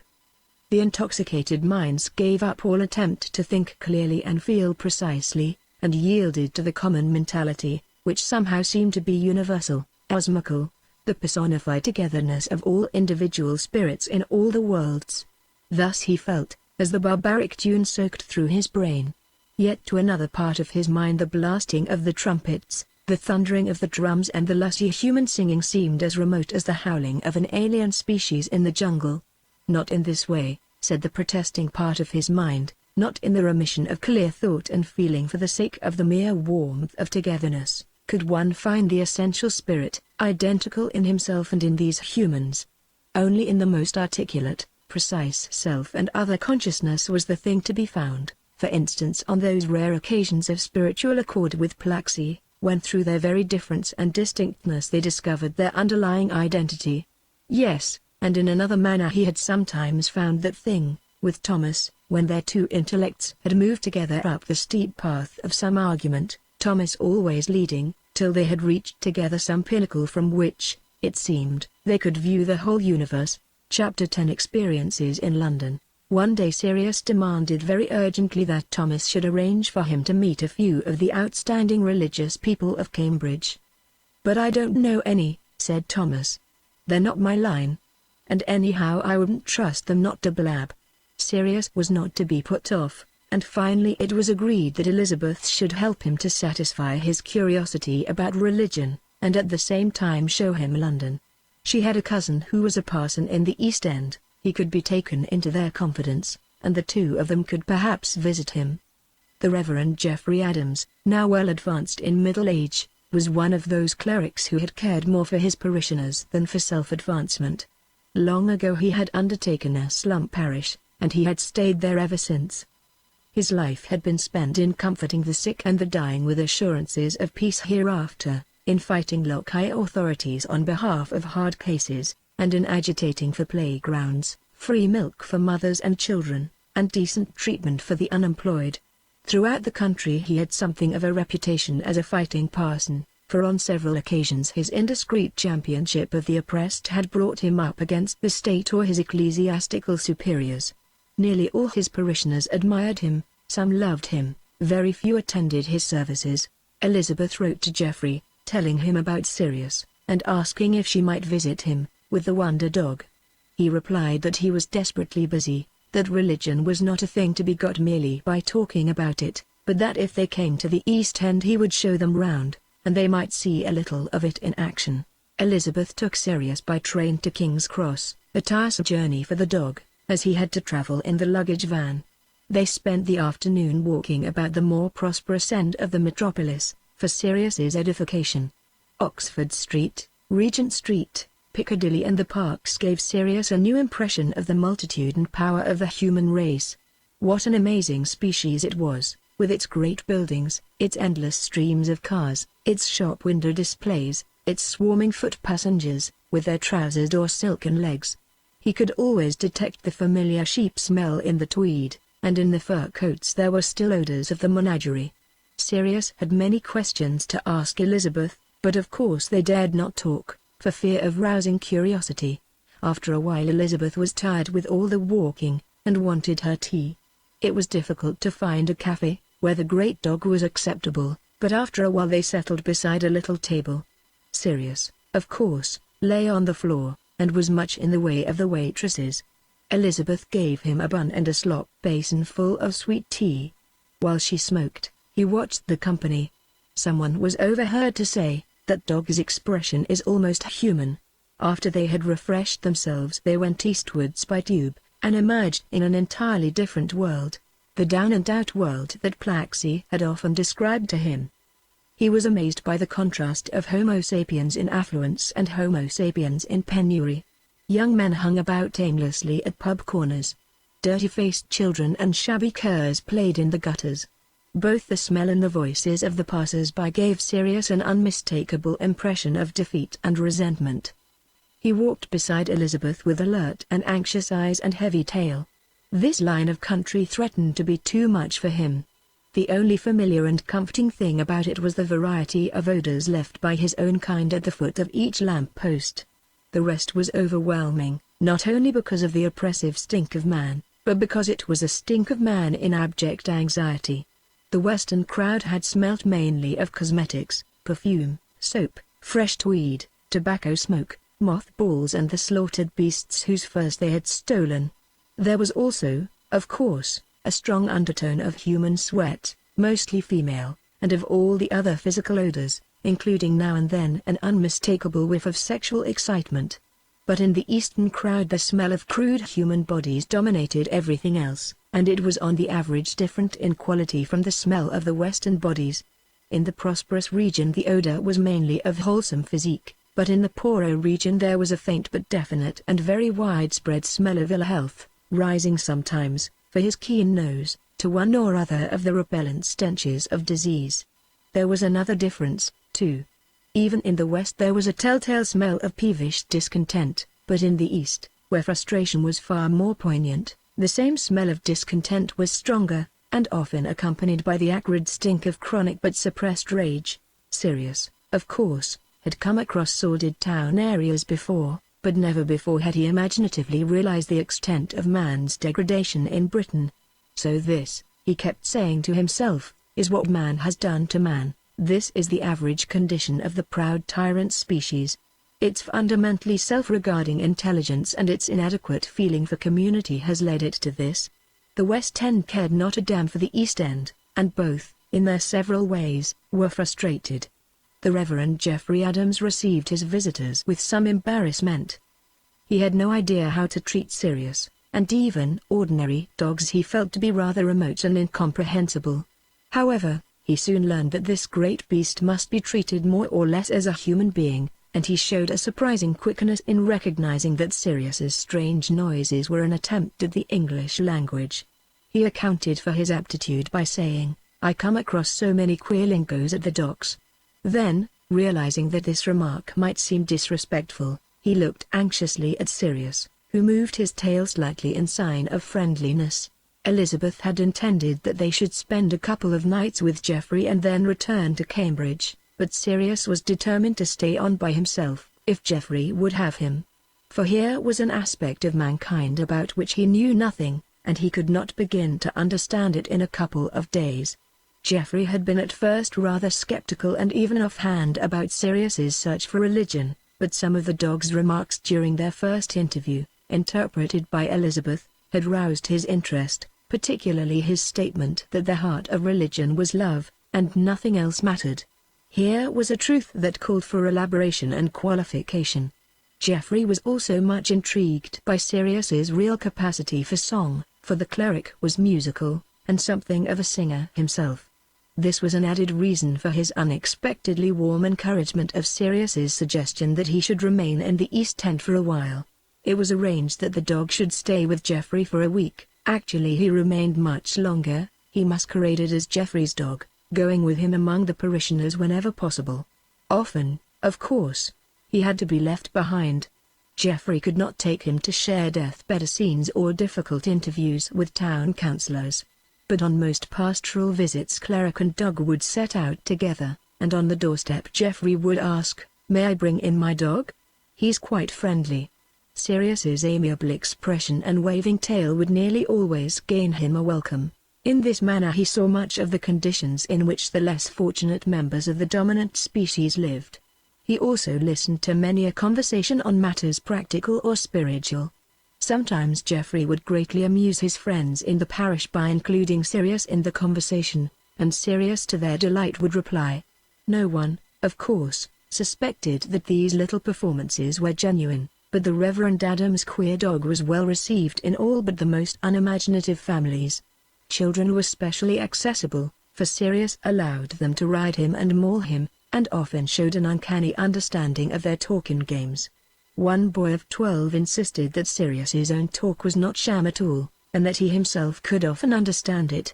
Geoffrey affirmed, "Of course it's real," then knowingly smiled at the grown-ups. Sometimes Geoffrey's duties took him to a canteen or mission hall in Darkland, sometimes to a men's club, where, followed by the observant Sirius, he would pass from room to room exchanging greetings with the members. Sometimes the parson took a turn at darts or billiards, or watched a boxing match. Once, with Sirius carelessly stretched out on the floor, he gave a talk on housing. It did not take long for Sirius to discover that there were many different reactions to Geoffrey in this club. A few members regarded him with resentment and suspicion, and expressed their spleen by furtive persecution of his dog. Others, while respecting Geoffrey's kindliness and sincerity, regarded him and his religion as survivals from a prehistoric world. A few curried favor by professing conventional piety. One or two, for whom Geoffrey showed a special bantering affection, were forever trying to convert him to atheism. The arguments, on both sides, rather shook Sirius's faith in the intellectual honesty of the dominant species, for on both sides the caliber of the reasoning was sometimes laughably poor. It was as though neither side really cared about mere logical cogency, because both had already made up their minds.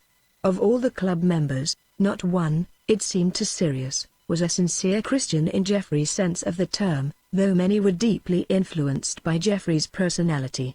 Sometimes Geoffrey took Sirius into the actual land of docks. The strange odors of foreign merchandise greatly interested him. They afforded him, he said, not only information about the goods themselves but something of the atmosphere of the lands from which they came. They enabled him to travel by nose. He was greatly intrigued also by the new varieties of human odor associated with colored people. Negroes, Lascars, Chinese, each had their distinctive racial scent, and in contrast with these the smell characteristic of Europeans distinguished itself in his mind.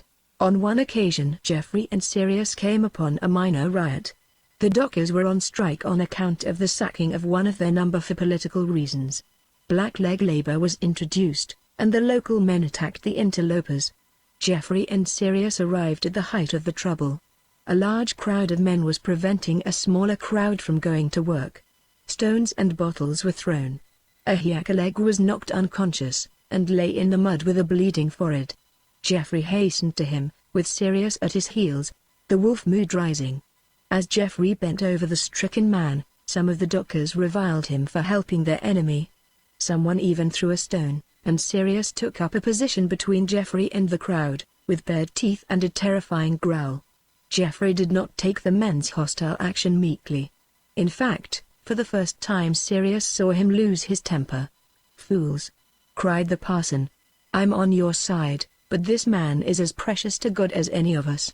At this point God's damaged treasure recovered consciousness and rose to his feet, using most ungodly language. Then the police arrived in considerable force, drew their truncheons, and charged the dockers, most of whom fled. A few put up a fight and were arrested, 2 were picked up unconscious. Before going to bed that night, Geoffrey and Sirius, as was their custom, talked over the affairs of the day. This time Sirius was deeply interested. He had long ago discovered that the human species was not at one with itself, and that authority was not always sympathetic with the common people, but the scene at the dock entrance had brought this home to him. According to Geoffrey, the aim of the strike was to make a stand against gross victimization, and yet the police, though their action had been legally correct, had shown unnecessary brutality. The world that Sirius now lived in was bewilderingly different from both his 2 other worlds, North Wales and Cambridge. The 3 worlds were inhabited by such diverse creatures that he could almost believe them 3 different species. Country people, intellectuals, dockers. Mentally they were far more alien to one another than dogs, cats and horses. Yet, of course, the difference was really all imposed by environment. Well, for the present he was wholly occupied in studying his 3rd world, the others faded imperceptibly into dreamlands. For some weeks he was far too interested in the East End to look back on those other worlds. But at last there came times, chiefly when Geoffrey was busy on committee work, when he found himself hankering after open country and the smell of the sheep. For at these times there was nothing for him to do but wander about the streets watching the rather shabby crowds, listening to their monkey chatter, smelling their slightly unhealthy and frustrated odor, and feeling himself utterly alien to them. Then he would begin to worry about his future. What was to become of him? In Wales he was just a sheepdog and a chattel, in Cambridge, a curiosity. In London? Well, at least, he was a student of the human species. But what could he ever do? It was his nature to give himself absolutely to some work, but to what work? To mere sheep tending? To science? Why, of course, to the spirit. But how?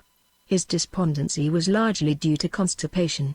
Do what he would, he could not get enough physical exercise in a town, and he could not help eating far too much for an inactive life. Worse, His soul was constipated. He was always taking in mental food and never doing anything with it. One day as he was strolling past the entrance to a railway station, he noticed a display of large framed photographs advertising holiday resorts. One of them was a magnificent picture of moorland with mist driving over it. There was a little inn, and 1 or 2 sheep. Waves splashed seductively on the stony shore. In the background the mountain rose darkly into the cloud. The immediate foreground was all tussocks of grass and heather, inviting his legs to action. He stood for a long time looking at this picture, letting the feel of the moors soak into him again, getting the smell of them. He caught himself actually working his nostrils to take the sheep's scent. Were they Pew's or a neighbor's? It was all so real. And yet so far away and dreamlike. He could scarcely believe that he would ever be there again. Sudden panic seized him. Then Sirius came to a firm resolution about his future. Science or no science, spirit or no spirit, he would spend his life in that sort of country, not in slums, nor in universities. That alone was his line of country. That was the only world he could ever really live in. Somehow in that world he must express whatever potency it was that was always straining in him to find exercise. But how? On Sundays Geoffrey was always very busy, and Sirius was of course excluded from his sacred duties. The dog generally took the opportunity of securing a bit of much-needed exercise, cantering off into Epping Forest. On Sunday evenings Geoffrey often seemed dejected and old. Sirius had observed that few people entered the church for any of the services. Unfortunately Geoffrey, though respected and loved by so many, could not attract a large congregation. This incapacity he regarded as a failure in his religious duty. He did not realize, but Sirius did, that the influence of his personality reached far beyond the range of his official ministrations, and that he had given to thousands the essence of religion, though they could not accept from him the ritual and doctrine which, though symbolically true for a past age, was quite out of keeping with the spirit of our times. Some of Geoffrey's warmest admirers were persons who never attended his church or even counted themselves Christians. Of those who did attend, a few were of course sincere believers in the Christian myth as gospel truth. Others came because they vaguely felt the need of some kind of religious life. They recognized in Geoffrey a truly religious spirit, and he assured them that they ought to join in communal worship. But the living example which he gave them in his life of practical love was somehow not clarified or strengthened by his church services. Geoffrey had no power to infuse the services with the ardent religious passion which he himself felt, and this failure it was which filled him with a gnawing doubt of his own sincerity. These conclusions Sirius boldly announced to Geoffrey in their many talks over meals or late in the evenings. The aging priest was saddened by them. He could not for a moment contemplate the possibility that his rituals and doctrines had only symbolical truth, though he could and did doubt his own sincerity as a servant of God. He was saddened that men should be so blind as to doubt the literal truth of Christian doctrine, and specially sad that his friend Sirius should be so blind. For between priest and dog they had rapidly developed a deep mutual respect and affection. They had told one another much of their personal lives, and in particular of their religious searchings. To Geoffrey it seemed that Sirius's vague yearnings and rigorous agnosticism formed only an utterly inadequate shadow of religion. To Sirius it seemed, of course, that Geoffrey's religion was an incongruous tissue of true value intuitions and false or meaningless intellectual propositions. Sirius had spoken of his love for Plaxi as at heart a religious love for the universal spirit. He had also told of his strange vision in Cambridge. On one occasion he had said, "I see, indeed I know, that in some sense God is love, and God is wisdom, and God is creative action, yes, and God is beauty, but what God actually is, whether the maker of all things, or the fragrance of all things, or just a dream in our own hearts, I have not the art to know. Neither have you, I believe, nor any man, nor any spirit of our humble stature." Geoffrey merely smiled sadly and said, "May God in his time show you the truth that his Son died to manifest." On another occasion Sirius challenged Geoffrey about immortality. They had been discussing for some while when Sirius said, "Now take me. Have I an immortal soul?" Geoffrey replied at once, "I have often wondered about you. I feel, indeed, that you are an immortal spirit, and I earnestly prayed that God should grant you salvation. But if you are, and if he does, it is a miracle which I cannot interpret. Sirius had come to Geoffrey in the hope of finding the true religion. At Cambridge, in spite of all the free and fearless intelligence, there had obviously been something lacking, something that he greatly needed, though Cambridge regarded it as something almost indecent. He had thought it must be simply religion, and he had come to London to find it. And in Geoffrey he had, indeed, found it. There could be no doubt that Geoffrey had a firm hold on the thing that Cambridge lacked, that Geoffrey was the very embodiment of religion in action. But one couldn't have Geoffrey's religion without violating all that one had learnt at Cambridge, all the constant loyalty to intelligence that was the best thing in Cambridge. In a way it was easy to cling to faith and betray intelligence, though Geoffrey's active faith was no easygoing affair. It was easy, too, to cling to intelligence and abandon faith, like McBain, for instance. But was there no way of being equally loyal to both? Vaguely it began to appear to Sirius that there was, but that it involved both keener intelligence and more sensitive religious feeling than either of the other courses. Passion for the spirit, the awakened way of living, whatever its fortune in the universe, passion for the spirit, stripped of all belief and comfort save the joy of that passion itself. This, expressed in a life of devoted action, like Geoffrey's, this was the true religion. But poor Sirius felt dismally that this was beyond him. He just hadn't the guts. He hadn't either the intelligence or the passion. If only the spirit itself would seize him and set fire to him. But then he was not prepared. He was not really inflammable. There was too much damp fog drenching all his tissues. The friendship of the parson and his dog was the source of much comment in the district, the more so when it became known that the Reverend Adams was sometimes to be heard talking to the great animal as though to a human being. The dear old man, they said, was growing more eccentric than ever. Some declared simply that he was crazy. But presently rumor had it that real conversations did take place between man and dog, and that there actually was something mysterious about Sirius. The devout said he was either possessed by the devil or was an angel in disguise.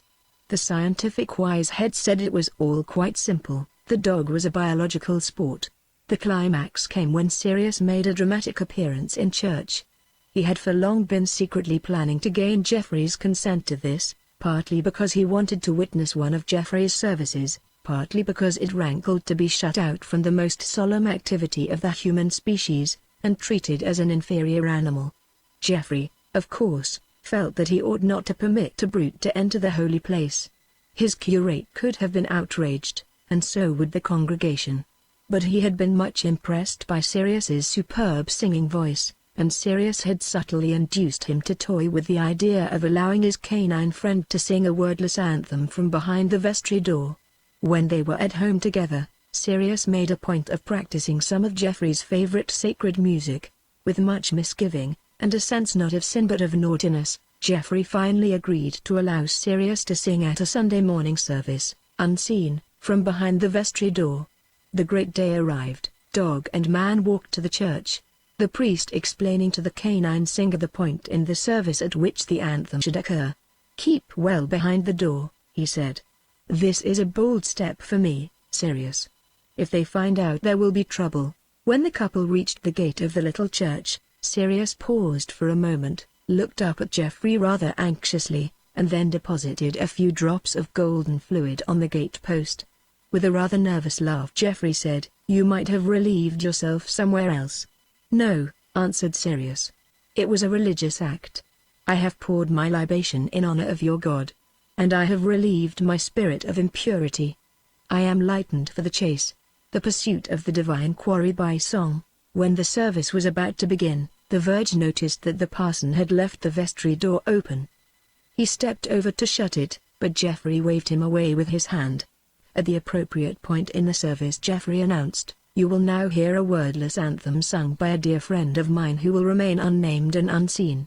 Sirius's strong pure voice, unaccompanied, then filled the church. Geoffrey listened with delight at its power and delicacy of expression. It seemed to him that in this music lay the truth that he himself had striven all his life long to express in word and deed. And now a dog, interpreting a great human composer, it was Bach, was saying it unmistakably, though without words. Many of the congregation also were deeply moved.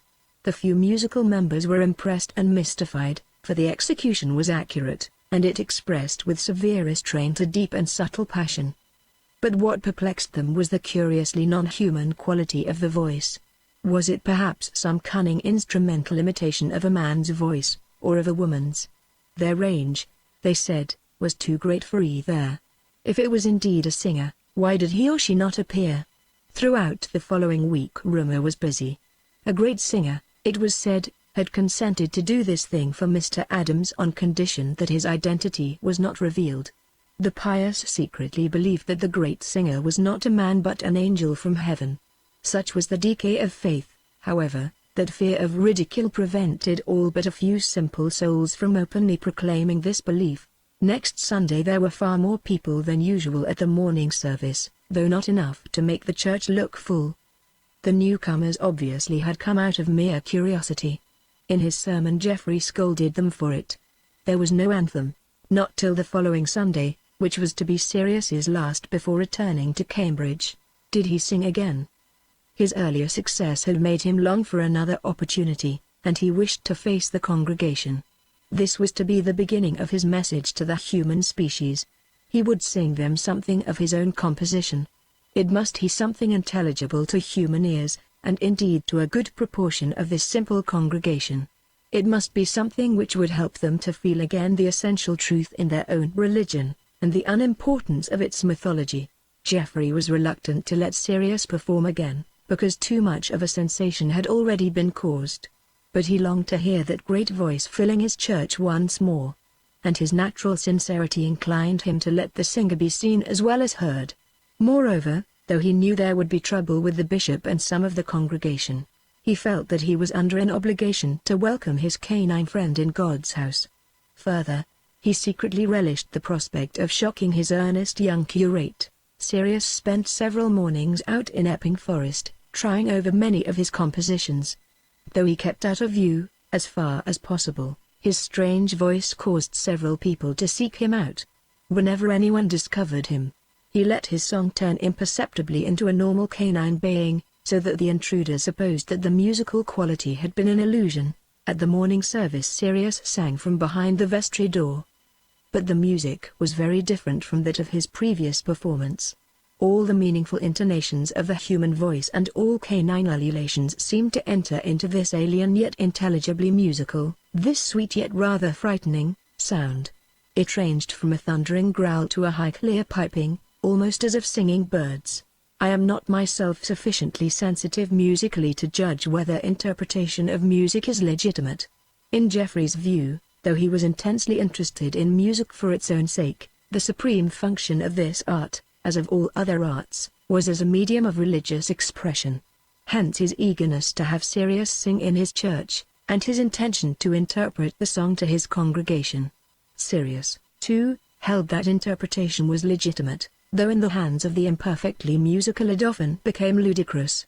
I have heard him insist that, insofar as music ever had a meaning beyond the immediate and exquisite value of the sound pattern itself, its meaning must be simply an emotional attitude. It could never speak directly about the objective world, or the nature of existence, but it might create a complex emotional attitude which might be appropriate to some feature of the objective world, or to the universe as a whole. It might therefore create religious feelings. Its interpretation in words would then involve describing those features of the universe which should evoke those feelings. In this sense the strange music that Sirius put forth in Geoffrey's church spoke of bodily delight and pain, and of the intercourse of spirits. It expressed through the medium of sound, and transformed into universal symbols, the particular spirits of Thomas, Elizabeth, Plaxi and Geoffrey himself. It spoke of love and death, of the hunger for the spirit, and of Sirius's own wolf mood. It spoke of the East End and the West End, of the dockers' strike and the starry heaven. All this it did at least for Sirius himself. To most of the congregation it was an inconsequent mixture of music and noise, and moreover a mixture of the recognizably, comfortably pious and the diabolical. Geoffrey in his sermon tried to tell the congregation what the strange song had meant to him. The singer, he said, must have known love in his own experience and recognized it as good absolutely. He must also have known the presence of Satan, in the world and in his own heart. In the evening service, when Geoffrey had announced the anthem, he added, "This time the singer will appear in the church. Do not be outraged. Do not think that a trick is being played on you. The singer is my dear friend, and it is good that you should know that God can still work miracles." Out of the vestry strode the great beast, black and frosty fawn. Head and tail were proudly erect. Grey eyes keenly watched the congregation. There was an audible gasp of surprise and protest, then dead silence. It was as though the power of the eye, which the border collie used so successfully on sheep, was now being used by Sirius upon a whole human flock. He had made his entry with very solemn feelings, but the spectacle of these spellbound human sheep greatly tickled him, and he could not resist turning his head towards Geoffrey and giving him a very human wink with the eye that was hidden from the congregation. After this lapse, which shocked Geoffrey, Sirius pulled himself together. His mouth opened, displaying the white fangs that had recently killed ram and pony, and gripped the throat of a man. The church was then flooded with Sirius's music. Geoffrey seemed to hear in it echoes of Bach and Beethoven, of Holst, Vaughan Williams, Stravinsky and Bliss, but also it was pure Sirius. Most of the congregation, on a far lower musical level than their pastor, and a far lower human level also, were merely intrigued by its novelty. Some were sufficiently sensitive to be disturbed and revolted by it. A few conscious musical modernists probably decided that it was a bad imitation of the real thing. One or two, perhaps, were stirred more or less in the manner that Sirius intended. The performance lasted quite a long time, but the audience remained throughout still and attentive. When it was finished, Sirius looked for a moment at Geoffrey, who returned his questioning gaze with a smile of admiration and affection. Sirius crouched down, muzzle on paws, tail stretched out along the ground. The service proceeded. Geoffrey began his sermon by trying to interpret the music, warning his congregation that it might legitimately mean different things to different people, and that to the composer-singer his interpretation might seem very wrong. The congregation were startled. Were they expected to believe that the animal that had produced the music had also composed it, that what they had witnessed was not simply the result of brilliant circus training but actually a miracle? Geoffrey affirmed, rightly or wrongly, the song gave me a view of humanity from outside humanity, from the point of view of another of God's creatures, and one that both admires and despises us, one that has fed from our hands and has also suffered at our hands. By means of echoes of the great human composers mingled with themes reminiscent of the wolf's baying and the dog's barking and howling, the singer conjured up his vision of humanity.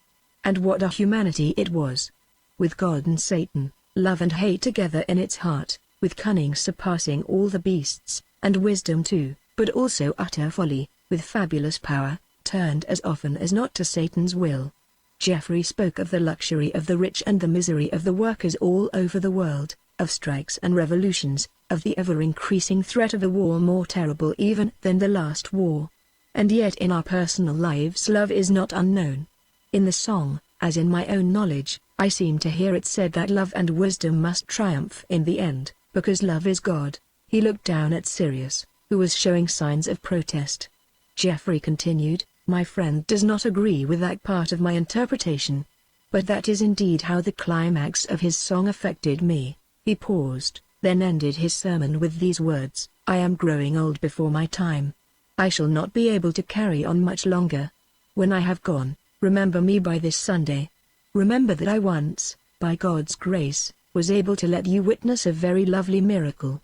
Not many of the congregation imagined even in that summer of 1939 that in a few months not only the aging priest but many of the congregation themselves would be lying crushed under the East End buildings, or that the little church would become a blazing beacon for enemy planes. At the end of the service Sirius walked out heaving Geoffrey, and before the congregation had begun to leave the church he hurried off in the direction of Geoffrey's home. Soon after the parson had returned, Elizabeth arrived, according to plan, to take Thomas's canine masterpiece back to Cambridge. During the following weeks Sirius received letters from Geoffrey talking of the excitement in the neighborhood. Journalists had pestered him, but he had refused absolutely to give them any information. The church was filled on the following Sunday, but Geoffrey surmised that only a small minority had come for religion. Indeed, he very soon realized that a daring act which he had undertaken with innocent motives was appearing to the public as no better than a piece of gross self-advertisement. His ecclesiastical superiors reprimanded him, and might well have deprived him of his office, had it not been for the passionate loyalty of his supporters in the parish. When Thomas was told of the incident, he was at first annoyed, but the humor of it won him over to forgive Sirius for his escapade. Chapter 11 Man as Tyrant. In the summer of 1939 the clouds of war were already gathering over Europe. Everyone was living in dread of the future or hoping against hope that by some miracle the storm would after all not break. Sirius had never taken much interest in the international situation, but now, like so many others, he was forced to be interested. Thomas also was merely bored at the prospect of war. He wanted to carry on his work unhindered, and he feared that war would make this impossible. Of course, if the clash came, we should have to do our damnedest to win, but if only the fool politicians had been more intelligent and honest there would never have been any trouble. This was roughly Sirius's attitude also, except that in addition he felt a rising fury against the dominant species, which had been given such power and such opportunity, and yet was making such a sorry mess of its affairs. During the summer vac the Trelawney family spent only a few weeks in Wales. It was a clouded holiday, for there was no escape from the international situation. Thomas was embittered, and Elizabeth desperately saddened. Tamsie, who had been married some months earlier, spent her week in Wales brooding over the newspapers and the wireless set. Morris, now a don at Cambridge, argued a great deal with Tamsie about Hitler's chances. Giles was very quiet, adjusting himself to the idea that he would soon have to fight. Plaxi ignored the war clouds completely, and went out of the room whenever the subject was raised. Sirius concentrated on recovering physical fitness after Cambridge and London. When war broke out Sirius was on a Cumberland sheep farm learning the ways of the Lakeland shepherds. Sirius's Cumberland experiences were valuable, but painful. Thwaites, who was by no means typical of the fine Lakeland type, turned out to be a harsh and unreasonable master. He showed Sirius an aspect of humanity with which he had never before had personal contact to any appreciable extent. Sirius suspected Thwaites at the outset because his own dog, Roy, a border collie, avoided him whenever possible, and cringed when spoken to. In Thwaites's relations with Sirius some quite irrelevant and probably forgotten conflict seems to have found expression. He conceived an uncontrollable dislike for the dog, perhaps because of a strong suspicion that Sirius was no ordinary super sheepdog, and was privately judging his character very ruthlessly. Whatever the cause, Thwaites soon began to treat Sirius with crude harshness. I find it difficult to excuse Thomas for his gross carelessness in choosing him as Sirius's instructor. Thomas was always surprisingly insensitive about the psychological aspect of his great experiment, or perhaps not insensitive but unimaginative. But on this occasion his failure to secure decent conditions for Sirius was so flagrant that I am inclined to attribute it to deliberate purpose. Had he determined to afford the dog some first-hand experience of the more brutal aspect of humanity? If so, his purpose was only too well fulfilled. Anyhow, Thwaites constantly indulged his spite against Sirius, ordering him to carry heavy loads in his mouth, forcing on him all sorts of tasks which only a human hand could perform efficiently, overworking him with awkward jobs that were obviously unnecessary, and laughing bitterly at him in conversation with his neighbors. At first Sirius was rather pleased to have the experience of contact with a human being of brutal temper. Hitherto his immediate human environment had been on the whole too amiable to be a fair sample. He needed to know what man was like in his harsher modes. There was soon trouble, because Sirius did not cringe when Thwaites gave orders. Instead, he carried out his task with calm efficiency. This provoked the man to curse him on the flimsiest pretext, and when he did so, Sirius would gaze at him with cold and ostentatious surprise. This, of course, made matters worse. In time, Thwaites's harsh voice and the whole atmosphere of the place began to get on Sirius's nerves. The milder human contacts in Wales, Cambridge and London began to fade out of his consciousness, and he found himself feeling that Thwaites was the typical man. Obscurely he dramatized himself as the champion of his own kind against the tyrant race. Thwaites' great cruel hands symbolized for him the process by which the ruthless species had mastered all the living creatures of the planet. Irrationally Sirius, though a hunter who had again and again inflicted agony and death, felt a self-righteous indignation against the sheer cruelty of man. Compassion for the weak, which had been inculcated in him by his own human friends, now turned him against humanity itself. Thwaites had several times threatened Sirius with his stick, but had always thought better of it, sobered by the dog's great size and a dangerous look in his eye. As time passed, the man's irrational spite against the dog increased. But the incident which caused the final catastrophe was an attack not on Sirius but on Roy. A few days before Thomas was due to come and fetch Sirius away, there was some difficulty with a bunch of sheep that Roy had brought into the yard. Thwaites caught the collie a sharp blow on the haunch. Sirius turned on Thwaites in fury and knocked him down. Then, remembering himself, he withdrew and watched the man pick himself up. Roy promptly disappeared from the scene. It was a fixed principle with Thwaites that when dogs were rebellious one must thrash them into subjection, which meant in his view thrashing them almost to death. He called to his hired man, Anderson, "The brute's gone savage, come and help me teach him." There was no answer. Anderson was far afield. Thwaites was no coward, but he did not relish attacking the great cunning beast single-handed. However, insubordination must be crushed, at all costs. Besides, such a dangerous animal might do incalculable harm. Better destroy it at once. He could tell Trelone that the dog had gone mad and had to be shot. He went into the house. Sirius guessed that he would emerge with his gun. He therefore rushed to the house door and crouched at one side of it. Thwaites stepped over the threshold, looking round the yard. Sirius leapt at him, knocked him over again, and seized the gun with his teeth. Both antagonists rolled over and over. Thwaites struggled to his feet, and tried to turn the muzzle of the gun against the dog's body. One barrel went off harmlessly, then the other. Sirius let go the gun and sprang away. Thwaites put his hand in his pocket and brought out a couple of cartridges. Sirius leapt at him, knocked him over again and seized his throat, gripping his windpipe with the full power of his strong jaws. The flavor of warm human blood and the sound of the man's stifled gurgle filled him with an exultant, careless fury. In this symbolic act he would kill not only Thwaites but the whole tyrant race.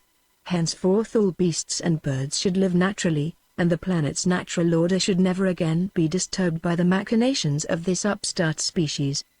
These thoughts flashed through his mind even as the couple floundered and crashed about, gripping each other's throats. Presently the man's struggles slackened. His grip weakened. Then a change began to come over Sirius's mind. Fury gave place to a more detached observation of the situation. After all, this creature was only expressing the nature that the universe had bred in him. And so was the whole human race. Why this silly hate? The human stink suddenly reminded him of Plaxe's fragrance.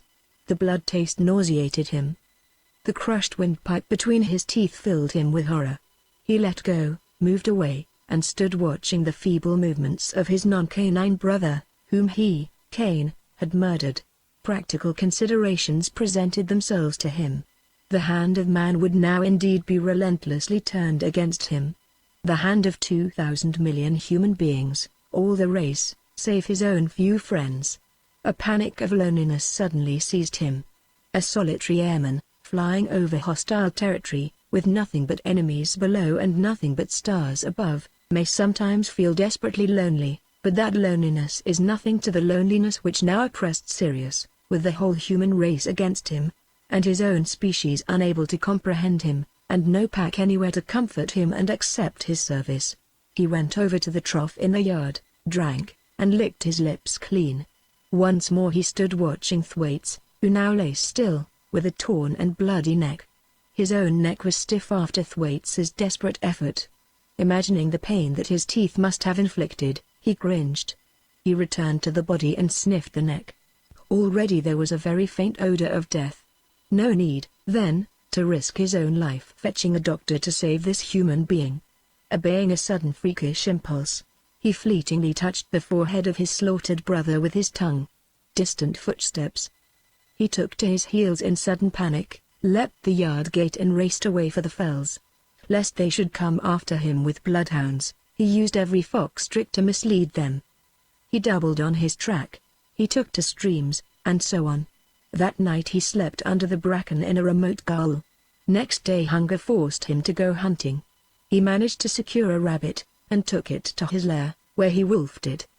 He spent the rest of the day hidden, and haunted by his crime, haunted, yet strangely exultant. Though it was indeed a crime, it was a positive act of self-assertion which had emancipated him forever from the spell of the master race. Henceforth he would fear no man simply as a man. 2 more nights and the intervening day he spent in hiding. Then he set off to intercept Thomas, who was due at the farm in the afternoon. With great caution he worked his way back over the hills till he was looking down on the road to Thwaites' farm.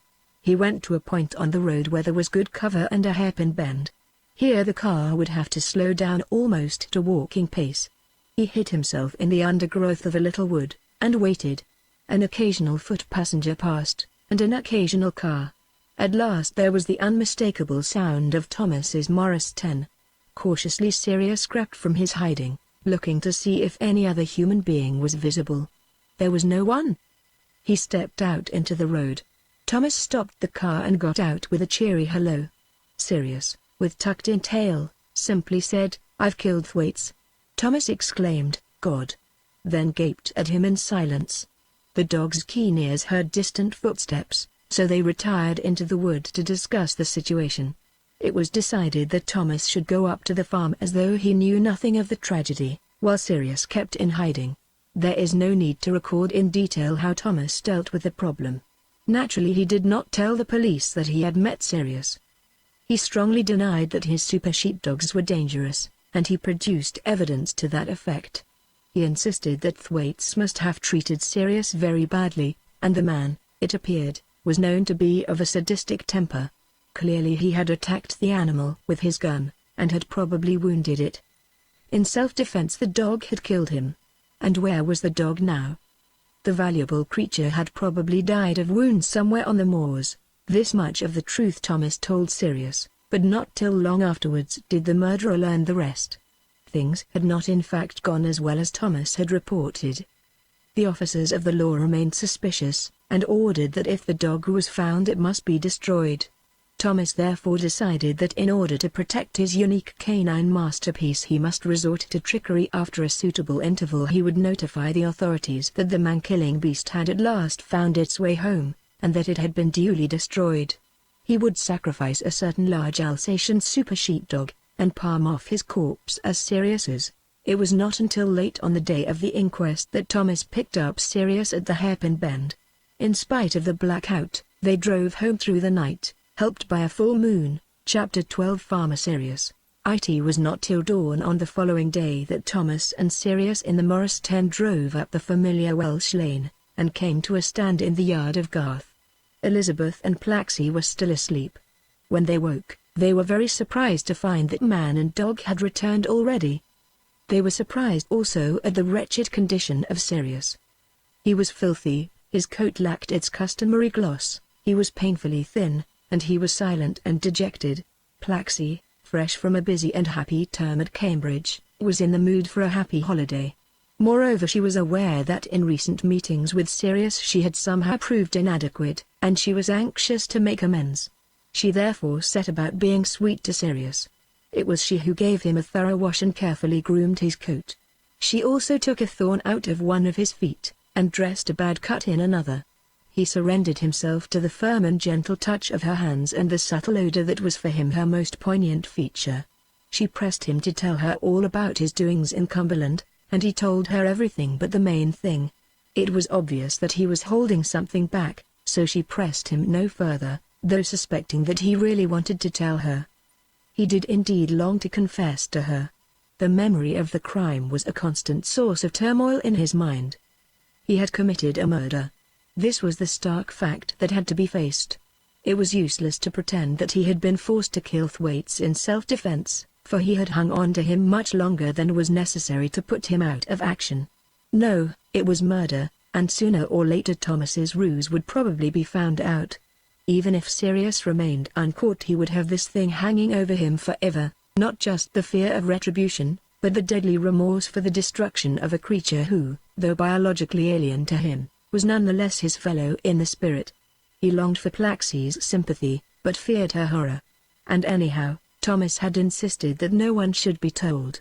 During that Christmas holiday, Sirius and Plaxie spent many an hour talking about themselves and their friends, about art, particularly Sirius's music, about philosophy and religion, particularly his experiences with Jeffrey, about the war, for though both of them felt it to be utterly unreal and remote, and not their fault anyhow, it could not be ignored. Several of Plaxie's friends were already in it, but though at first they had much to say to one another, later they often fell into silence, and as time advanced these silences became longer and more frequent. He brooded over his prospects, she retired into her memories. She was beginning to yearn once more for human companionship.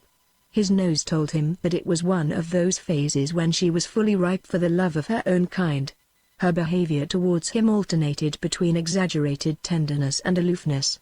She seemed to want to maintain contact with him, but at these times the gulf between the human and the canine was generally too great. But not always.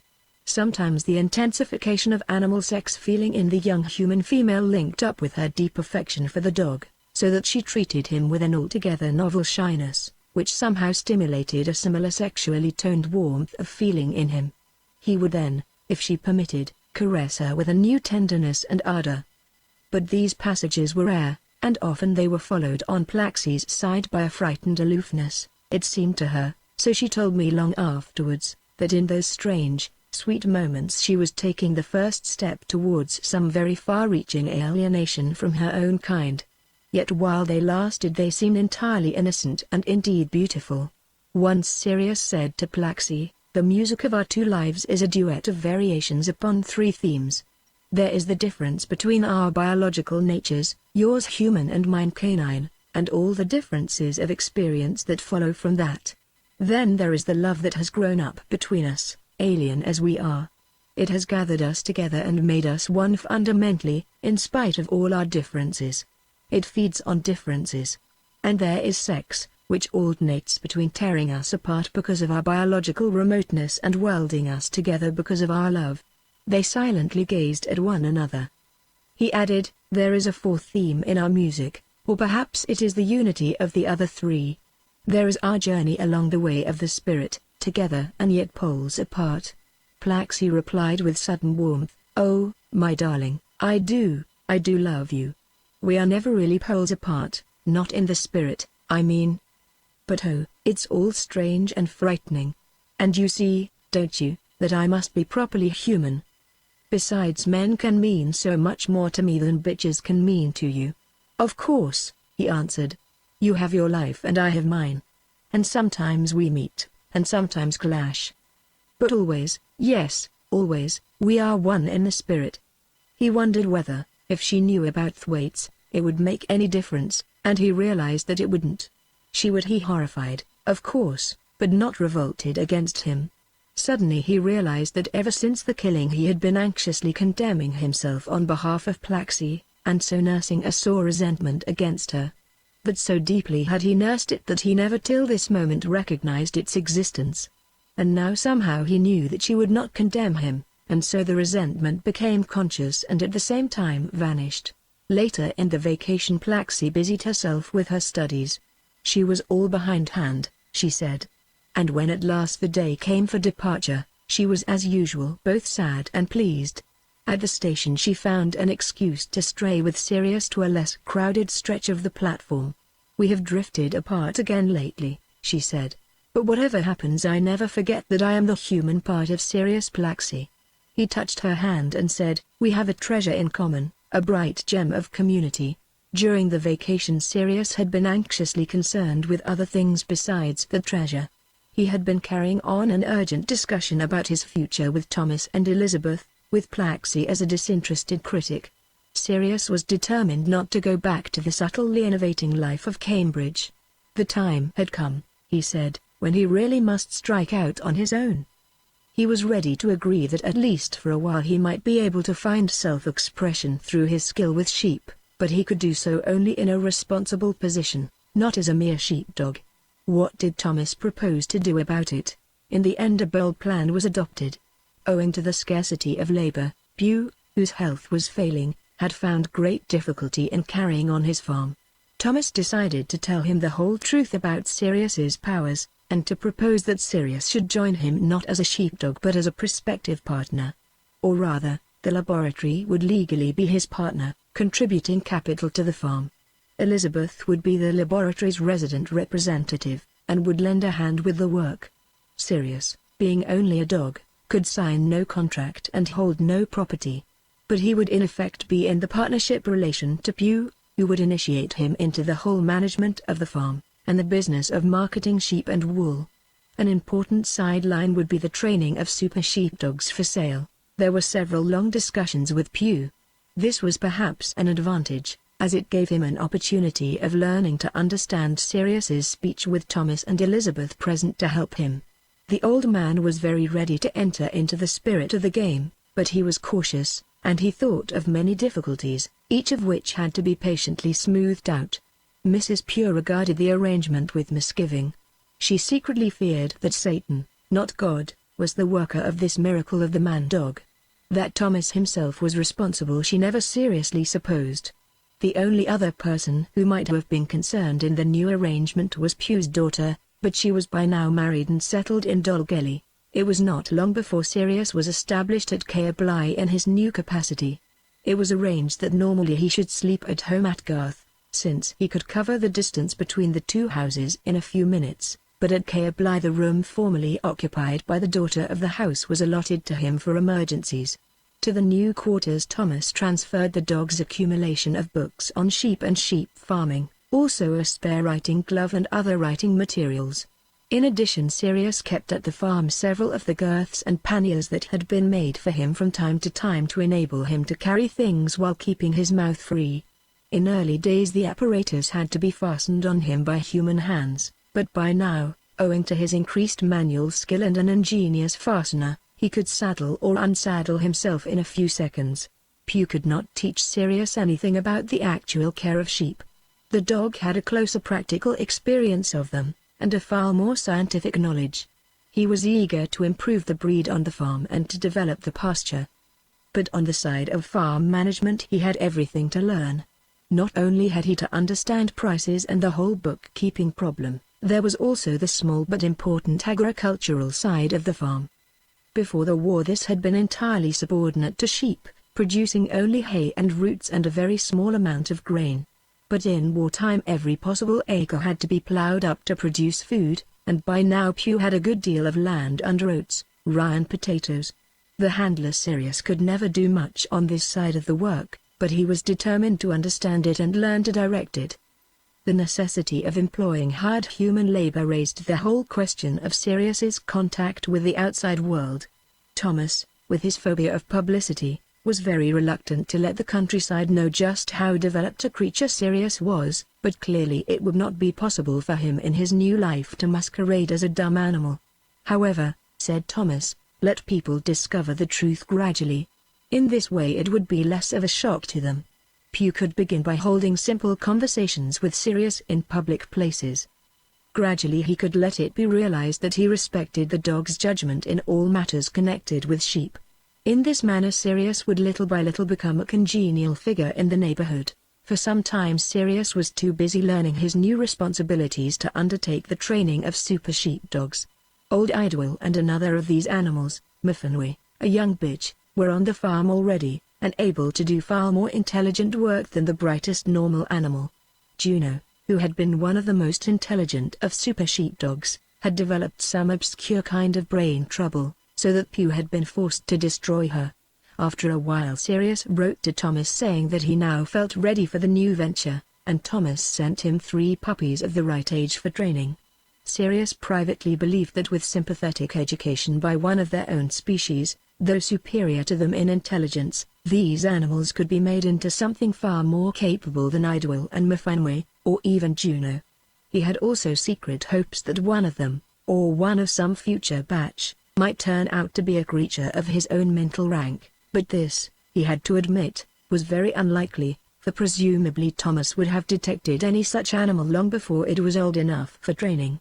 Many attempts had, as a matter of fact, been made to produce another Sirius, but without success. Sirius himself seemed to have been something of a fluke.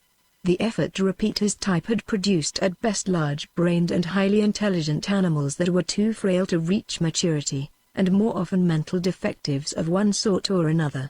It seemed that, if the cerebral hemispheres were increased beyond a certain size, the discrepancy between them and the normal canine organization was too great for reliable viability. Even in man, whose brain and body had developed in step with one another for millions of years, the large cerebrum seems to put a strain on the system, and to be in fact something of a morbid growth, leading all too often to mental disorder. In the case of the dog, when it is suddenly given an enlarged brain, the stress is far more serious. Not only Sirius but Elizabeth also had to be trained for work on the farm. Though normally she now spent more time in Cambridge than in the country, it was arranged that for some months she should live at Garth. She was now a middle-aged but sturdy woman, and during the last war she had been a land girl. Pugh at first found it almost impossible to treat her otherwise than as a lady visitor, but the two of them gradually evolved a relationship which fitted his humor perfectly. She posed as the lazy and grumbling servant, he as the exacting master. He greatly enjoyed disparaging the results of all her labor, scolding her for idling, and threatening that he would report her to Sirius and have her sacked if she couldn't keep a civil tongue in her head. She, for her part, treated him with mock civility and affectionate insolence. It took Mrs. Pugh a long time to realize that the constant wrangling was all friendly. She was confirmed in her anxiety by the fact that Sirius, entering into the spirit of the game, sometimes acted the part of the faithful dog defending his beloved mistress against threatened attack.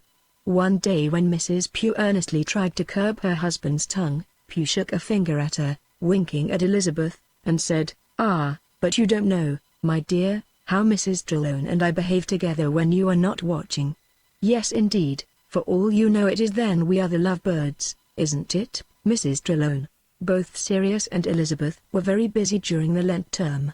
Thomas contrived to spend several weeks in Wales to see how the venture was proceeding. On one occasion he brought two scientific friends to meet Sirius. On another, as Sirius was much interested in improving the local moorland pasture, dog and man went off for a couple of days to Aberystwyth to visit the plant breeding station. Sirius returned full of daring ideas to put before the sympathetic but cautious Pugh.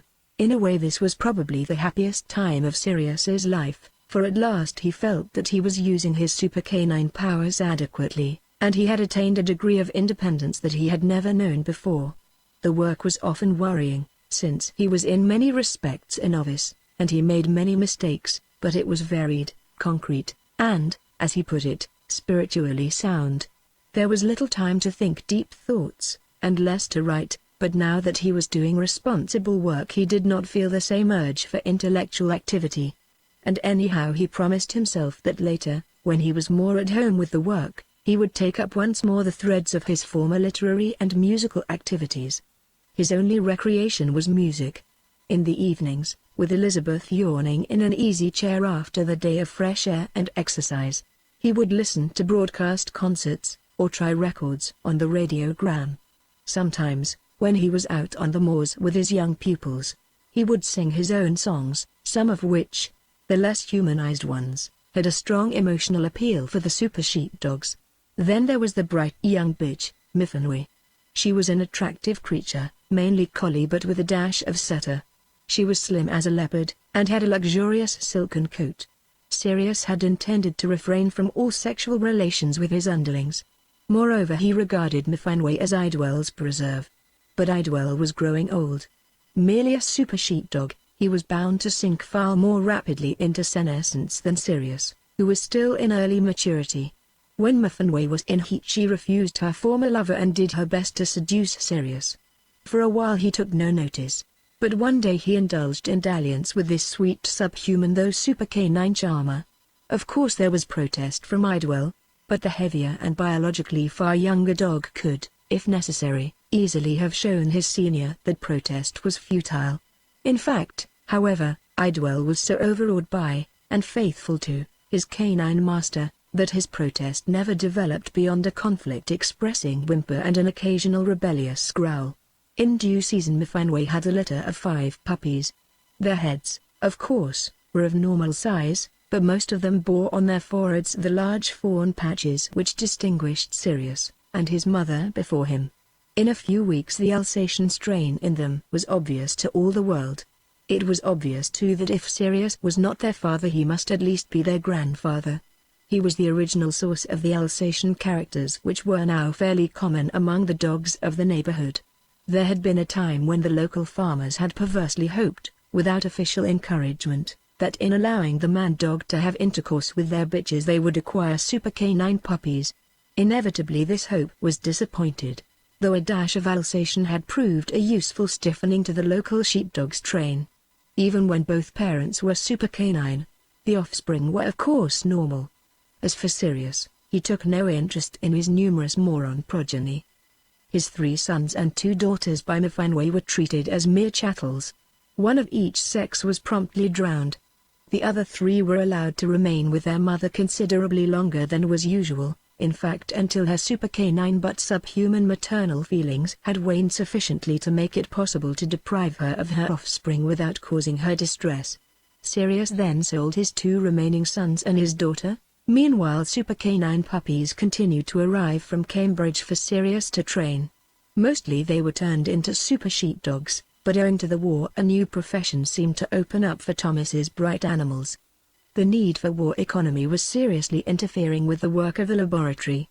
Thomas foresaw the time when the whole organization would have to close down or turn over to some kind of war research. It was at this time, in the spring of 1940, that the war changed from its phony to its violent phase.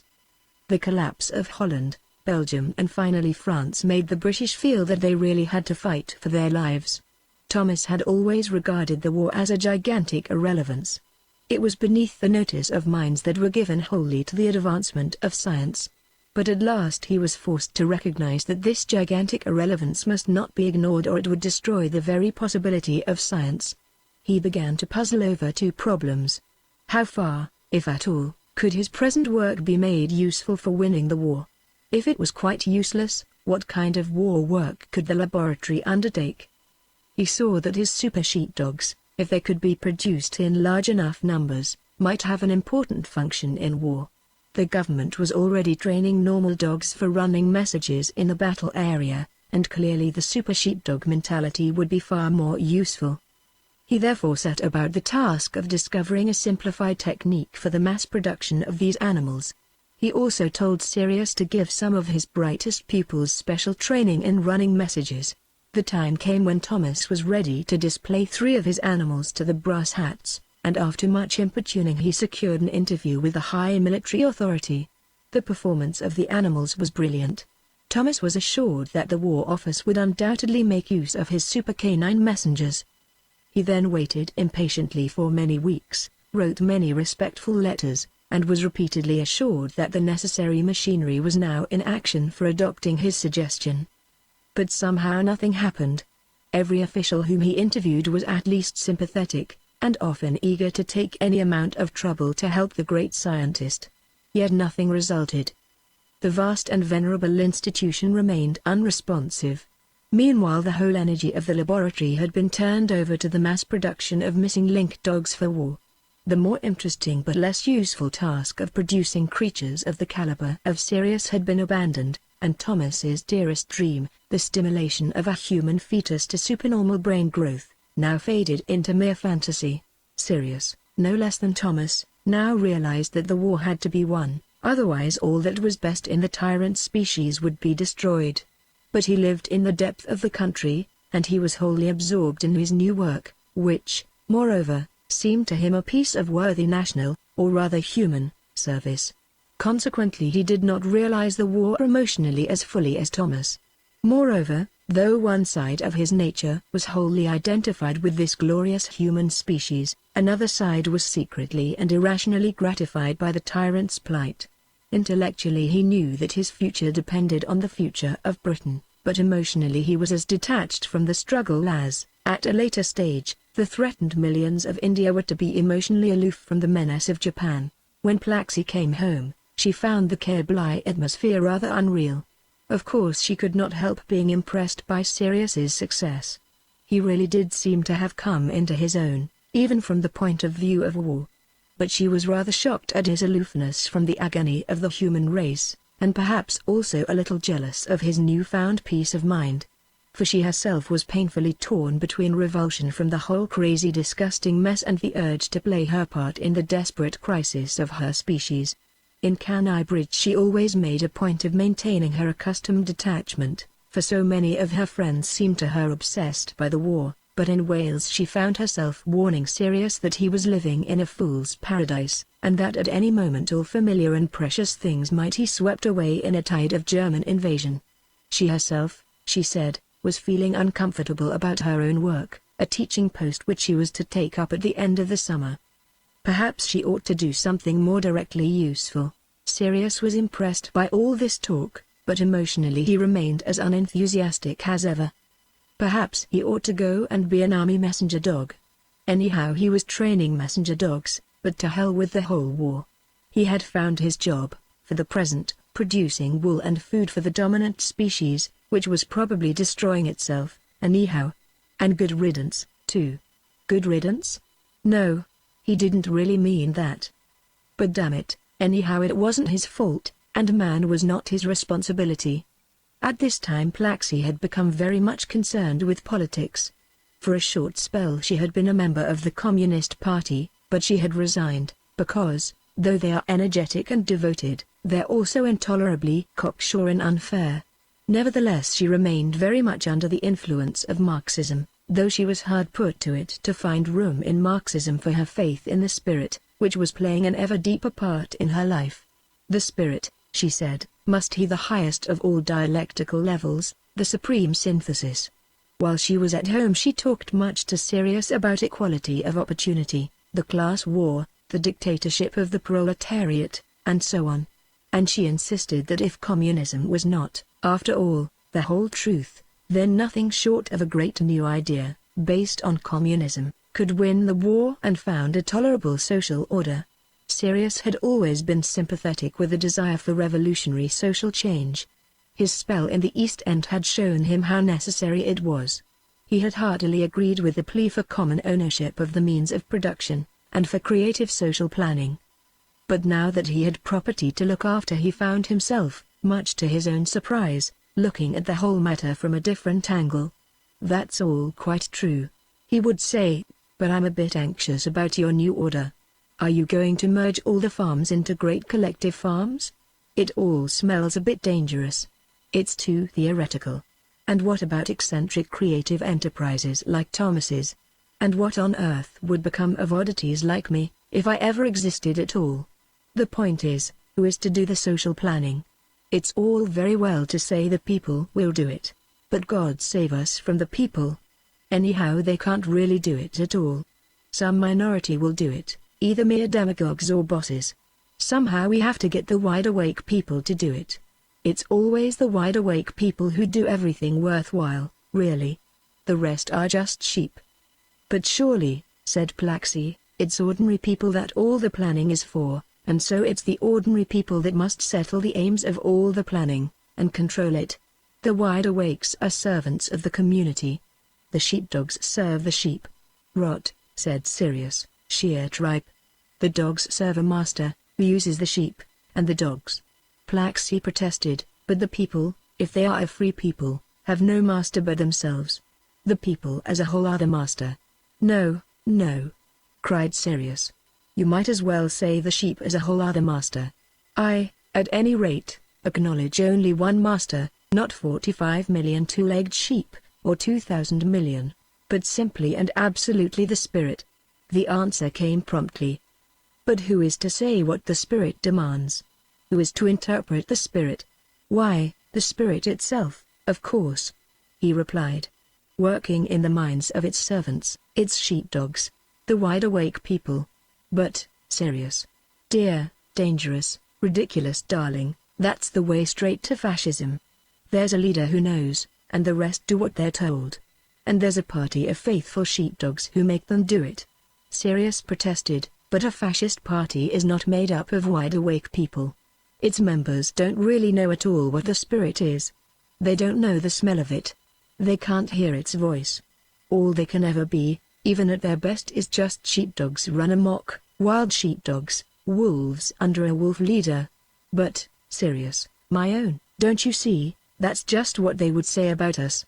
Who is to judge between us? He had his answer ready. Who judged between Christ and the high priest? Not the people. They said crucify him. The real judge was Christ's master, the Spirit, speaking in Christ's own mind, and in the high priest's, it only he would listen. The point is, if you serve the Spirit you can't serve any other master. But what the Spirit demands always is love and intelligence and strong creative action in its service, love of the sheep as individuals to be made the most of, not merely as mutton or as coral insects in a lovely coral pattern, but as individual vessels of the Spirit. That Spirit love, intelligence and creating is precisely what the Spirit is. Plaxy's reply was merely ribald. The Reverend Sirius preached one of his most profound and helpful sermons. They were sitting together on the lawn at Garth, and he playfully attacked her, pushing her over and making for her throat.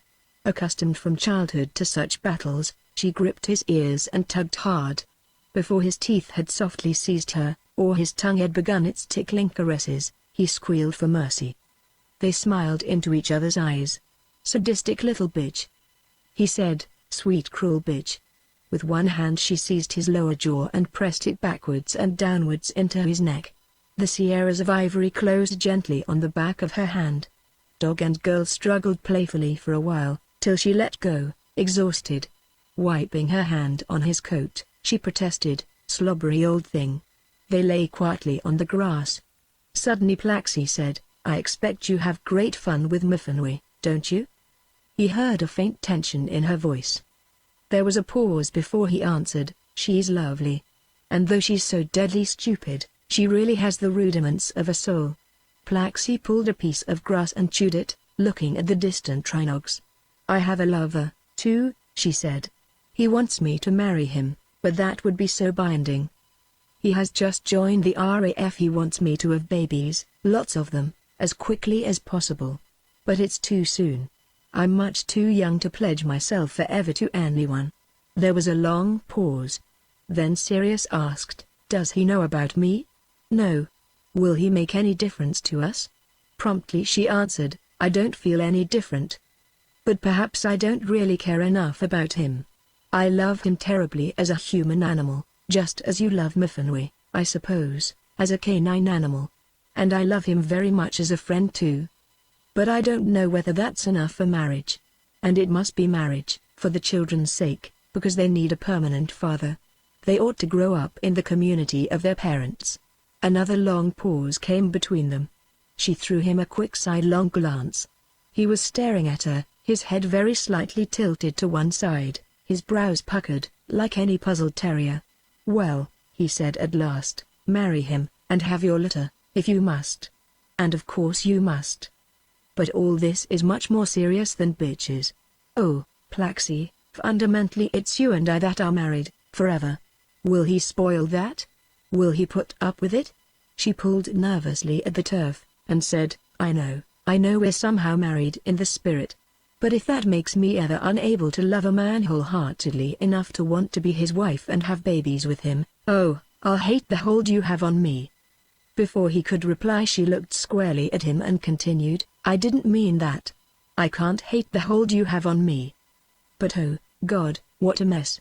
Tears were in her eyes. He stretched forward to touch her hand, but thought better of it. Then he said, "If I am spoiling your life, it would have been better if Thomas have never made me." She put a hand on his shoulder, and said, "If you had never been you, then I should never have been I, and there would have been no difficult, lovely us. And even if I do hate you sometimes, I love you much more, always. Even while I am hating you, I know, and the best of me knows gladly, that I am not just Plaxy but the human part of Sirius Plaxy." He answered quickly, "But to be that properly you must be as much Plaxy as possible, and so you must somehow live your human life fully." "Oh, yes, I understand. Being human, and a girl, and in England, and middle class, you can't merely have lovers and an illegitimate litter. You must have a husband. to himself. He added, "And I perhaps must sometimes kill your kind." But the memory of Thwaites murdered suddenly came upon him, and revolted him with its contrast to the present happy situation. It was as though, running on the moor in bright weather, he had suddenly been swallowed by a bog. And somehow it seemed that only Plaxi could pull him out. On a sudden impulse he told her the whole story. Chapter 13 The Effects of War. By the autumn of 1940 Sirius was well established at Caerblai, was planning great improvements for the pasture, the breed and the arable land, and was known in the neighborhood as Pugh's man dog. Precisely what his mental stature was, no one could decide.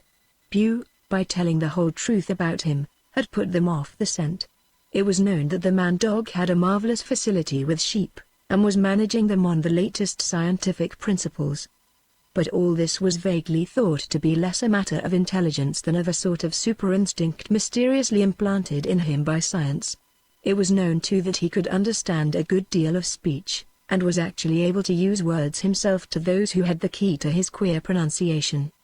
He was learning a bit of Welsh, and the fact that his Welsh was so rudimentary, and that this was the language which alone was familiar in the district, disguised from everyone his true linguistic gifts and his fully human mentality. Even so, had it not been wartime, the newspapers would certainly have publicized him, and with far more success than befell the stunt of the talking mongoose at an earlier date. Sirius made himself thoroughly popular with most of the surrounding farmers and villagers, but there were a few who stubbornly regarded him with suspicion. Devout chapel-goers affirmed that the man-dog's real master was not Pugh but Satan, and that Pugh had sold his soul to the devil to help him out of the labor shortage. Some of the sexually obsessed, aware of the great affection that held between the man-dog and the scientist's younger daughter, whispered that it was Thomas, in the first instance, who had sold his soul, in order to gain scientific fame, and that Satan, incarnate in the dog, habitually gratified himself in perverse sexual intercourse with Thomas's daughter. And she, they said, for all her charm, was little better than a witch. Anyone could see that there was something queer and inhuman about her. Rumors of a different type were spread by the cruder sort of patriots. They declared that Thomas was in the pay of the Nazis, who had found in his man-dog the ideal kind of spy. It was no accident that the animal was established in the neighborhood of a big artillery camp. Most people were too sensible to take these rumors seriously. Pugh was popular, and so was Sirius, for he was certainly a genius with sheep, and he lent distinction to the district. Thomas, though an Englishman, had won a place in local esteem, and his daughter, in spite of her newfangled ways, was an attractive girl. Not till the pressure of war had been much prolonged, driving simple folk to look for scapegoats, was public opinion to become hostile. When the Great Terror attacks on London began, Elizabeth received a long letter from Geoffrey describing conditions in his parish, and urging her to take in some of his refugee children, and plant out others in suitable homes in her district. Geoffrey was one of those who believed in personal responsibility. He suspected all government organization, consequently he was anxious to avoid as far as possible merely handing over his charges to the official evacuation authorities. Geoffrey's account of the devastation, heroism, muddle, callousness, and human kindness in the great blitzes had a deep effect on Sirius. He remembered vividly the smell of Geoffrey's home, and of the bare little church and all the stuffy houses that he had visited. And these olfactory images called up in his mind a rich picture of human beings struggling against a hostile environment and their own inadequacy. He remembered many of the people whom Geoffrey reported as casualties, and many of the children for whom hospitality was required. He had a generous impulse to rush off to London at once with his panniers filled with first-aid equipment. But it was a foolish impulse. He would only be in the way. Besides, it was one thing to enjoy a generous impulse and quite another to put it in action. He suspected that he would be a thorough coward in an air raid, and anyhow, fundamentally he felt aloof from the whole war. If the human race was fool enough to torture itself in this crazy manner, what had he to do with it? Nevertheless, he could not help being deeply moved by Geoffrey's story, and by affection for Geoffrey himself. The plight of London became even more vivid to him and to the local population when, by one of those flukes which seem common in war, a single bomb, dropped at random by a stray raider, fell neatly on a lonely cottage in the neighborhood, killing or wounding all its occupants. Elizabeth undertook to take 3 London children into her house, and Mrs. Pugh, with much misgiving, agreed to accommodate 2 more.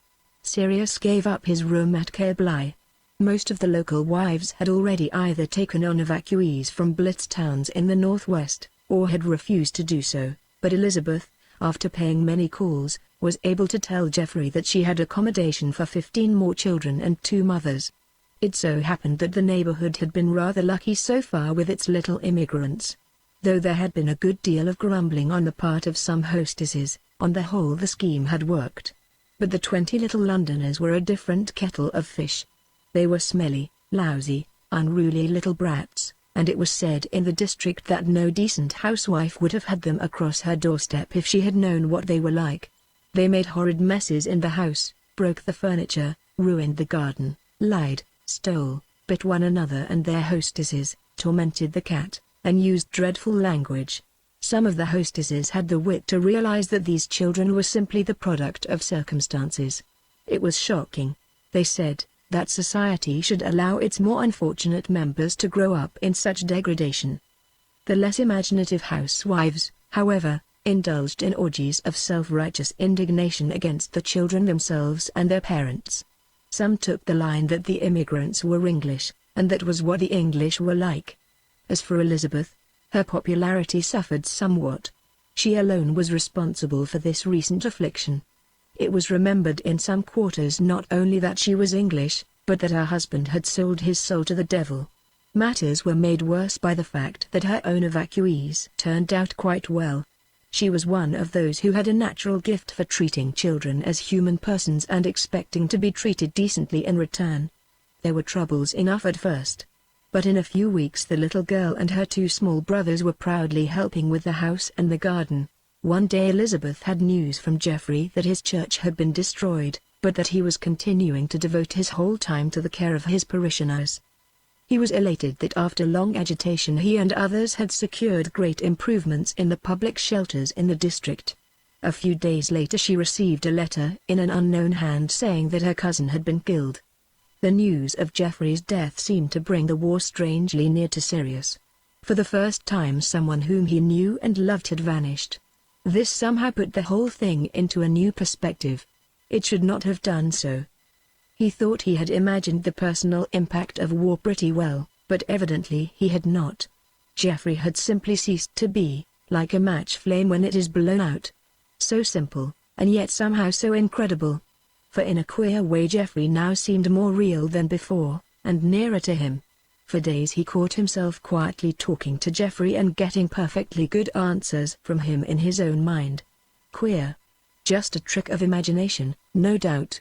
But somehow he couldn't really in his heart believe that Geoffrey had simply been snuffed out. Or rather, part of him believed it confidently and another part just couldn't. He had a fantastic dream. Geoffrey sought out Thwaites in hell, and found him with Sirius's soul in his pocket. Somehow Geoffrey brought Thwaites up to heaven, and his reward was the freeing of Sirius. The war was soon to come even nearer to Sirius. In May Thomas took him by car to visit a farm near Shap, where several super sheepdogs were being successfully used to do practically the whole routine work on the sheep. The route back to North Wales passed through Liverpool. There had been a good deal of raiding on Merseyside from time to time, and Thomas judged it wise to be well across the river before dark. Unfortunately they were late in starting, and did not arrive in Liverpool till dusk. Somewhere in the outskirts of the town they developed engine trouble, and by the time an overworked garage hand had put matters right it was dark. They set out once more, but were much delayed by the condition of the town. There had been a bad raid on the previous night, and the streets had not yet been properly cleared. The result was that, before they could reach the entrance of the famous tunnel under the Mersey, a raid began. It was not far to the tunnel, so Thomas decided to hurry on.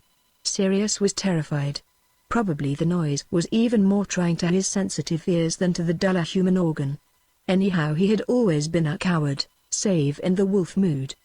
The moaning of planes, the prodigious smack and racket of anti-aircraft guns, the tearing rush of bombs, like a raucous and vastly amplified whisper, he thought, followed by such a crash as he had not believed possible, and then the clatter of falling masonry, The roaring and crackling of fires, the scurrying of human feet, the screams of casualties demanding help as the car passed erect shelter, all this had a shattering effect on his morale. Sitting there in the back of the car, he had nothing to do but be terrified.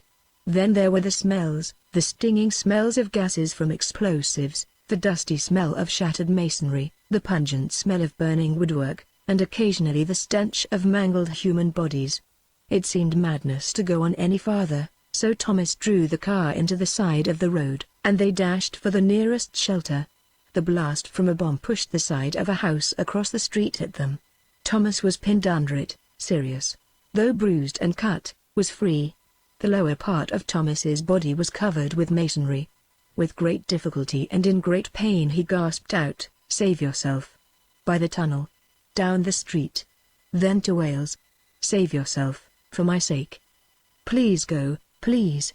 Sirius tried frantically to shift the debris with his paws and teeth, but could not. "I'll get help," he said. "No, save yourself," Thomas gasped. "I'm done anyhow. Good luck." But Sirius hurried off, and presently was tugging at a man's coat, and whimpering. It was obvious that he wanted help for someone, so a party came back with him. But when they reached the place where Thomas had been, they found only a fresh crater. The men returned to their former task, leaving Sirius blankly gazing. He sniffed about for a long while, whimpering miserably. Then his terror, which had been blotted out by action, welled up again. But his head was clear. He must find the tunnel entrance, which Thomas had said was quite near. He hurried along by the light of fires reflected from the clouds. At one point the road was completely blocked by fallen masonry, and he had to clamber over it. At last he reached the tunnel and managed to sneak in unobserved. He cantered along the footpath, and though a stream of cars was traveling towards Birkenhead, making a terrifying noise in the confined space of the tunnel, no one took much notice of him. At the Birkenhead entrance he made a dash for liberty, and found himself once more in the threatening racket of war and under the firelit sky. But the bombs were falling mostly on the Liverpool side of the Mersey. Sirius gave me a very full account of his long trek from Birkenhead to Trasfyneed, but there is no need to report it here in detail. Tired and mentally shattered, he made his way westward through the town and out across the Wirral towards Thirsterstone Common. As he cantered through the night his mind kept reverting to the complete disappearance of Thomas, the being who had made him, whom he had at first adored with uncritical canine devotion, and more recently had strongly criticized, while always retaining a deep affection for him, and a deep respect for his powers. Intellectually he had little doubt that Thomas had simply ceased to exist, yet, as with Geoffrey's death, he could not really believe it. Lobbing along a stretch of road, he found himself arguing with Thomas on the subject. The dead man insisted that there was now nothing anywhere in the universe which could reasonably be called Thomas alone, no mind continuous with that mind's thoughts, desires, feelings. "Well, you ought to know," said Sirius, and then came to a sudden halt, wondering if he was going mad. From Thirsterstone he travelled along the shore of the Dee estuary and over the salt marshes to Queen's Ferry, then by road and field and moorland, always in a southwesterly direction.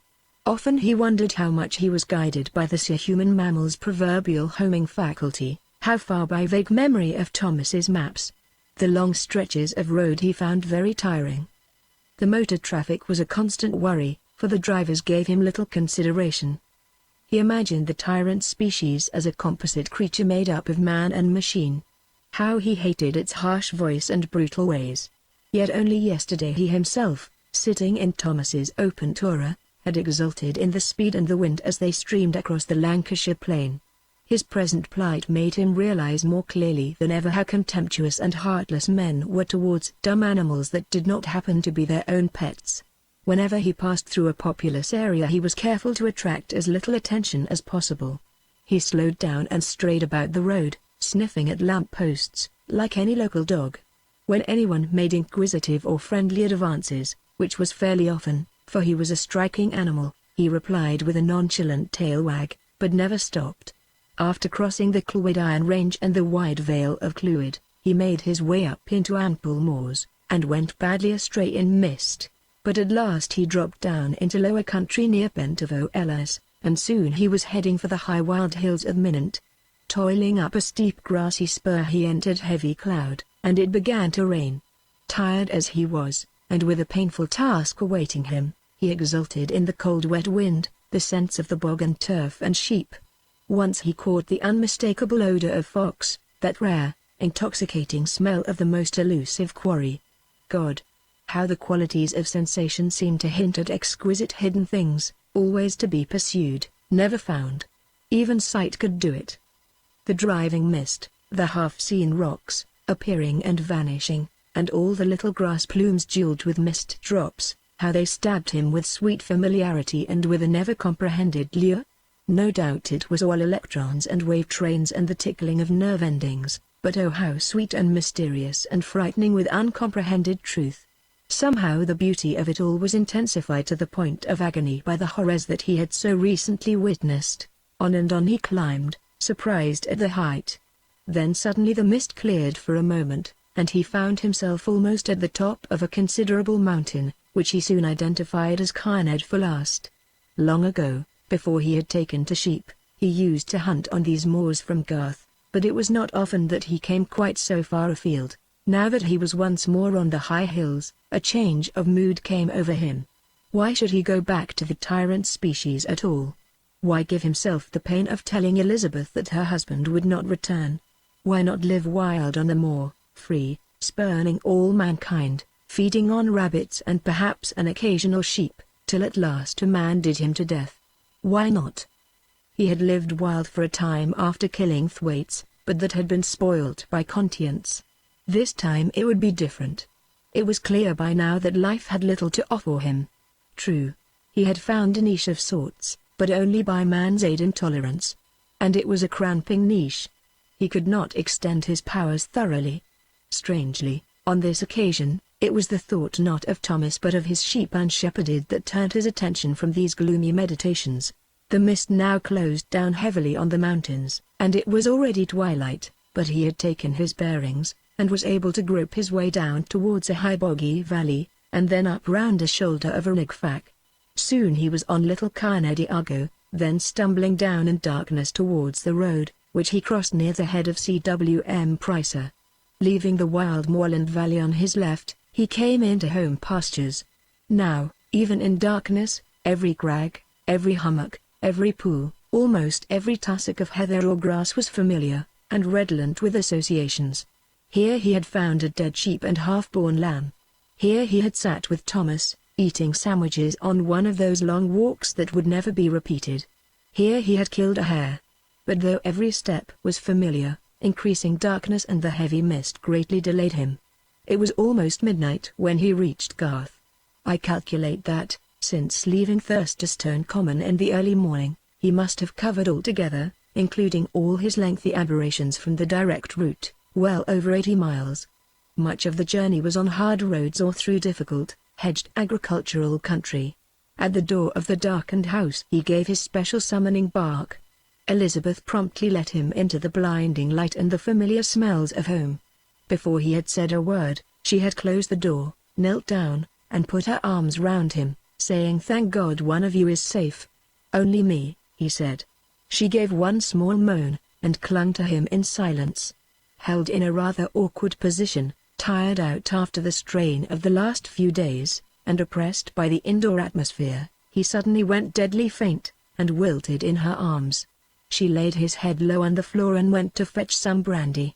But in a moment he recovered, staggered onto his feet, dutifully but feebly wiped them on the doormat, and walked unsteadily into the sitting room. Then he realized that his undersurface was covered with the wet black mud of the bog. When Elizabeth returned, he was standing with trembling legs and hanging head, wondering what to do. "Lie down, precious," she said. "The mess is nothing." Presently she had him lapping up sweet tea, and then eating bread and milk. Chapter 14 Tanwy Vole. Thomas's death affected the female members of the Trelawney family very deeply. The two boys were away at the war, but Tamsy and Plaxy both came home to spend a week or so with their mother. Sirius at a later date told me that Tamsy was superficially more distressed than Plaxy. She wept a good deal, and by her too demonstrative sympathy she increased rather than assuaged the emotional strain that inevitably fell upon Elizabeth. Plaxi, on the other hand, was strangely cold and awkward. With a pale face, and an almost sullen expression, she occupied herself mainly with housework, leaving her mother and sister to dwell upon the past. One day Tansy unearthed from Thomas's chest of drawers a dilapidated handkerchief case which Plaxi as a child had made and given to her father on his birthday. With swimming eyes Tansy brought this relic to her sister, obviously expecting it to be a stimulus to sweet sorrow. Plaxi turned away, muttering, "Oh, for God's sake, don't." Then, unaccountably, and with a look almost of fury, she rushed at Sirius and gave him so brusque a hug that he wondered whether it was meant as a caress or as the opening of a wrestling bout. I mention this incident because it suggests that Plaxi's relations with her father were in fact rather complex and emotional. As for Sirius himself, his very real grief, he told me, was mingled with a new deep sense of independence. His canine nature lamented the loss of his master, and he was haunted by memories of Thomas's affectionate guidance, yet his human intelligence now breathed more freely.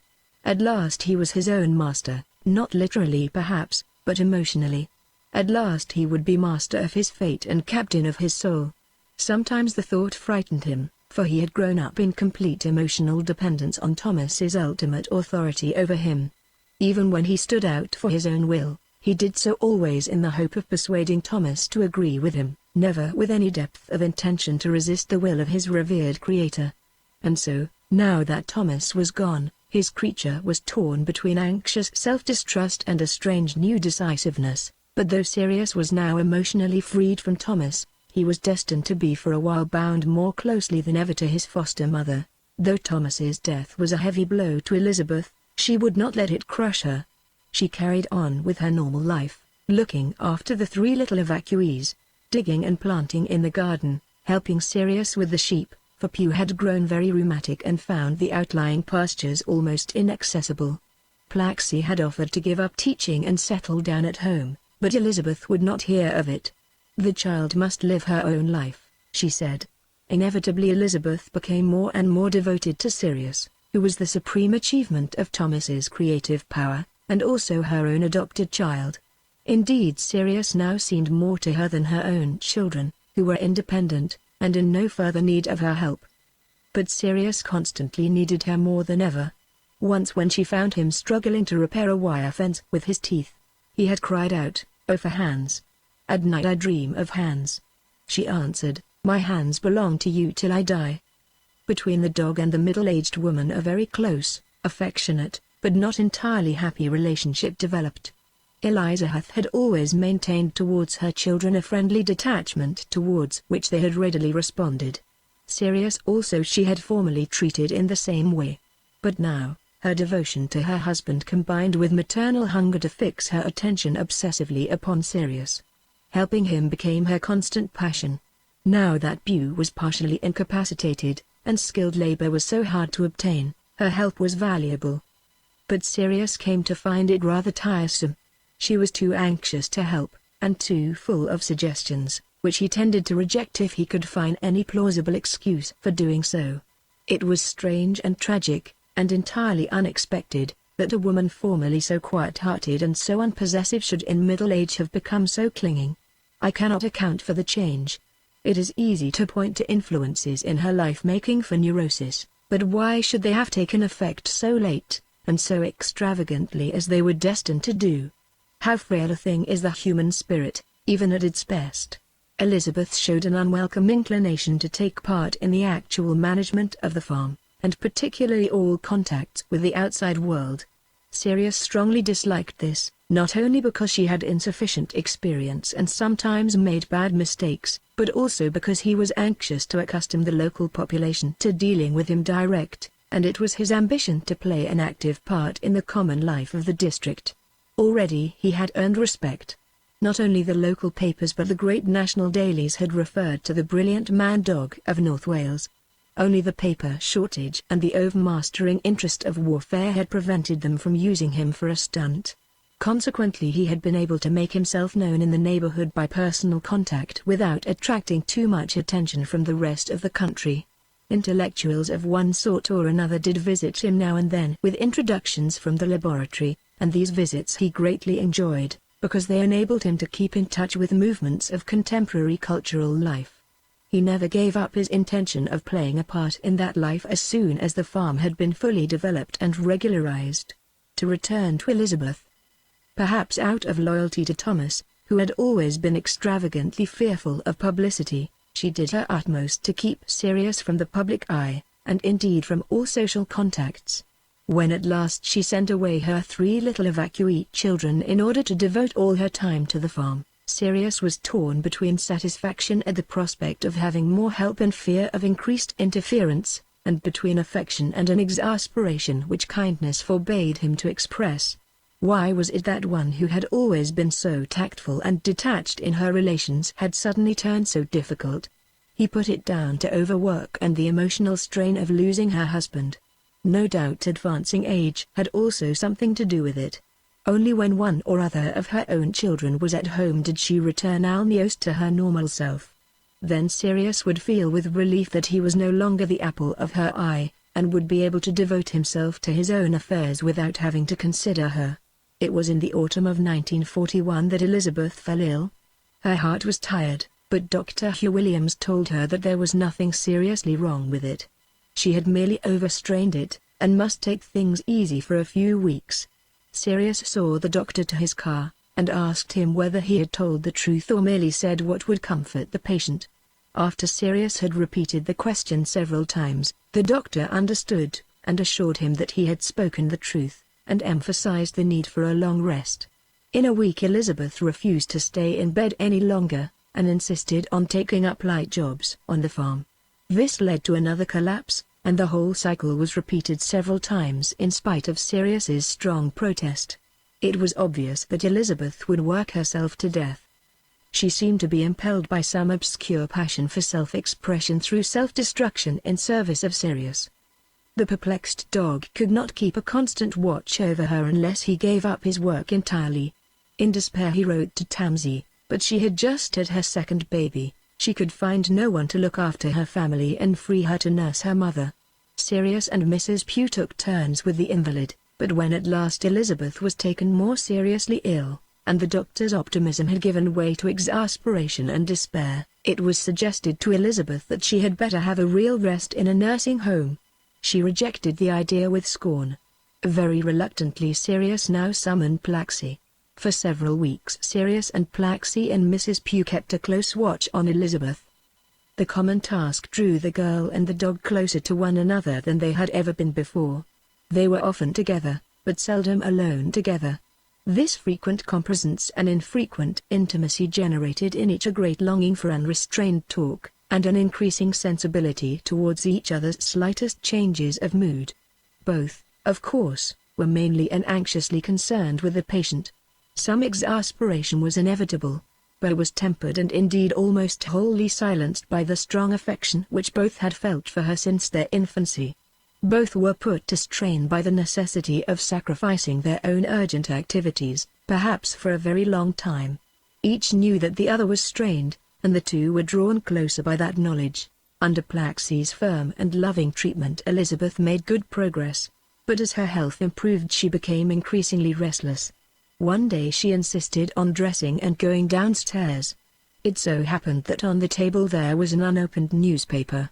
She picked it up and opened it. "British cruiser sunk," said the main headline. It was the ship on which Morris was serving. Owing to the fact that the Germans were the first to announce the sinking, the Admiralty had been forced to break their rule and publish the information before the next of kin had been told of the casualties. The shock of the news, and the suspense that followed it, killed Elizabeth before word came through that her son was among the survivors. Plaxi, though scarcely human, though cat-like and fey, was human enough to have deep feelings for her mother, who had always shown special affection for her youngest child, and yet had built up with her an even freer, happier relationship than with the elder children, for she had learnt by her own past mistakes with them. Elizabeth's death therefore hit Plaxi hard. Sirius too was greatly distressed, on his own account, and still more on hers. For himself, he was again strangely perplexed by this business of death. The dead Elizabeth kept talking to him. And it was not the Elizabeth that had just died, the overstrained and difficult Elizabeth, it was Elizabeth as she was in her prime. Again and again, with variations, she made or seemed to make a very intelligent contribution to his thoughts. She said, "Don't puzzle your old head about it so. Mind like ours just aren't clever enough to understand, and whichever way you decide you're sure to be wrong. Don't believe I still exist, for that would be false to your intellect, but don't refuse the feeling of my presence in the universe, for that would be blind." Shared grief and common responsibility tended to bring Plaxi and Sirius into an ever closer intimacy. They now sank exhausted into mutual dependence. And there was much work to do together. With the aid of the family solicitor and a representative of the laboratory, they had to wind up the Trelawney affairs. Obviously, the house must be sold. But the decision to surrender the home in which they had been brought up together was momentous both to girl and dog, for it meant severing the remaining tangible link between them. They spent many hours of many days sorting out the contents of the house. All the furniture had to go, save the few pieces that Tamsin wanted for her own house, and the fewer that were to be given to Sirius, who must now be re-established at Cablai. Books, crockery, kitchen utensils, clothes, all the multifarious possessions of the dead parents, had to be sorted out. The property of the absent children must be separated from the rest, and packed up and dispatched. Plaxi's own and Sirius's own things must be collected and sorted. A great bonfire of sheer rubbish was made every morning, and carefully extinguished at night, because of the blackout. Photographs of the parents themselves, of their parents and relatives, of the 4 children and Sirius at all ages, of super sheepdogs, of holiday expeditions, of Sirius at work with sheep, all had to be looked at by dog and girl together, squatting on the floor of the dismantled sitting room. All had to be talked over, laughed over, sighed over, and finally assigned either to the rubbish pile or to the collection of things too good to destroy. When the labor was over, when the furniture was all gone, when there was nothing in the house but a few packing cases not yet dispatched and the few crocks and scraps which the two had been using for their meals, when the floors were bare-board and the house was the mere shell of a home, Plaxi prepared a final meal for the two of them. It was lunch. She was to leave by train early in the afternoon, and he was to begin at once to catch up with arrears of work at the farm. They sat together on the floor of the empty sitting room, and ate almost in silence. They had as a matter of course settled down in the spot by the fireplace where they had so often sat together during the past 2 decades. The old soft hearthrug had gone. They sat on Plaxi's mackintosh, spread on the floorboards. She leaned against a packing case instead of the vanished couch. The solemn little picnic was soon finished. Sirius had licked out the last drop of his last bowl of tea. Plaxi had stubbed her cigarette end in her saucer. Both sat silent. Suddenly Plaxi said, "I have been thinking hard," and he, "So it seems, oh wise woman." "I've been thinking about us," she continued. "Mother was useful on the farm, wasn't she?" He agreed, and wondered how they would manage without her. "The new land girl," he added, "is not a patch on the last. She tries to keep her hands soft."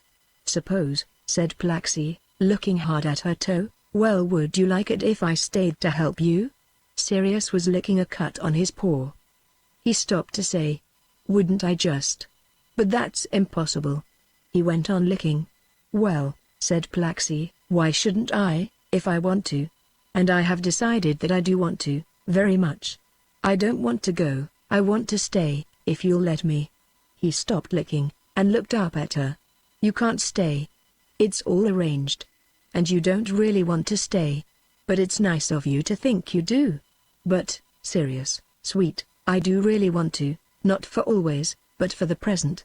I have thought it all out, right here. We'll rent Tanwyvole." This was the laborer's cottage on Pew's land, where later I was to discover them. "It'll be fine," she cried brightly, then with sudden shyness, for he was gazing at her sadly, she added, "Or wouldn't you like it?" He reached out and nuzzled into her neck. "You needn't ask," he said, "but you have a life of your own to lead. You can't give it all up for a dog."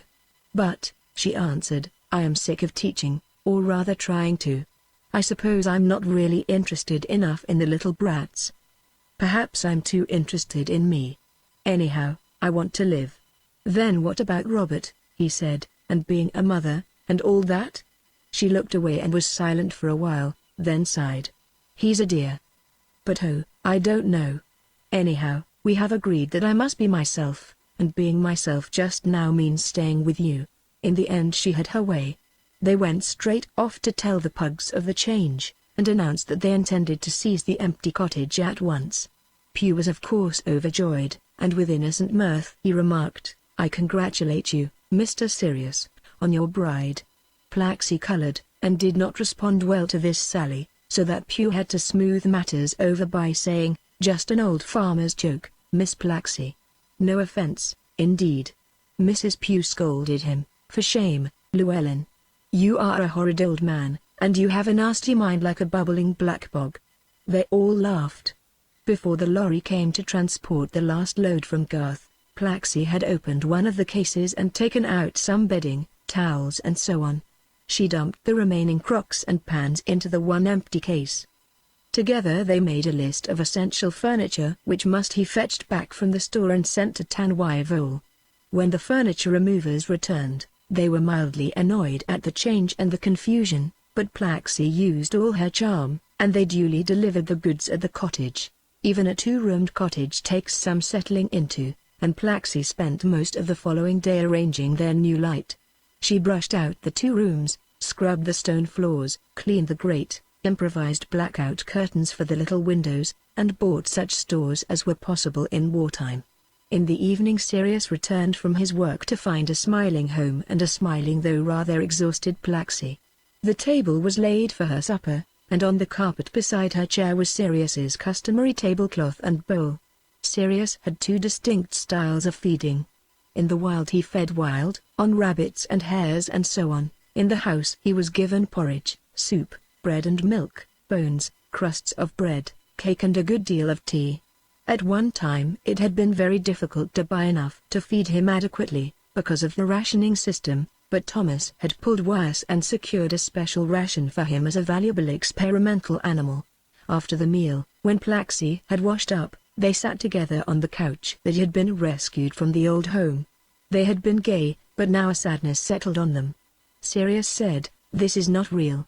It is a very lovely dream. Presently I shall wake up."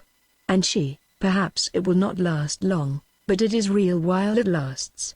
And there is a rightness in it. It had to be, to make us one in spirit forever, whatever else may come. We shall be happy, never fear." He kissed her cheek. They were both tired after the day's work, and very soon they were yawning. Plaxi lit a candle and put out the lamp. In the next room her familiar bed was awaiting her, and on the floor was Sirius's old sleeping basket, a vast pan of wicker containing a circular mattress. Strange. They had been brought up together, child and puppy, sharing the same room, and even when they were grown up she had been thoroughly used to undressing before him without any self-consciousness, yet now, unexpectedly, she was shy. At this point I cannot resist pausing to ask the reader a question. Does not Plaxi's momentous decision to give up her career and live with Sirius need some explanation? Here was a young woman of outstanding charm, with many admirers, and one of them her accepted lover. She had taken up a teaching post which she filled with distinction, and in which she was finding a good opening for self-expression. Suddenly she gave up her work and practically broke off relations with her lover in order to join her life with the strange being who was her father's most brilliant creation. Does it not seem probable that the underlying motive of this decision was the identification of Sirius with her father? Plaxi herself, now my wife, scorns this explanation, holding that it does not do justice to the power of Sirius's own personality over her. Well, there is my theory, for what it is worth. On the morning after the occupation of Tanwy Vole, Plaxi began her apprenticeship on the farm. She cleaned out a pigsty, harnessed the horse, loaded muck into the cart and unloaded it on the manure heap. She also helped Sirius to attend to a sick sheep on the moor. Towards the end of the day she put in some hard work on the wilderness that was meant to be the cottage garden. In such style, with variations, the days passed. Her face took on the healthy glow that delighted me when in due season I discovered her. With mingled distress and pride she watched her hands go blistered, grime and grained, scratched, cut and hard. Mrs. Pugh taught her to milk. Pugh himself taught her to broadcast a field with oats, while the instrument which she insisted on calling the sewing machine was out of order. Always there were countless nameless jobs to do about the farm. Her main function, she said, was to save Sirius's teeth, which were beginning to wear down with too much gripping of wood and iron. So far as possible he confined his attention to the sheep and the super sheepdogs, but there was no end to the number of small unexpected tasks which really called for hands but could most easily be disposed of at once by his own clumsy jaws. On the farm premises he was always, in spite of his painfully acquired skill with those unsuitable instruments, too pitifully handless. But on the moors he was in his clement. Plaxi greatly enjoyed the expeditions into the hills with Sirius and his canine pupils. Bounding through the bracken, he was a storm-tossed but seaworthy boat.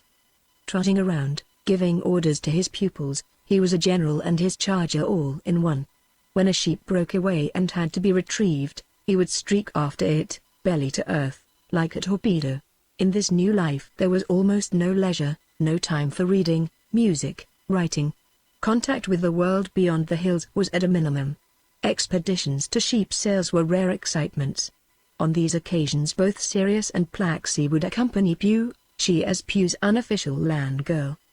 The bustle, the babble of Welsh voices, the clamour of sheep, the variety of human and canine types, the social atmosphere of the pubs, and of course the young men's unconcealed admiration of this bright and humorously self-important, this forthcoming but rather queer land girl, not in uniform. All this Plaxi vastly enjoyed as a change from the seclusion of the farm. Apart from these infrequent excursions, social intercourse was to be had only on expeditions to the village, and on visits to neighboring farms to borrow or lend tools, or simply for friendly intercourse. Often Plaxi would tidy herself up and revert as far as possible to the gay young lady, and it was with deep peace of mind that she walked through the fields with the great sinewy beast at her side. With a careless, queenly self-confidence she accepted the inevitable admiration of the young farmers and shepherds, and sensed their puzzlement over her indefinable oddity.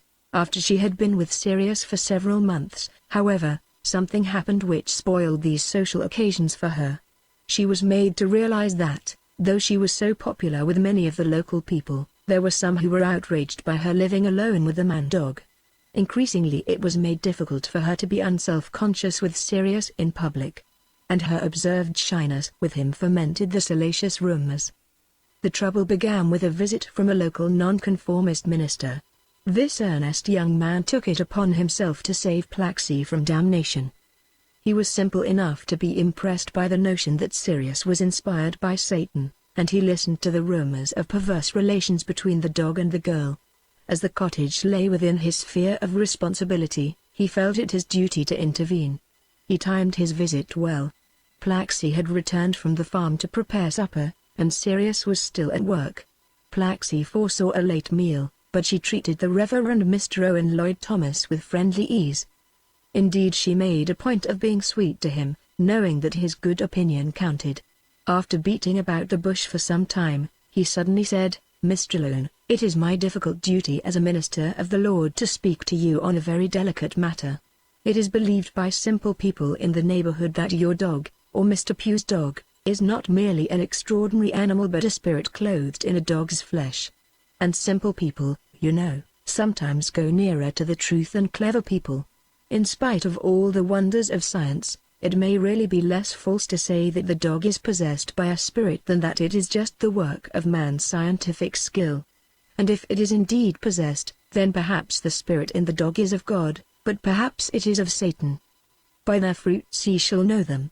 He fell silent, cast a self-conscious glance at Plaxi, and fell to twisting the brim of his soft black hat.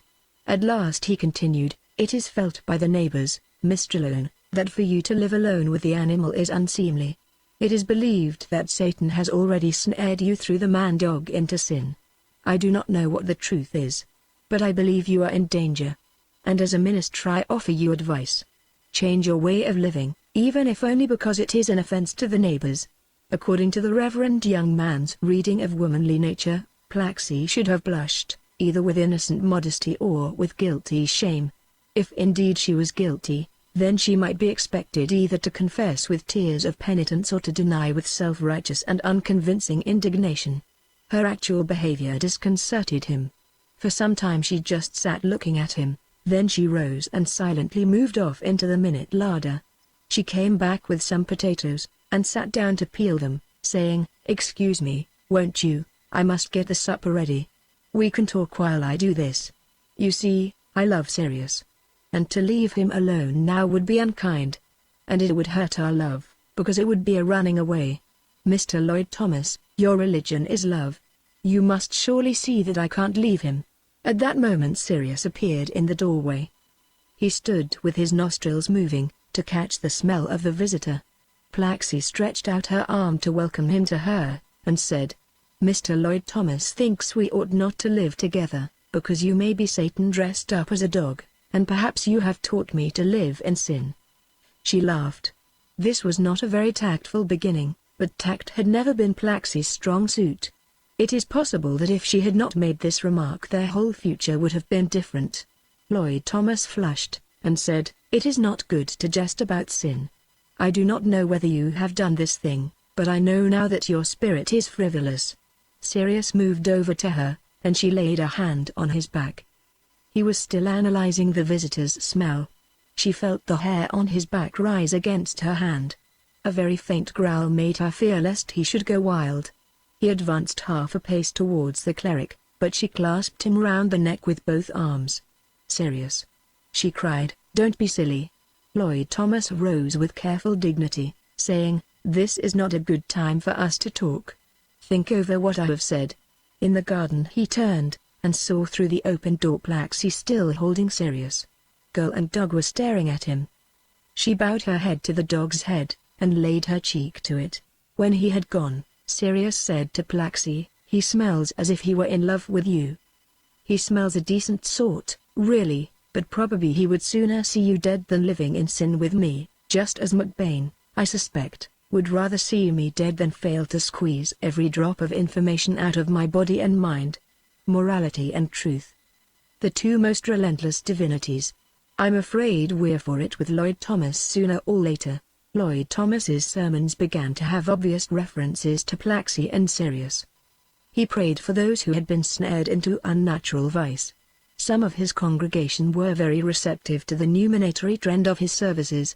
Little by little, among those who had no personal contact with Plaxi, there grew up a considerable movement of censure and indignation, and also anxiety, for would not the Lord punish the whole neighborhood for harboring the wicked couple? Fresh rumors seemed to sprout every day.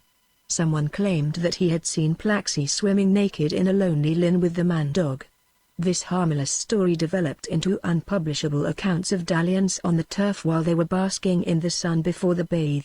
A boy also reported that one Sunday he had peered through the hedge at Tanwyvole and seen Plaxi lying naked on the grass, black as a nigger, she was, with the sun, while the dog licked her from head to foot. The patriots and spy hunters were also roused. It was affirmed that Sirius's panniers contained a radio set with which he signaled to enemy planes. Sirius's friends ridiculed these stories, or indignantly reprimanded those who spread them. Plaxi was still able to do her shopping in an atmosphere of friendly attentiveness. There were, however, a few unpleasant incidents.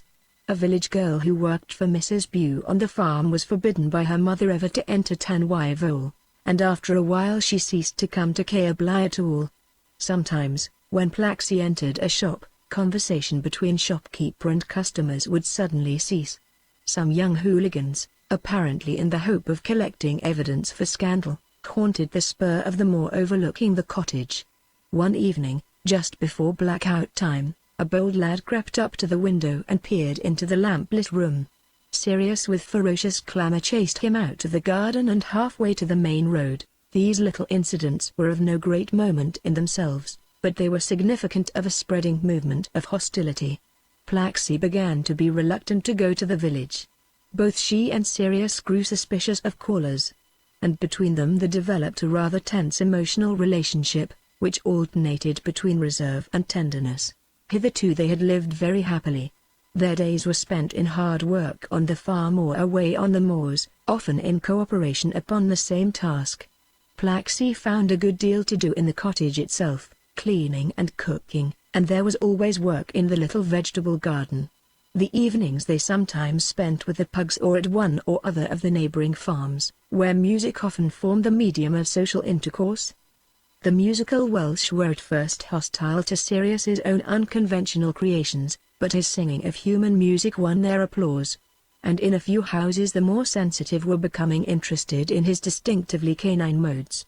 But under the influence or scandal these social occasions were reduced. Far more often Plaxi and Sirius spent their evenings at home upon household chores, or singing in private the strange duets and solos that Sirius still occasionally conceived. Sometimes they would spend their evening with books. Sirius still took a deep delight in listening to prose and poetry read aloud by a good human voice. Often he would persuade Plaxi to read to him. And not infrequently he would suggest subtle modifications of tone or emphasis, for though his own reading was inevitably grotesque, his sensitive ear had detected many emotional cadences and changes of timbre, which human beings were apartment to overlook until their attention was drawn to them. As Plaxi and Sirius became more aware of the hostility and suspicion round about them, their relationship began to change. It became more passionate and less happy. Isolation, combined with contempt for the critics, drew girl and dog into closer intimacy, in fact into a manner of life which some readers may more easily condemn than understand. Plaxi herself, in spite of her fundamental joy in her love for Sirius, was increasingly troubled by a fear that she might irrevocably be losing touch with her own species, even that in this strange symbiosis with an alien creature she might be losing her very humanity itself. Sometimes, so she tells me, she would look at her own face in the little square mirror over the dressing table, and feel a bewildering sense that it was not her face at all, but the face of the tyrant species that she had outraged. Then she would find herself in the same breath hating her unalterably human physiognomy and yet being half surprised and wholly thankful that it had not suffered a canine change. This fear of ceasing to be human occasionally induced in her a dumb antagonism towards Sirius, which sprang not from any real sense of sin or even of indecorousness, for she was convinced that her behavior was a fitting symbol of their deep spiritual union. No, the source of her infrequent fits of gloom was simply her consciousness of alienation from the world of normal human beings. The call of her kind was still strong in her, and she was tormented by her outlawry. The solemn taboos of humanity still dominated her through her unconscious nature, though consciously she had long since declared her independence of them. Once she said to Sirius, "I must indeed have become a bitch in a girl's body, and so humanity has turned against me." "No, no," he answered. "You are always fully human, but just because you are also more than merely human, and I am more than merely canine, just because we are both in essence intelligent and sensitive beings, we can rise far above our differences, to reach across the gulf that separates us, and be together in this exquisite union of opposites." Thus, in the rather naively formal diction that he was apartment to use when he was speaking most earnestly, he tried to console her. In his mind there was no conflict over their intimacy.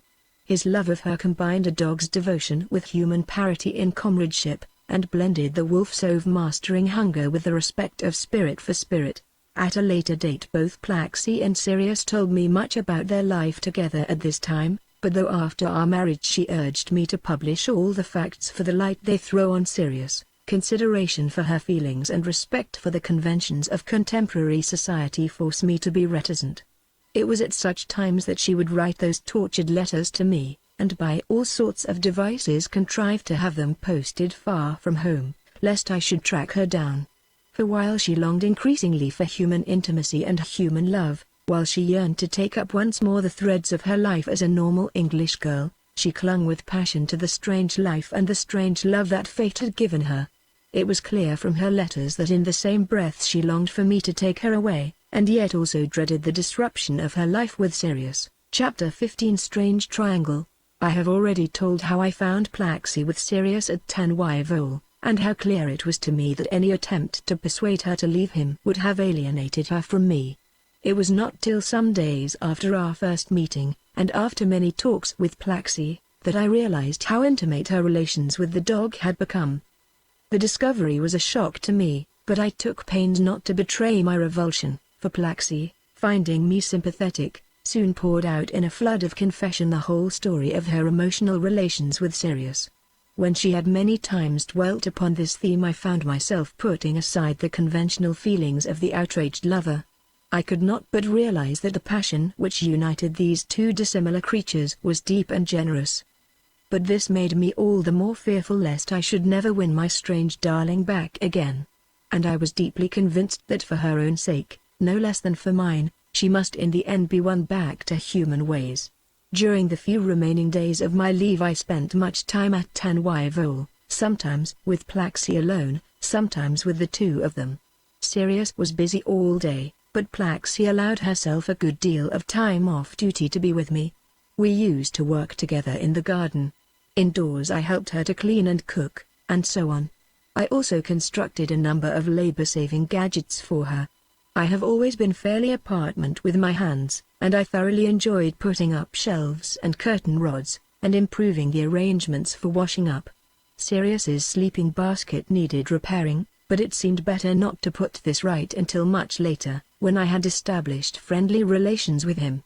While I was occupied with all these little manual tasks we would talk, sometimes seriously, sometimes with the old familiar banter. Sometimes I even ventured to tease her about her canine husband, but on one of these occasions, she was washing up and I was drying, she broke into tears. After that I was more tactful. It was my fixed intention, of course, to wean Plaxi from her present life, though not to tear her from Sirius.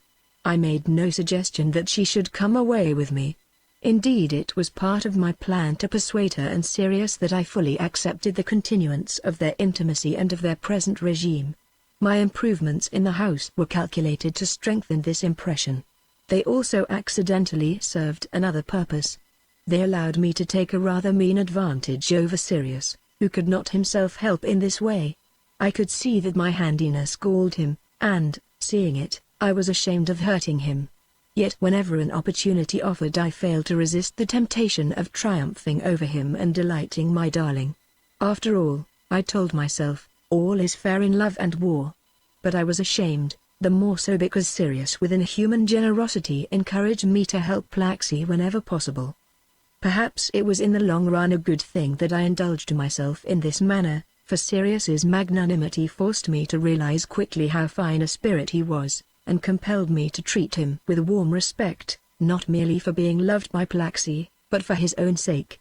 Relations with Sirius were at first very awkward, and I feared at one time that our presence in the same house would prove intolerable to both of us. He made no attempt to get rid of me.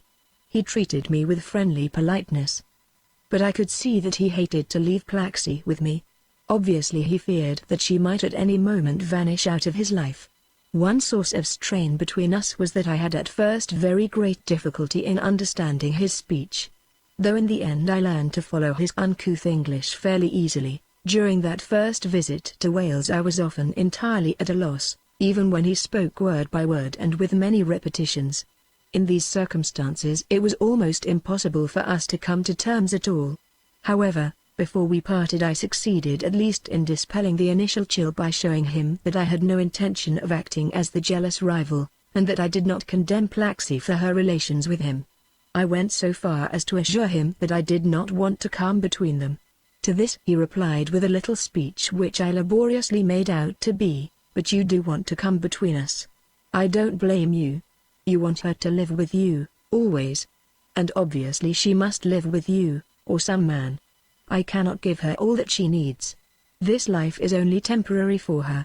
As soon as she wants to, she must go." There was dignity and sanity in this statement, and I felt rebuked for my lack of candor. By judicious wrangling I was able to secure an extension of leave, so that I could spend some 10 days with Plaxi and Sirius, conscientiously returning to my hotel every night. Sirius suggested that I should sleep at the cottage, but I pointed out that if I did there would be an added scandal. It seemed strangely tantalizing to me, who had been, and in a manner still was, Plaxi's acknowledged lover, to kiss her good night at the garden gate while Sirius tactfully remained indoors. A revulsion little short of horror, which I was at pains to dissemble, would sometimes seize me at the thought of leaving her with a non-human being whom she strangely loved. On one of these occasions I must have somehow infected her with my own distress, for she suddenly clung to me with passion. A surge of joy and hunger swept over me, and I lost my presence of mind so far as to say, "Darling, come away with me. This life is all wrong for you." But she disengaged herself. "No, dear Robert, you don't understand. Humanly I do love you very much. But how can I say it superhumanly, in the spirit, but therefore in the flesh also, I love my other dear, my strange darling. And for him there can never possibly be anyone but me." I protested, "But he can't give you what you really need. He said so, himself." "Of course not," she answered, "he can't give me what as a girl I need most. But I am not just a girl. I am different from all other girls. I am Plaxi. And Plaxi is half of Sirius Plaxi, needing the other half. And the other half needs me." She paused, but before I had thought of an answer she said, "I must go. He may be thinking I shall never come back." She kissed me hastily and hurried to the cottage door. The next day was Sunday, which the Welsh keep with dreadful strictness. No work could be done on the farm, beyond feeding the beasts, so Sirius was free. I went round to Tanwyville after breakfast and found Plaxi working in the garden, alone and rather self-conscious. Sirius, she said, had gone off for the day, and would not be back till after sunset. I was surprised, and in answer to my questions she explained, "The wild mood is on him, he says. It takes him and then leaves him. He has gone over the Rhinogs by the Roman steps to a farm near different to his crazy-making Gwen, a beautiful super sheepdog bitch. She should be ripe for him just now." I showed signs of disgust and sympathy, but she promptly said, "I don't mind. I did mind once, before I understood. But now it seems quite natural and right." Besides, I pressed her to continue, but she went on digging in silence. I forcibly stopped the digging. She looked me in the eyes, laughing, and said nothing. I kissed her warm sun cheek. There was human lovemaking in the cottage that day, and a great deal of talk. But though my darling responded to my caresses with ardor, I knew that she was all the while withholding her inmost self. Sometimes I found myself imagining with horror how a beast had awkwardly mauled the sweet human form that I now so fittingly embraced. Sometimes, on the other hand, it seemed to me that, after all, the lithe creature in my arms, though humanly, divinely shaped, was inwardly not human at all but some exquisite fawn-like beast, or perhaps a fox or dainty cat transformed temporarily into the likeness of a woman. Even their human form was not quite human, so spare and supple and delicately muscular was it that she did indeed seem more fawn than girl. Once she said, "Oh lovely, lovely to be human again, even for a little while. How we fit, my dear." But when I urged, "This, Plaxi darling, is what you are meant for," she answered, "This is what my body was meant for, but in spirit I cannot ever be wholly yours." How I hated the brute Sirius in that moment. And she, sensing my hate, burst into tears, and struggled in my arms like a captive animal till she had freed herself. But the quarrel was soon made up. We spent the rest of that day as lovers do, wandering on the hill, sitting about in the garden, preparing and eating meals. When the sun was low in the west I prepared to leave her, but she said, "Wait for Sirius. I do so want you to be friends." Not till late in the evening, when we were sitting talking in the little kitchen, did we hear the garden gate. Presently Sirius opened the door and stood blinking in the lamplight, his nostrils taking the scent of us. She held out both arms towards him, and when he reached her she drew his great head to her cheek. "Be friends, you two," she said, taking my hand. Sirius looked at me steadily for a moment, and I smiled. He slowly waved his tail. During my last few days I saw more of the dog than I had done before. We no longer avoided one another, and by now I could understand his speech rather better. One morning, while Plaxi was helping Mrs. Pugh in the dairy, I went out with Sirius and his pupils to the high pastures. It was wonderful to watch him controlling these bright but subhuman creatures with barks and singing cries that were to me quite unintelligible.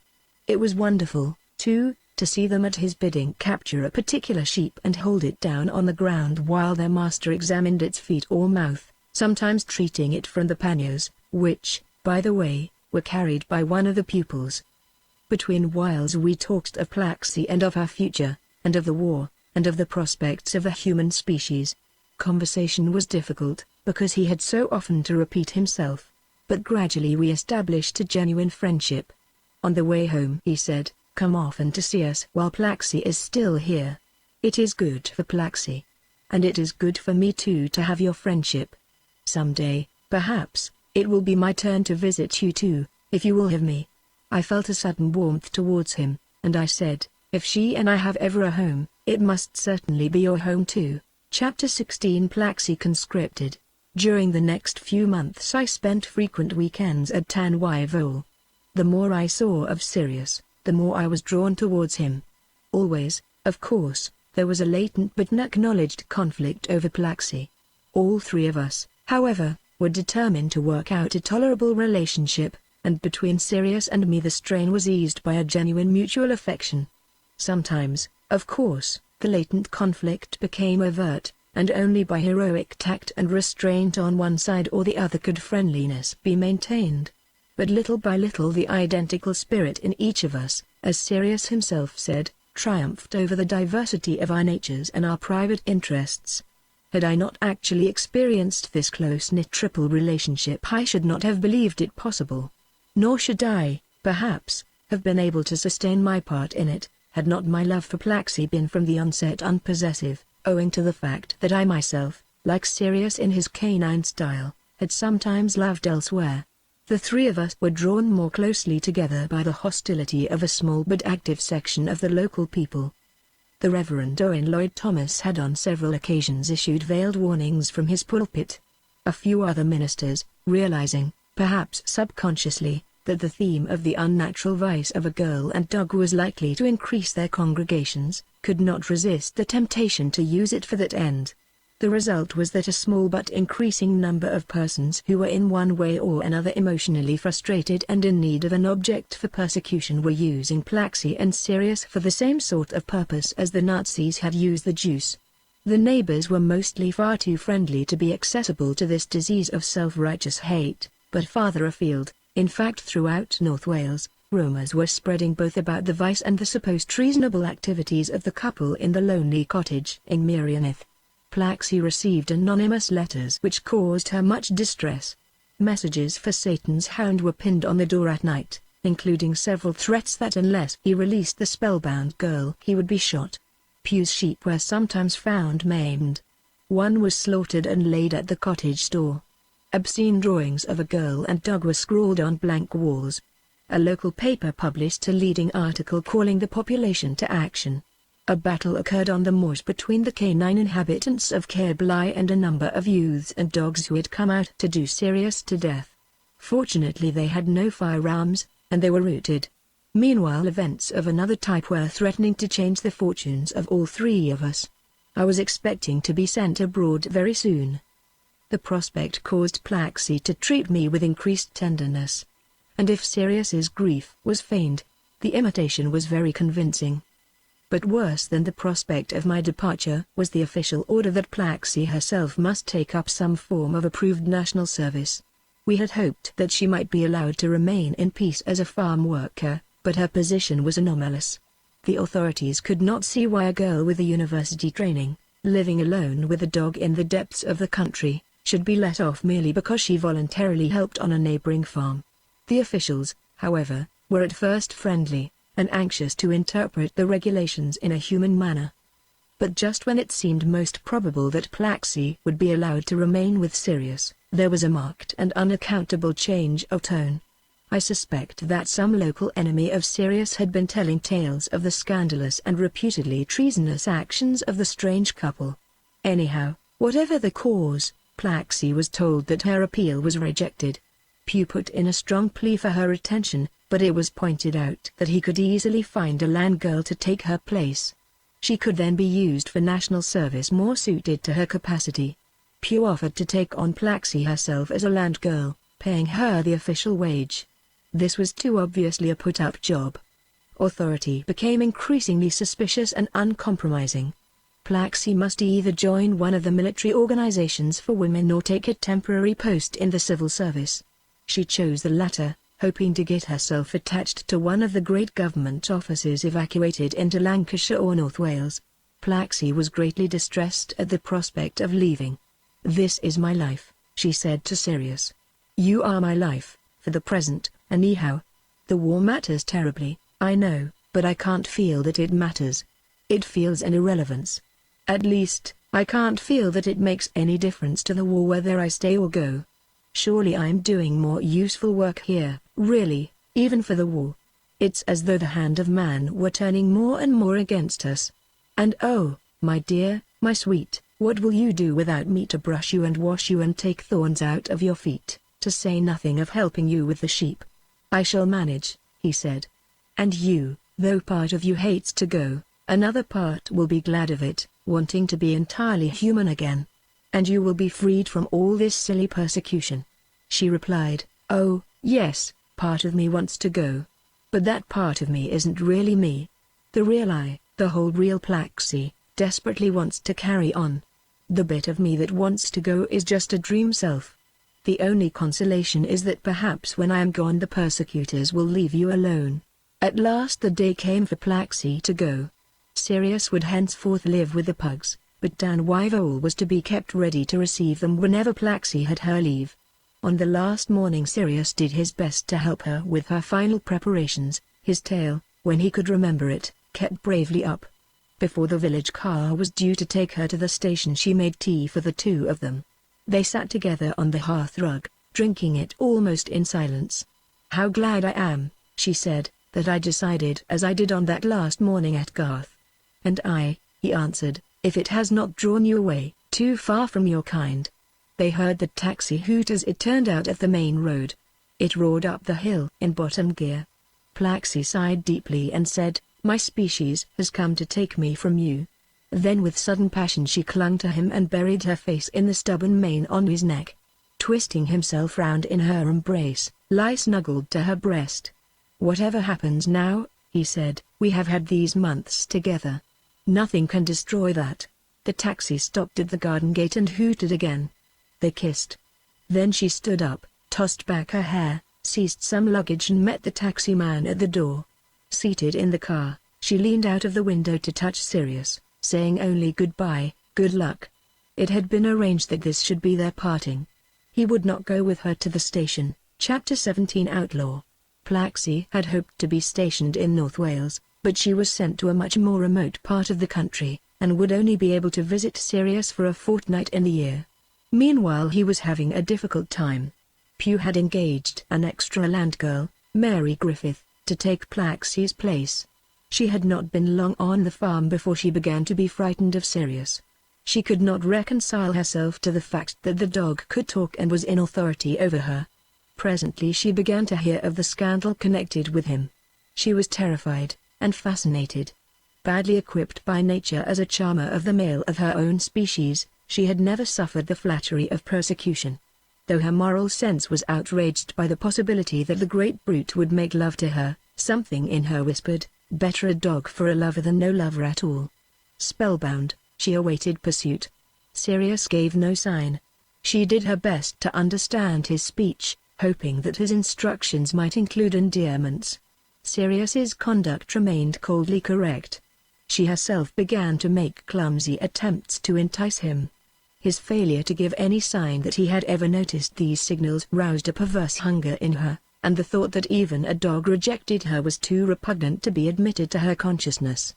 She protected herself against it by allusions that, as a matter of fact, it was he that had made unseemly advances, and she that had refused.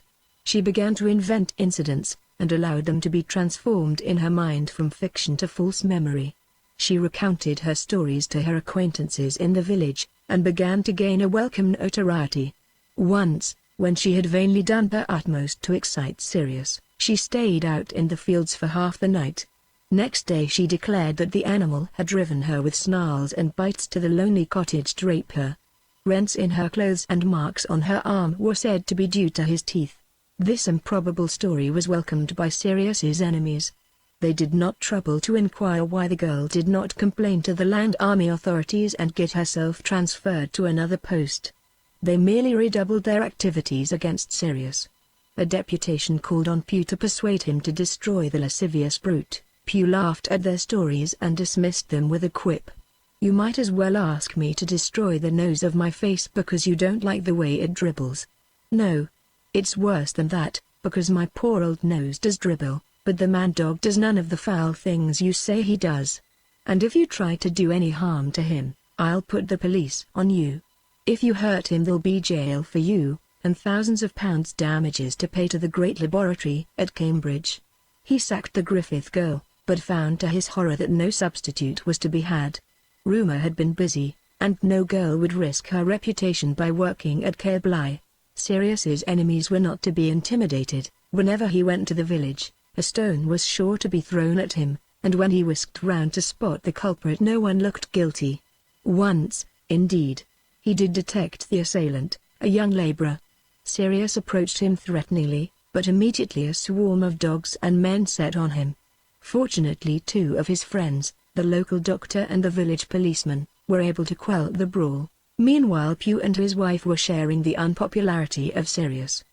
Cows and sheep were damaged, crops trampled. The police force had been so depleted by the war that the miscreants were seldom caught. Matters were brought to a head by a serious incident. This I recount on the evidence of Pew, who had the story from Sirius himself. The man-dog was out on the hills with one of his canine pupils. Suddenly a shot was fired, and Sirius's companion leapt into the air, then staggered about yelping. The charge, no doubt, was meant for Sirius. It winged the other dog.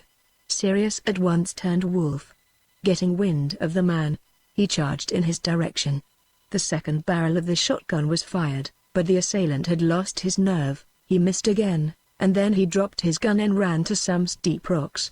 Before he could climb out of reach, Sirius had him by the ankle. There followed a tug-of-war, with the human leg as rope. Sirius had not secured a good grip, and presently his teeth slipped on the ankle bone, coming away with a good deal of flesh. The dog rolled backwards down the slope, and the man, though in great pain, clambered out of reach. Sirius's rage was now somewhat cooled. He wisely sought out the shotgun and sank it in a bog. His companion had vanished. Sirius overtook him limping homewards, when the wounded man, whose name was Owen Parry, had dragged himself back to the village. He told a story of gratuitous attack by the man-dog. He said he had found Sirius squatting on a hillside overlooking the camp, counting ammunition cases that were being unloaded from lorries. When the brute saw him it attacked. The more gullible villagers believed the whole story. They urged Parry to prosecute Pew for damages, and to tell the military of the canine spy. Parry, of course, took no action. Some weeks later Plaxi received a telegram from Pew saying SOS Sirius Wilde. As she had a good record with her superiors she was able to secure a spell of compassionate leave. A couple of days after Pew had telegraphed she arrived at Cambridge, tired and anxious. Pew told her a distressing story. After the incident with Parry a change seemed to come over Sirius. He carried on his work as usual, but after work hours he avoided all human contacts, retiring to the moors, and often staying out all night. He turned morose and touchy towards all human beings except the pugs. Then one day he told Pew he had decided to leave the farm so that the flock and the crops should be safe from violence. He was very gentle in his speaking, said the farmer, but there was a look of the wild beast in his eye. His coat was out of condition, not all glossy as it used to be when you were here to look after him, Miss Plaxi, dear. And there was a little wound on his belly, festering with the mud that was always being splashed on it. I was frightened for him. He made his wildness so gentle for us that my eyes dribbled like my nose. I said he must stay, and not be beaten by a bunch of dirty-tongued hooligans. Together we would teach them. But he would not stay. When I asked him what he would do if he left, he looked very strange. It gave me the creeps, yes indeed, Miss Plaxi. As though it was a wild beast I was speaking to, with no sense and no human kindness. Then he seemed to make an effort, for he licked my hand ever so gently. But when I put my other hand on his head he jumped like a shot thing, and stood away from me, looking at me with his head cocked over, as though he was torn between friendliness and fear, and didn't know what to do.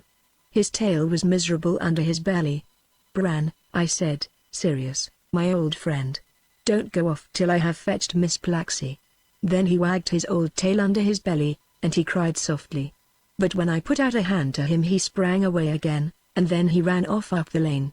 When he was beside Tanwyvol he stopped for a moment, but soon he lolloped away up the mole. After Sirius's disappearance several days passed without incident in the neighborhood. No one saw anything of the fugitive. Pew was so busy with farm work, and trying to find help to replace Sirius, that he could not make up his mind whether or not to tell Plaxi of the dog's disappearance. Then one day he came upon Sirius outside Tanwyvol and hailed him, but in vain. At this stage Pew telegraphed to Plaxi. Then a farmer in the Festiniog district found one of his sheep killed and partly eaten. Nearer home a dog that had been one of Sirius's opponents in the battle was found dead with its throat torn. The police then organized a party of armed men and dogs to search the moors for the dangerous beast. The party, said Pew, had just returned. They had drawn the whole district round the slaughtered sheep, arguing that Sirius would return to the carcass to feed, but they had seen nothing of him. Tomorrow a larger party would search the whole moorland area between Festiniog, Bala and Dolgelly. While Pew was telling the story Plaxi listened in silence. She stared at me, he afterwards said, as if she was a frightened hare, and me a stoat. When Pew had finished she insisted that she must sleep at Tanwyvol. In the morning, she said, "I will go out and look for him. I know I shall find him." Mrs. Pew urged her to stay at Caerblai, but she shook her head, moving towards the door. Then she checked, and said piteously, "But if I bring him home they will take him from me. Oh, what am I to do?" The pugs could give no helpful answer. Plaxi groped her way over to Tanwyvol in the dark, lit the kitchen fire, and changed into her old working clothes. She made herself tea, ate a large number of biscuits, and stoked up the fire, so that there might be smoke visible in the morning. Then she went out again into the dark. She made her way over the moors by a familiar route, until after several hours she reached the place where long ago she had found Sirius with the dead pony. The eastern sky was already light. She called his name, or chanted it with the accustomed lilt that she had used ever since childhood. Again and again she called, but there was no answer, nothing but the sad bleating of a sheep and the far-off rippling pipe of a curlew. She wandered about till the sun rose from behind a nigfor. Then she searched carefully round the bog where the pony had lain, until at last she found a large dog's footprint. Bending down she scrutinized it eagerly, and others. One of them, the print of a left hind paw, gave her what she wanted. The mark of the outer toe was very slightly irregular, recording a little wound that Sirius had received when he was a puppy. Plaxi surprised herself by weeping. After standing for a while mopping her eyes, she unbuttoned her coat and dragged out from her waist a corner of the old blue and white check shirt, well known to Sirius. With her clasp knife, often used in the past for paring the hooves of sheep, she cut the hem, and tore out a little square of the material. This she laid beside the footmark. Sirius's monochrome vision would miss the color, but he might pick up the bold pattern from afar, and when he came near he would recognize it. Moreover, since the shirt had been next her body, it would hold the smell of her for a long time. He would know that she had seen the footprints and would return. Then she wandered about the moor again for some time, frequently using a little monocular field glass that I had recently given her for use with the sheep. In the choice of a gift I had perhaps unconsciously emphasized the pleasure of human eyesight, which was so much more precise than any dog's. At last fatigue and hunger forced her to return to Tanwyvol. There she made herself tea, ate the rest of the biscuits, changed into smarter clothes and went straight into the village. People stared at her. Some greeted her warmly for old time's sake. Others looked away. Most of the hostile ones were sufficiently impressed by her elegant appearance to treat her with respect, but a bunch of lads shouted at her in Welsh, and laughed.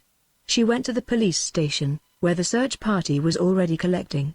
Her old tree and the village constable took her into a private room and listened with distress to her earnest appeal for mercy. "I shall find him," she said, "and take him away from Wales. His madness won't last." The constable shook his head, and said, "If they find him they'll kill him. They want blood." "But it would be murder," she cried. "He's not just an animal." "No. He's far more than an animal, Miss Plaxi, I know. But in the eyes of the law that's just what he is, an animal. And the law says that dangerous animals must be destroyed. I have done my best to delay matters, but I can't do more." In desperation Plaxi said. "Tell them he's worth thousands of pounds and must be taken alive. Phone the laboratory at Cambridge, and they will confirm this and put it in writing." He fetched the inspector, who had come over from HQ to take charge of the search. After some discussion the inspector allowed Plaxi to call up the laboratory. She summoned McBain and told him, incidentally, to come with his car as soon as possible to take Sirius away if she could recover him. The inspector then spoke to McBain and was sufficiently impressed to alter his plans. The search party would do their utmost to bring the animal back alive. With some reluctance he even agreed that the search should be called off for a day to give Miss Trelawney a chance to capture her dog undisturbed. When she left the police station she was almost light-hearted.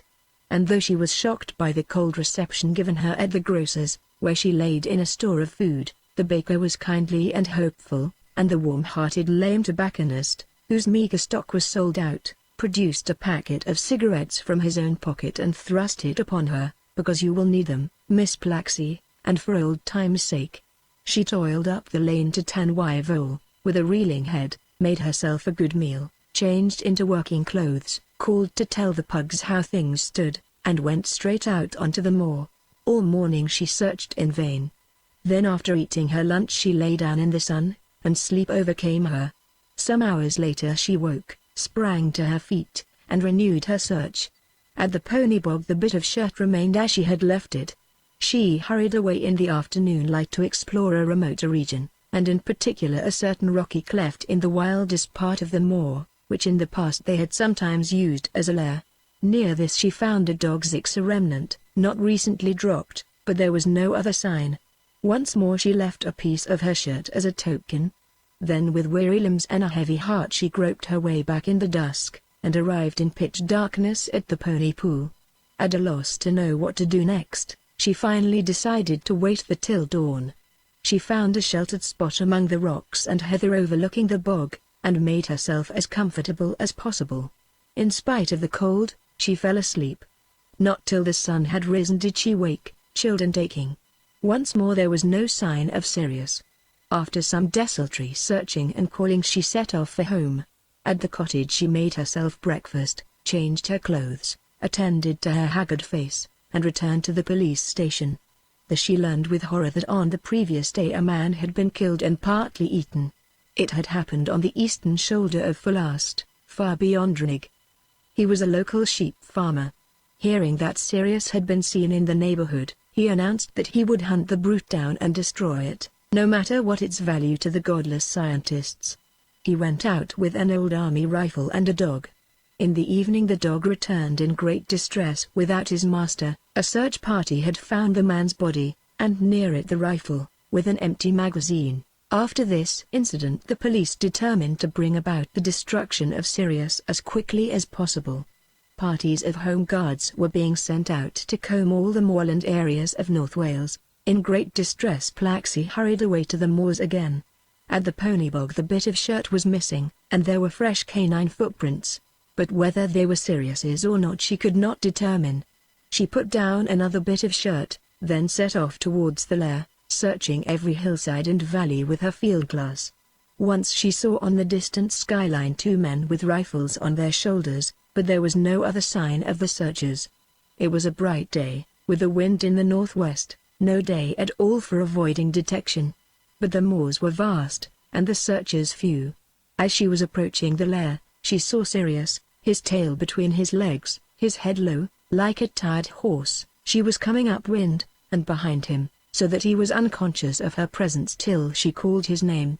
He leapt at the sound, and whisked round, facing her, with a growl. In his mouth was the bit of shirt. She advanced, repeating his name. Seeing her, he stood still with his head cocked over and his brows puckered, but when she was within a few paces he backed, growling, away from her. At a loss, she stood still, with outstretched hand, saying, "Sirius, dear darling, it's Plaxi." His tail under his belly trembled with recognition and love, but his teeth were still bared. He whimpered with the stress of conflict in his bewildered mind. Every time she advanced, he backed and growled. After Plaxi had tried many times to win his confidence, her spirit broke. She covered her face with her hands and threw herself on the ground sobbing. The sight of her impotent distress evidently worked the miracle which her advances had frustrated, for Sirius crept forward, crying with a strife of fear and love, till at last he reached out and kissed the back of her neck. The intimate smell of her body woke his mind to full clarity. While she continued to lie still, fearing that any movement might scare him away, he nuzzled under her face. She turned over and let his warm tongue caress her cheeks and lips. Though his breath was foul as a wild beast's and the thought of his recent human killing revolted her, she made no resistance. At last he spoke. "Plaxi. Plaxi. Plaxi." He nosed into the open neck of her shirt. Then she dared to put her arms round him. "Come to the lair," she said. "We must hide till after dark. Then we'll go down to Tanwyvol and wait till McBain comes with his car to take us away."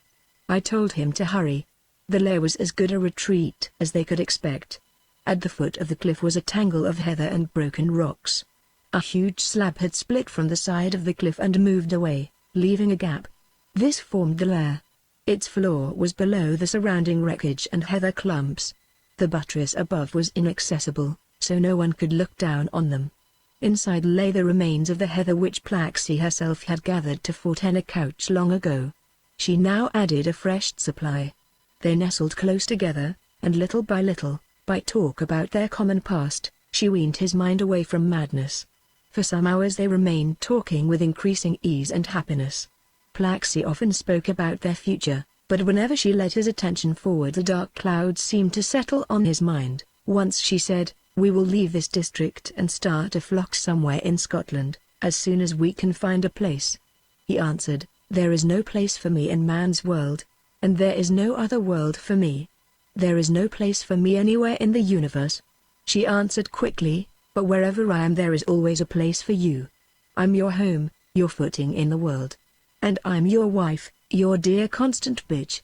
He caressed her hand, and said, "In the last few days, whenever I was not raging mad against your whole species, I was longing for you, but you must not be tied to me.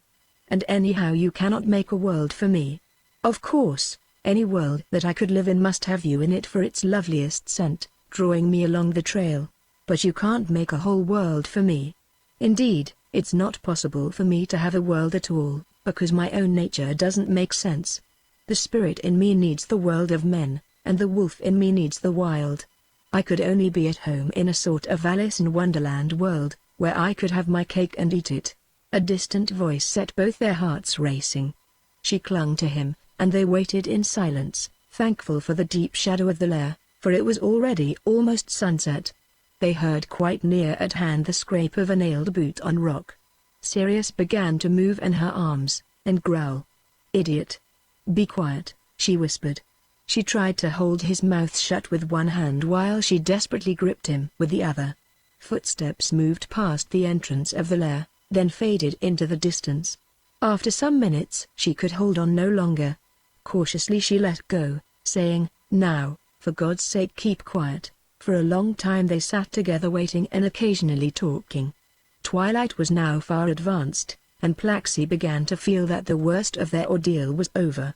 "Soon it will be dark enough to go home," she said, "home to Tanwyvol, my dog, and a great big meal. I'm hungry as hell. Are you?" He said nothing for a moment, then, "Yesterday I ate part of a man." He must have felt her shudder. "Oh," he said, "I was savage. And I shall be again, unless you hold me tight with your love." She hugged him, and a surge of joy made her softly laugh. Her imagination leapt forward to the time when they would be safely on the way to Cambridge. Presently she rose, and went cautiously out to look round. The sunset color had almost gone.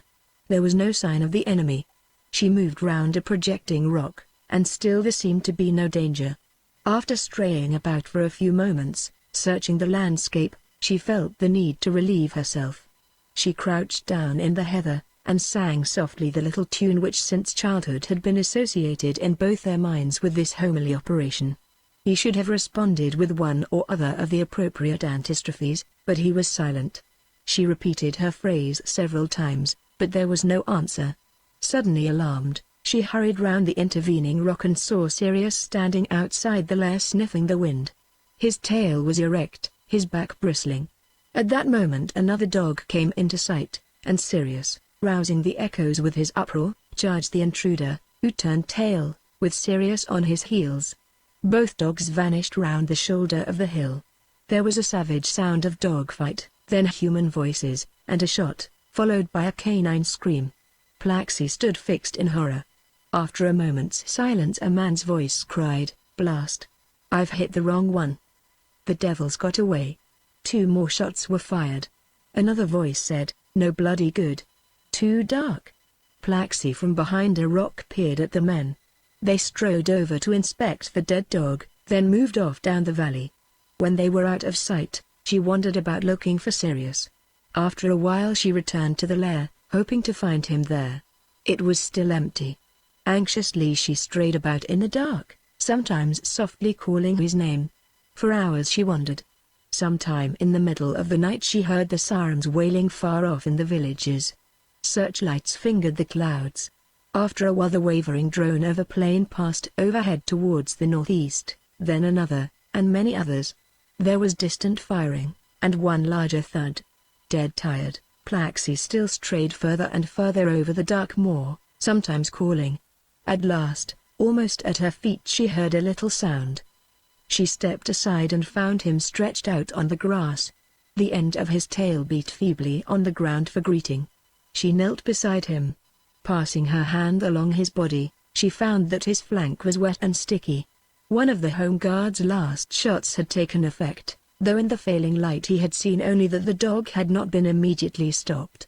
The badly damaged animal had staggered off towards the mountains, but shock and loss of blood had at last brought him down.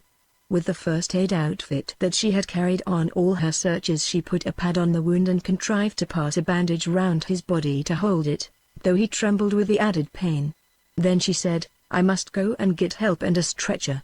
He protested, with feeble earnestness, and when she rose to go, he cried piteously for her to come down to him again. In despair she sank beside him, and lay down to put her face to his cheek. "But, my darling," she said, "we must get you home before daylight, else they'll find you." He feebly cried again, and seemed to say, "Dying, stay Plaxi dear." Presently he said, "Dying is very cold." She took off her coat and laid it over him, then tried to lie closer to him to warm him. He said something which she guessed to be, "I don't fit you. Robert does." "Stabbed with love and compassion," she said, "but dearest darling, our spirits fit." His last words were, "Plaxi Sirius worthwhile." Some minutes later she saw his mouth fall open a little, revealing the white teeth in the faint light of dawn. His tongue slipped out. She buried her face in the strong fur of his neck, silently weeping. For a long while she lay, till discomfort forced her to move. Then a shuddering sigh heaved her body, a sigh of bitter grief, but also of exhaustion, of love and compassion, but also of relief. Presently she realized that she was deadly cold and shivering. She sat up and rubbed her bare arms. Gently she took away the coat from dead Sirius, and put it on herself once more. The act seemed callous, and she wept again, then stooped once more to give the great head a kiss. For a while she sat by Sirius with a hand in the side pocket of her coat. She found that her fingers had closed upon the little field glass that I had given her. Even this seemed a disloyalty to the dead, but she reminded herself that Sirius had accepted me. Presently the siren sounded, far down in the villages, steady, sad and thankful. A sheep called mournfully. Very far away a dog barked. Behind a nig for dawn was already like the glow of a great fire. What must I do now? She wondered. She remembered how, a few hours earlier, with happiness too soon in her heart, she had sung for him to answer, but in vain. The memory overpowered her with a sense of the gulf that now divided them. He that had been so near seemed now as remote as their common mammalian ancestor. Not again would he sing to her. But now at last she thought of a fitting thing to do. She would sing his requiem. Returning to her dead darling, she stood erect beside him, facing the dawn. Then in as firm and full a voice as she could muster, she began singing a strange thing that he himself had made for her in his most individual style. The wordless phrases symbolized for her the canine and the human that had vied in him all his life long. The hound's baying blended with human voices. There was a warm and brilliant theme which he said was Plaxi, and a perplexed one which was himself. It began in playfulness and zest, but developed in a tragic vein against which she had often protested. Now, looking down on him, she realized that his tragedy was inevitable, and under the power of his music she saw that Sirius, in spite of his uniqueness, epitomized in his whole life and in his death something universal, something that is common to all awakening spirits on Earth, and in the farthest galaxies. For the music's darkness was lit up by a brilliance which Sirius had called color, the glory that he himself, he said, have never seen. But this, surely, was the glory that no spirits, canine or human, had ever clearly seen, the light that never was on land or sea, and yet is glimpsed by the quickened mind everywhere. As she sang, red dawn filled the eastern sky, and soon the sun's bright finger set fire to Sirius.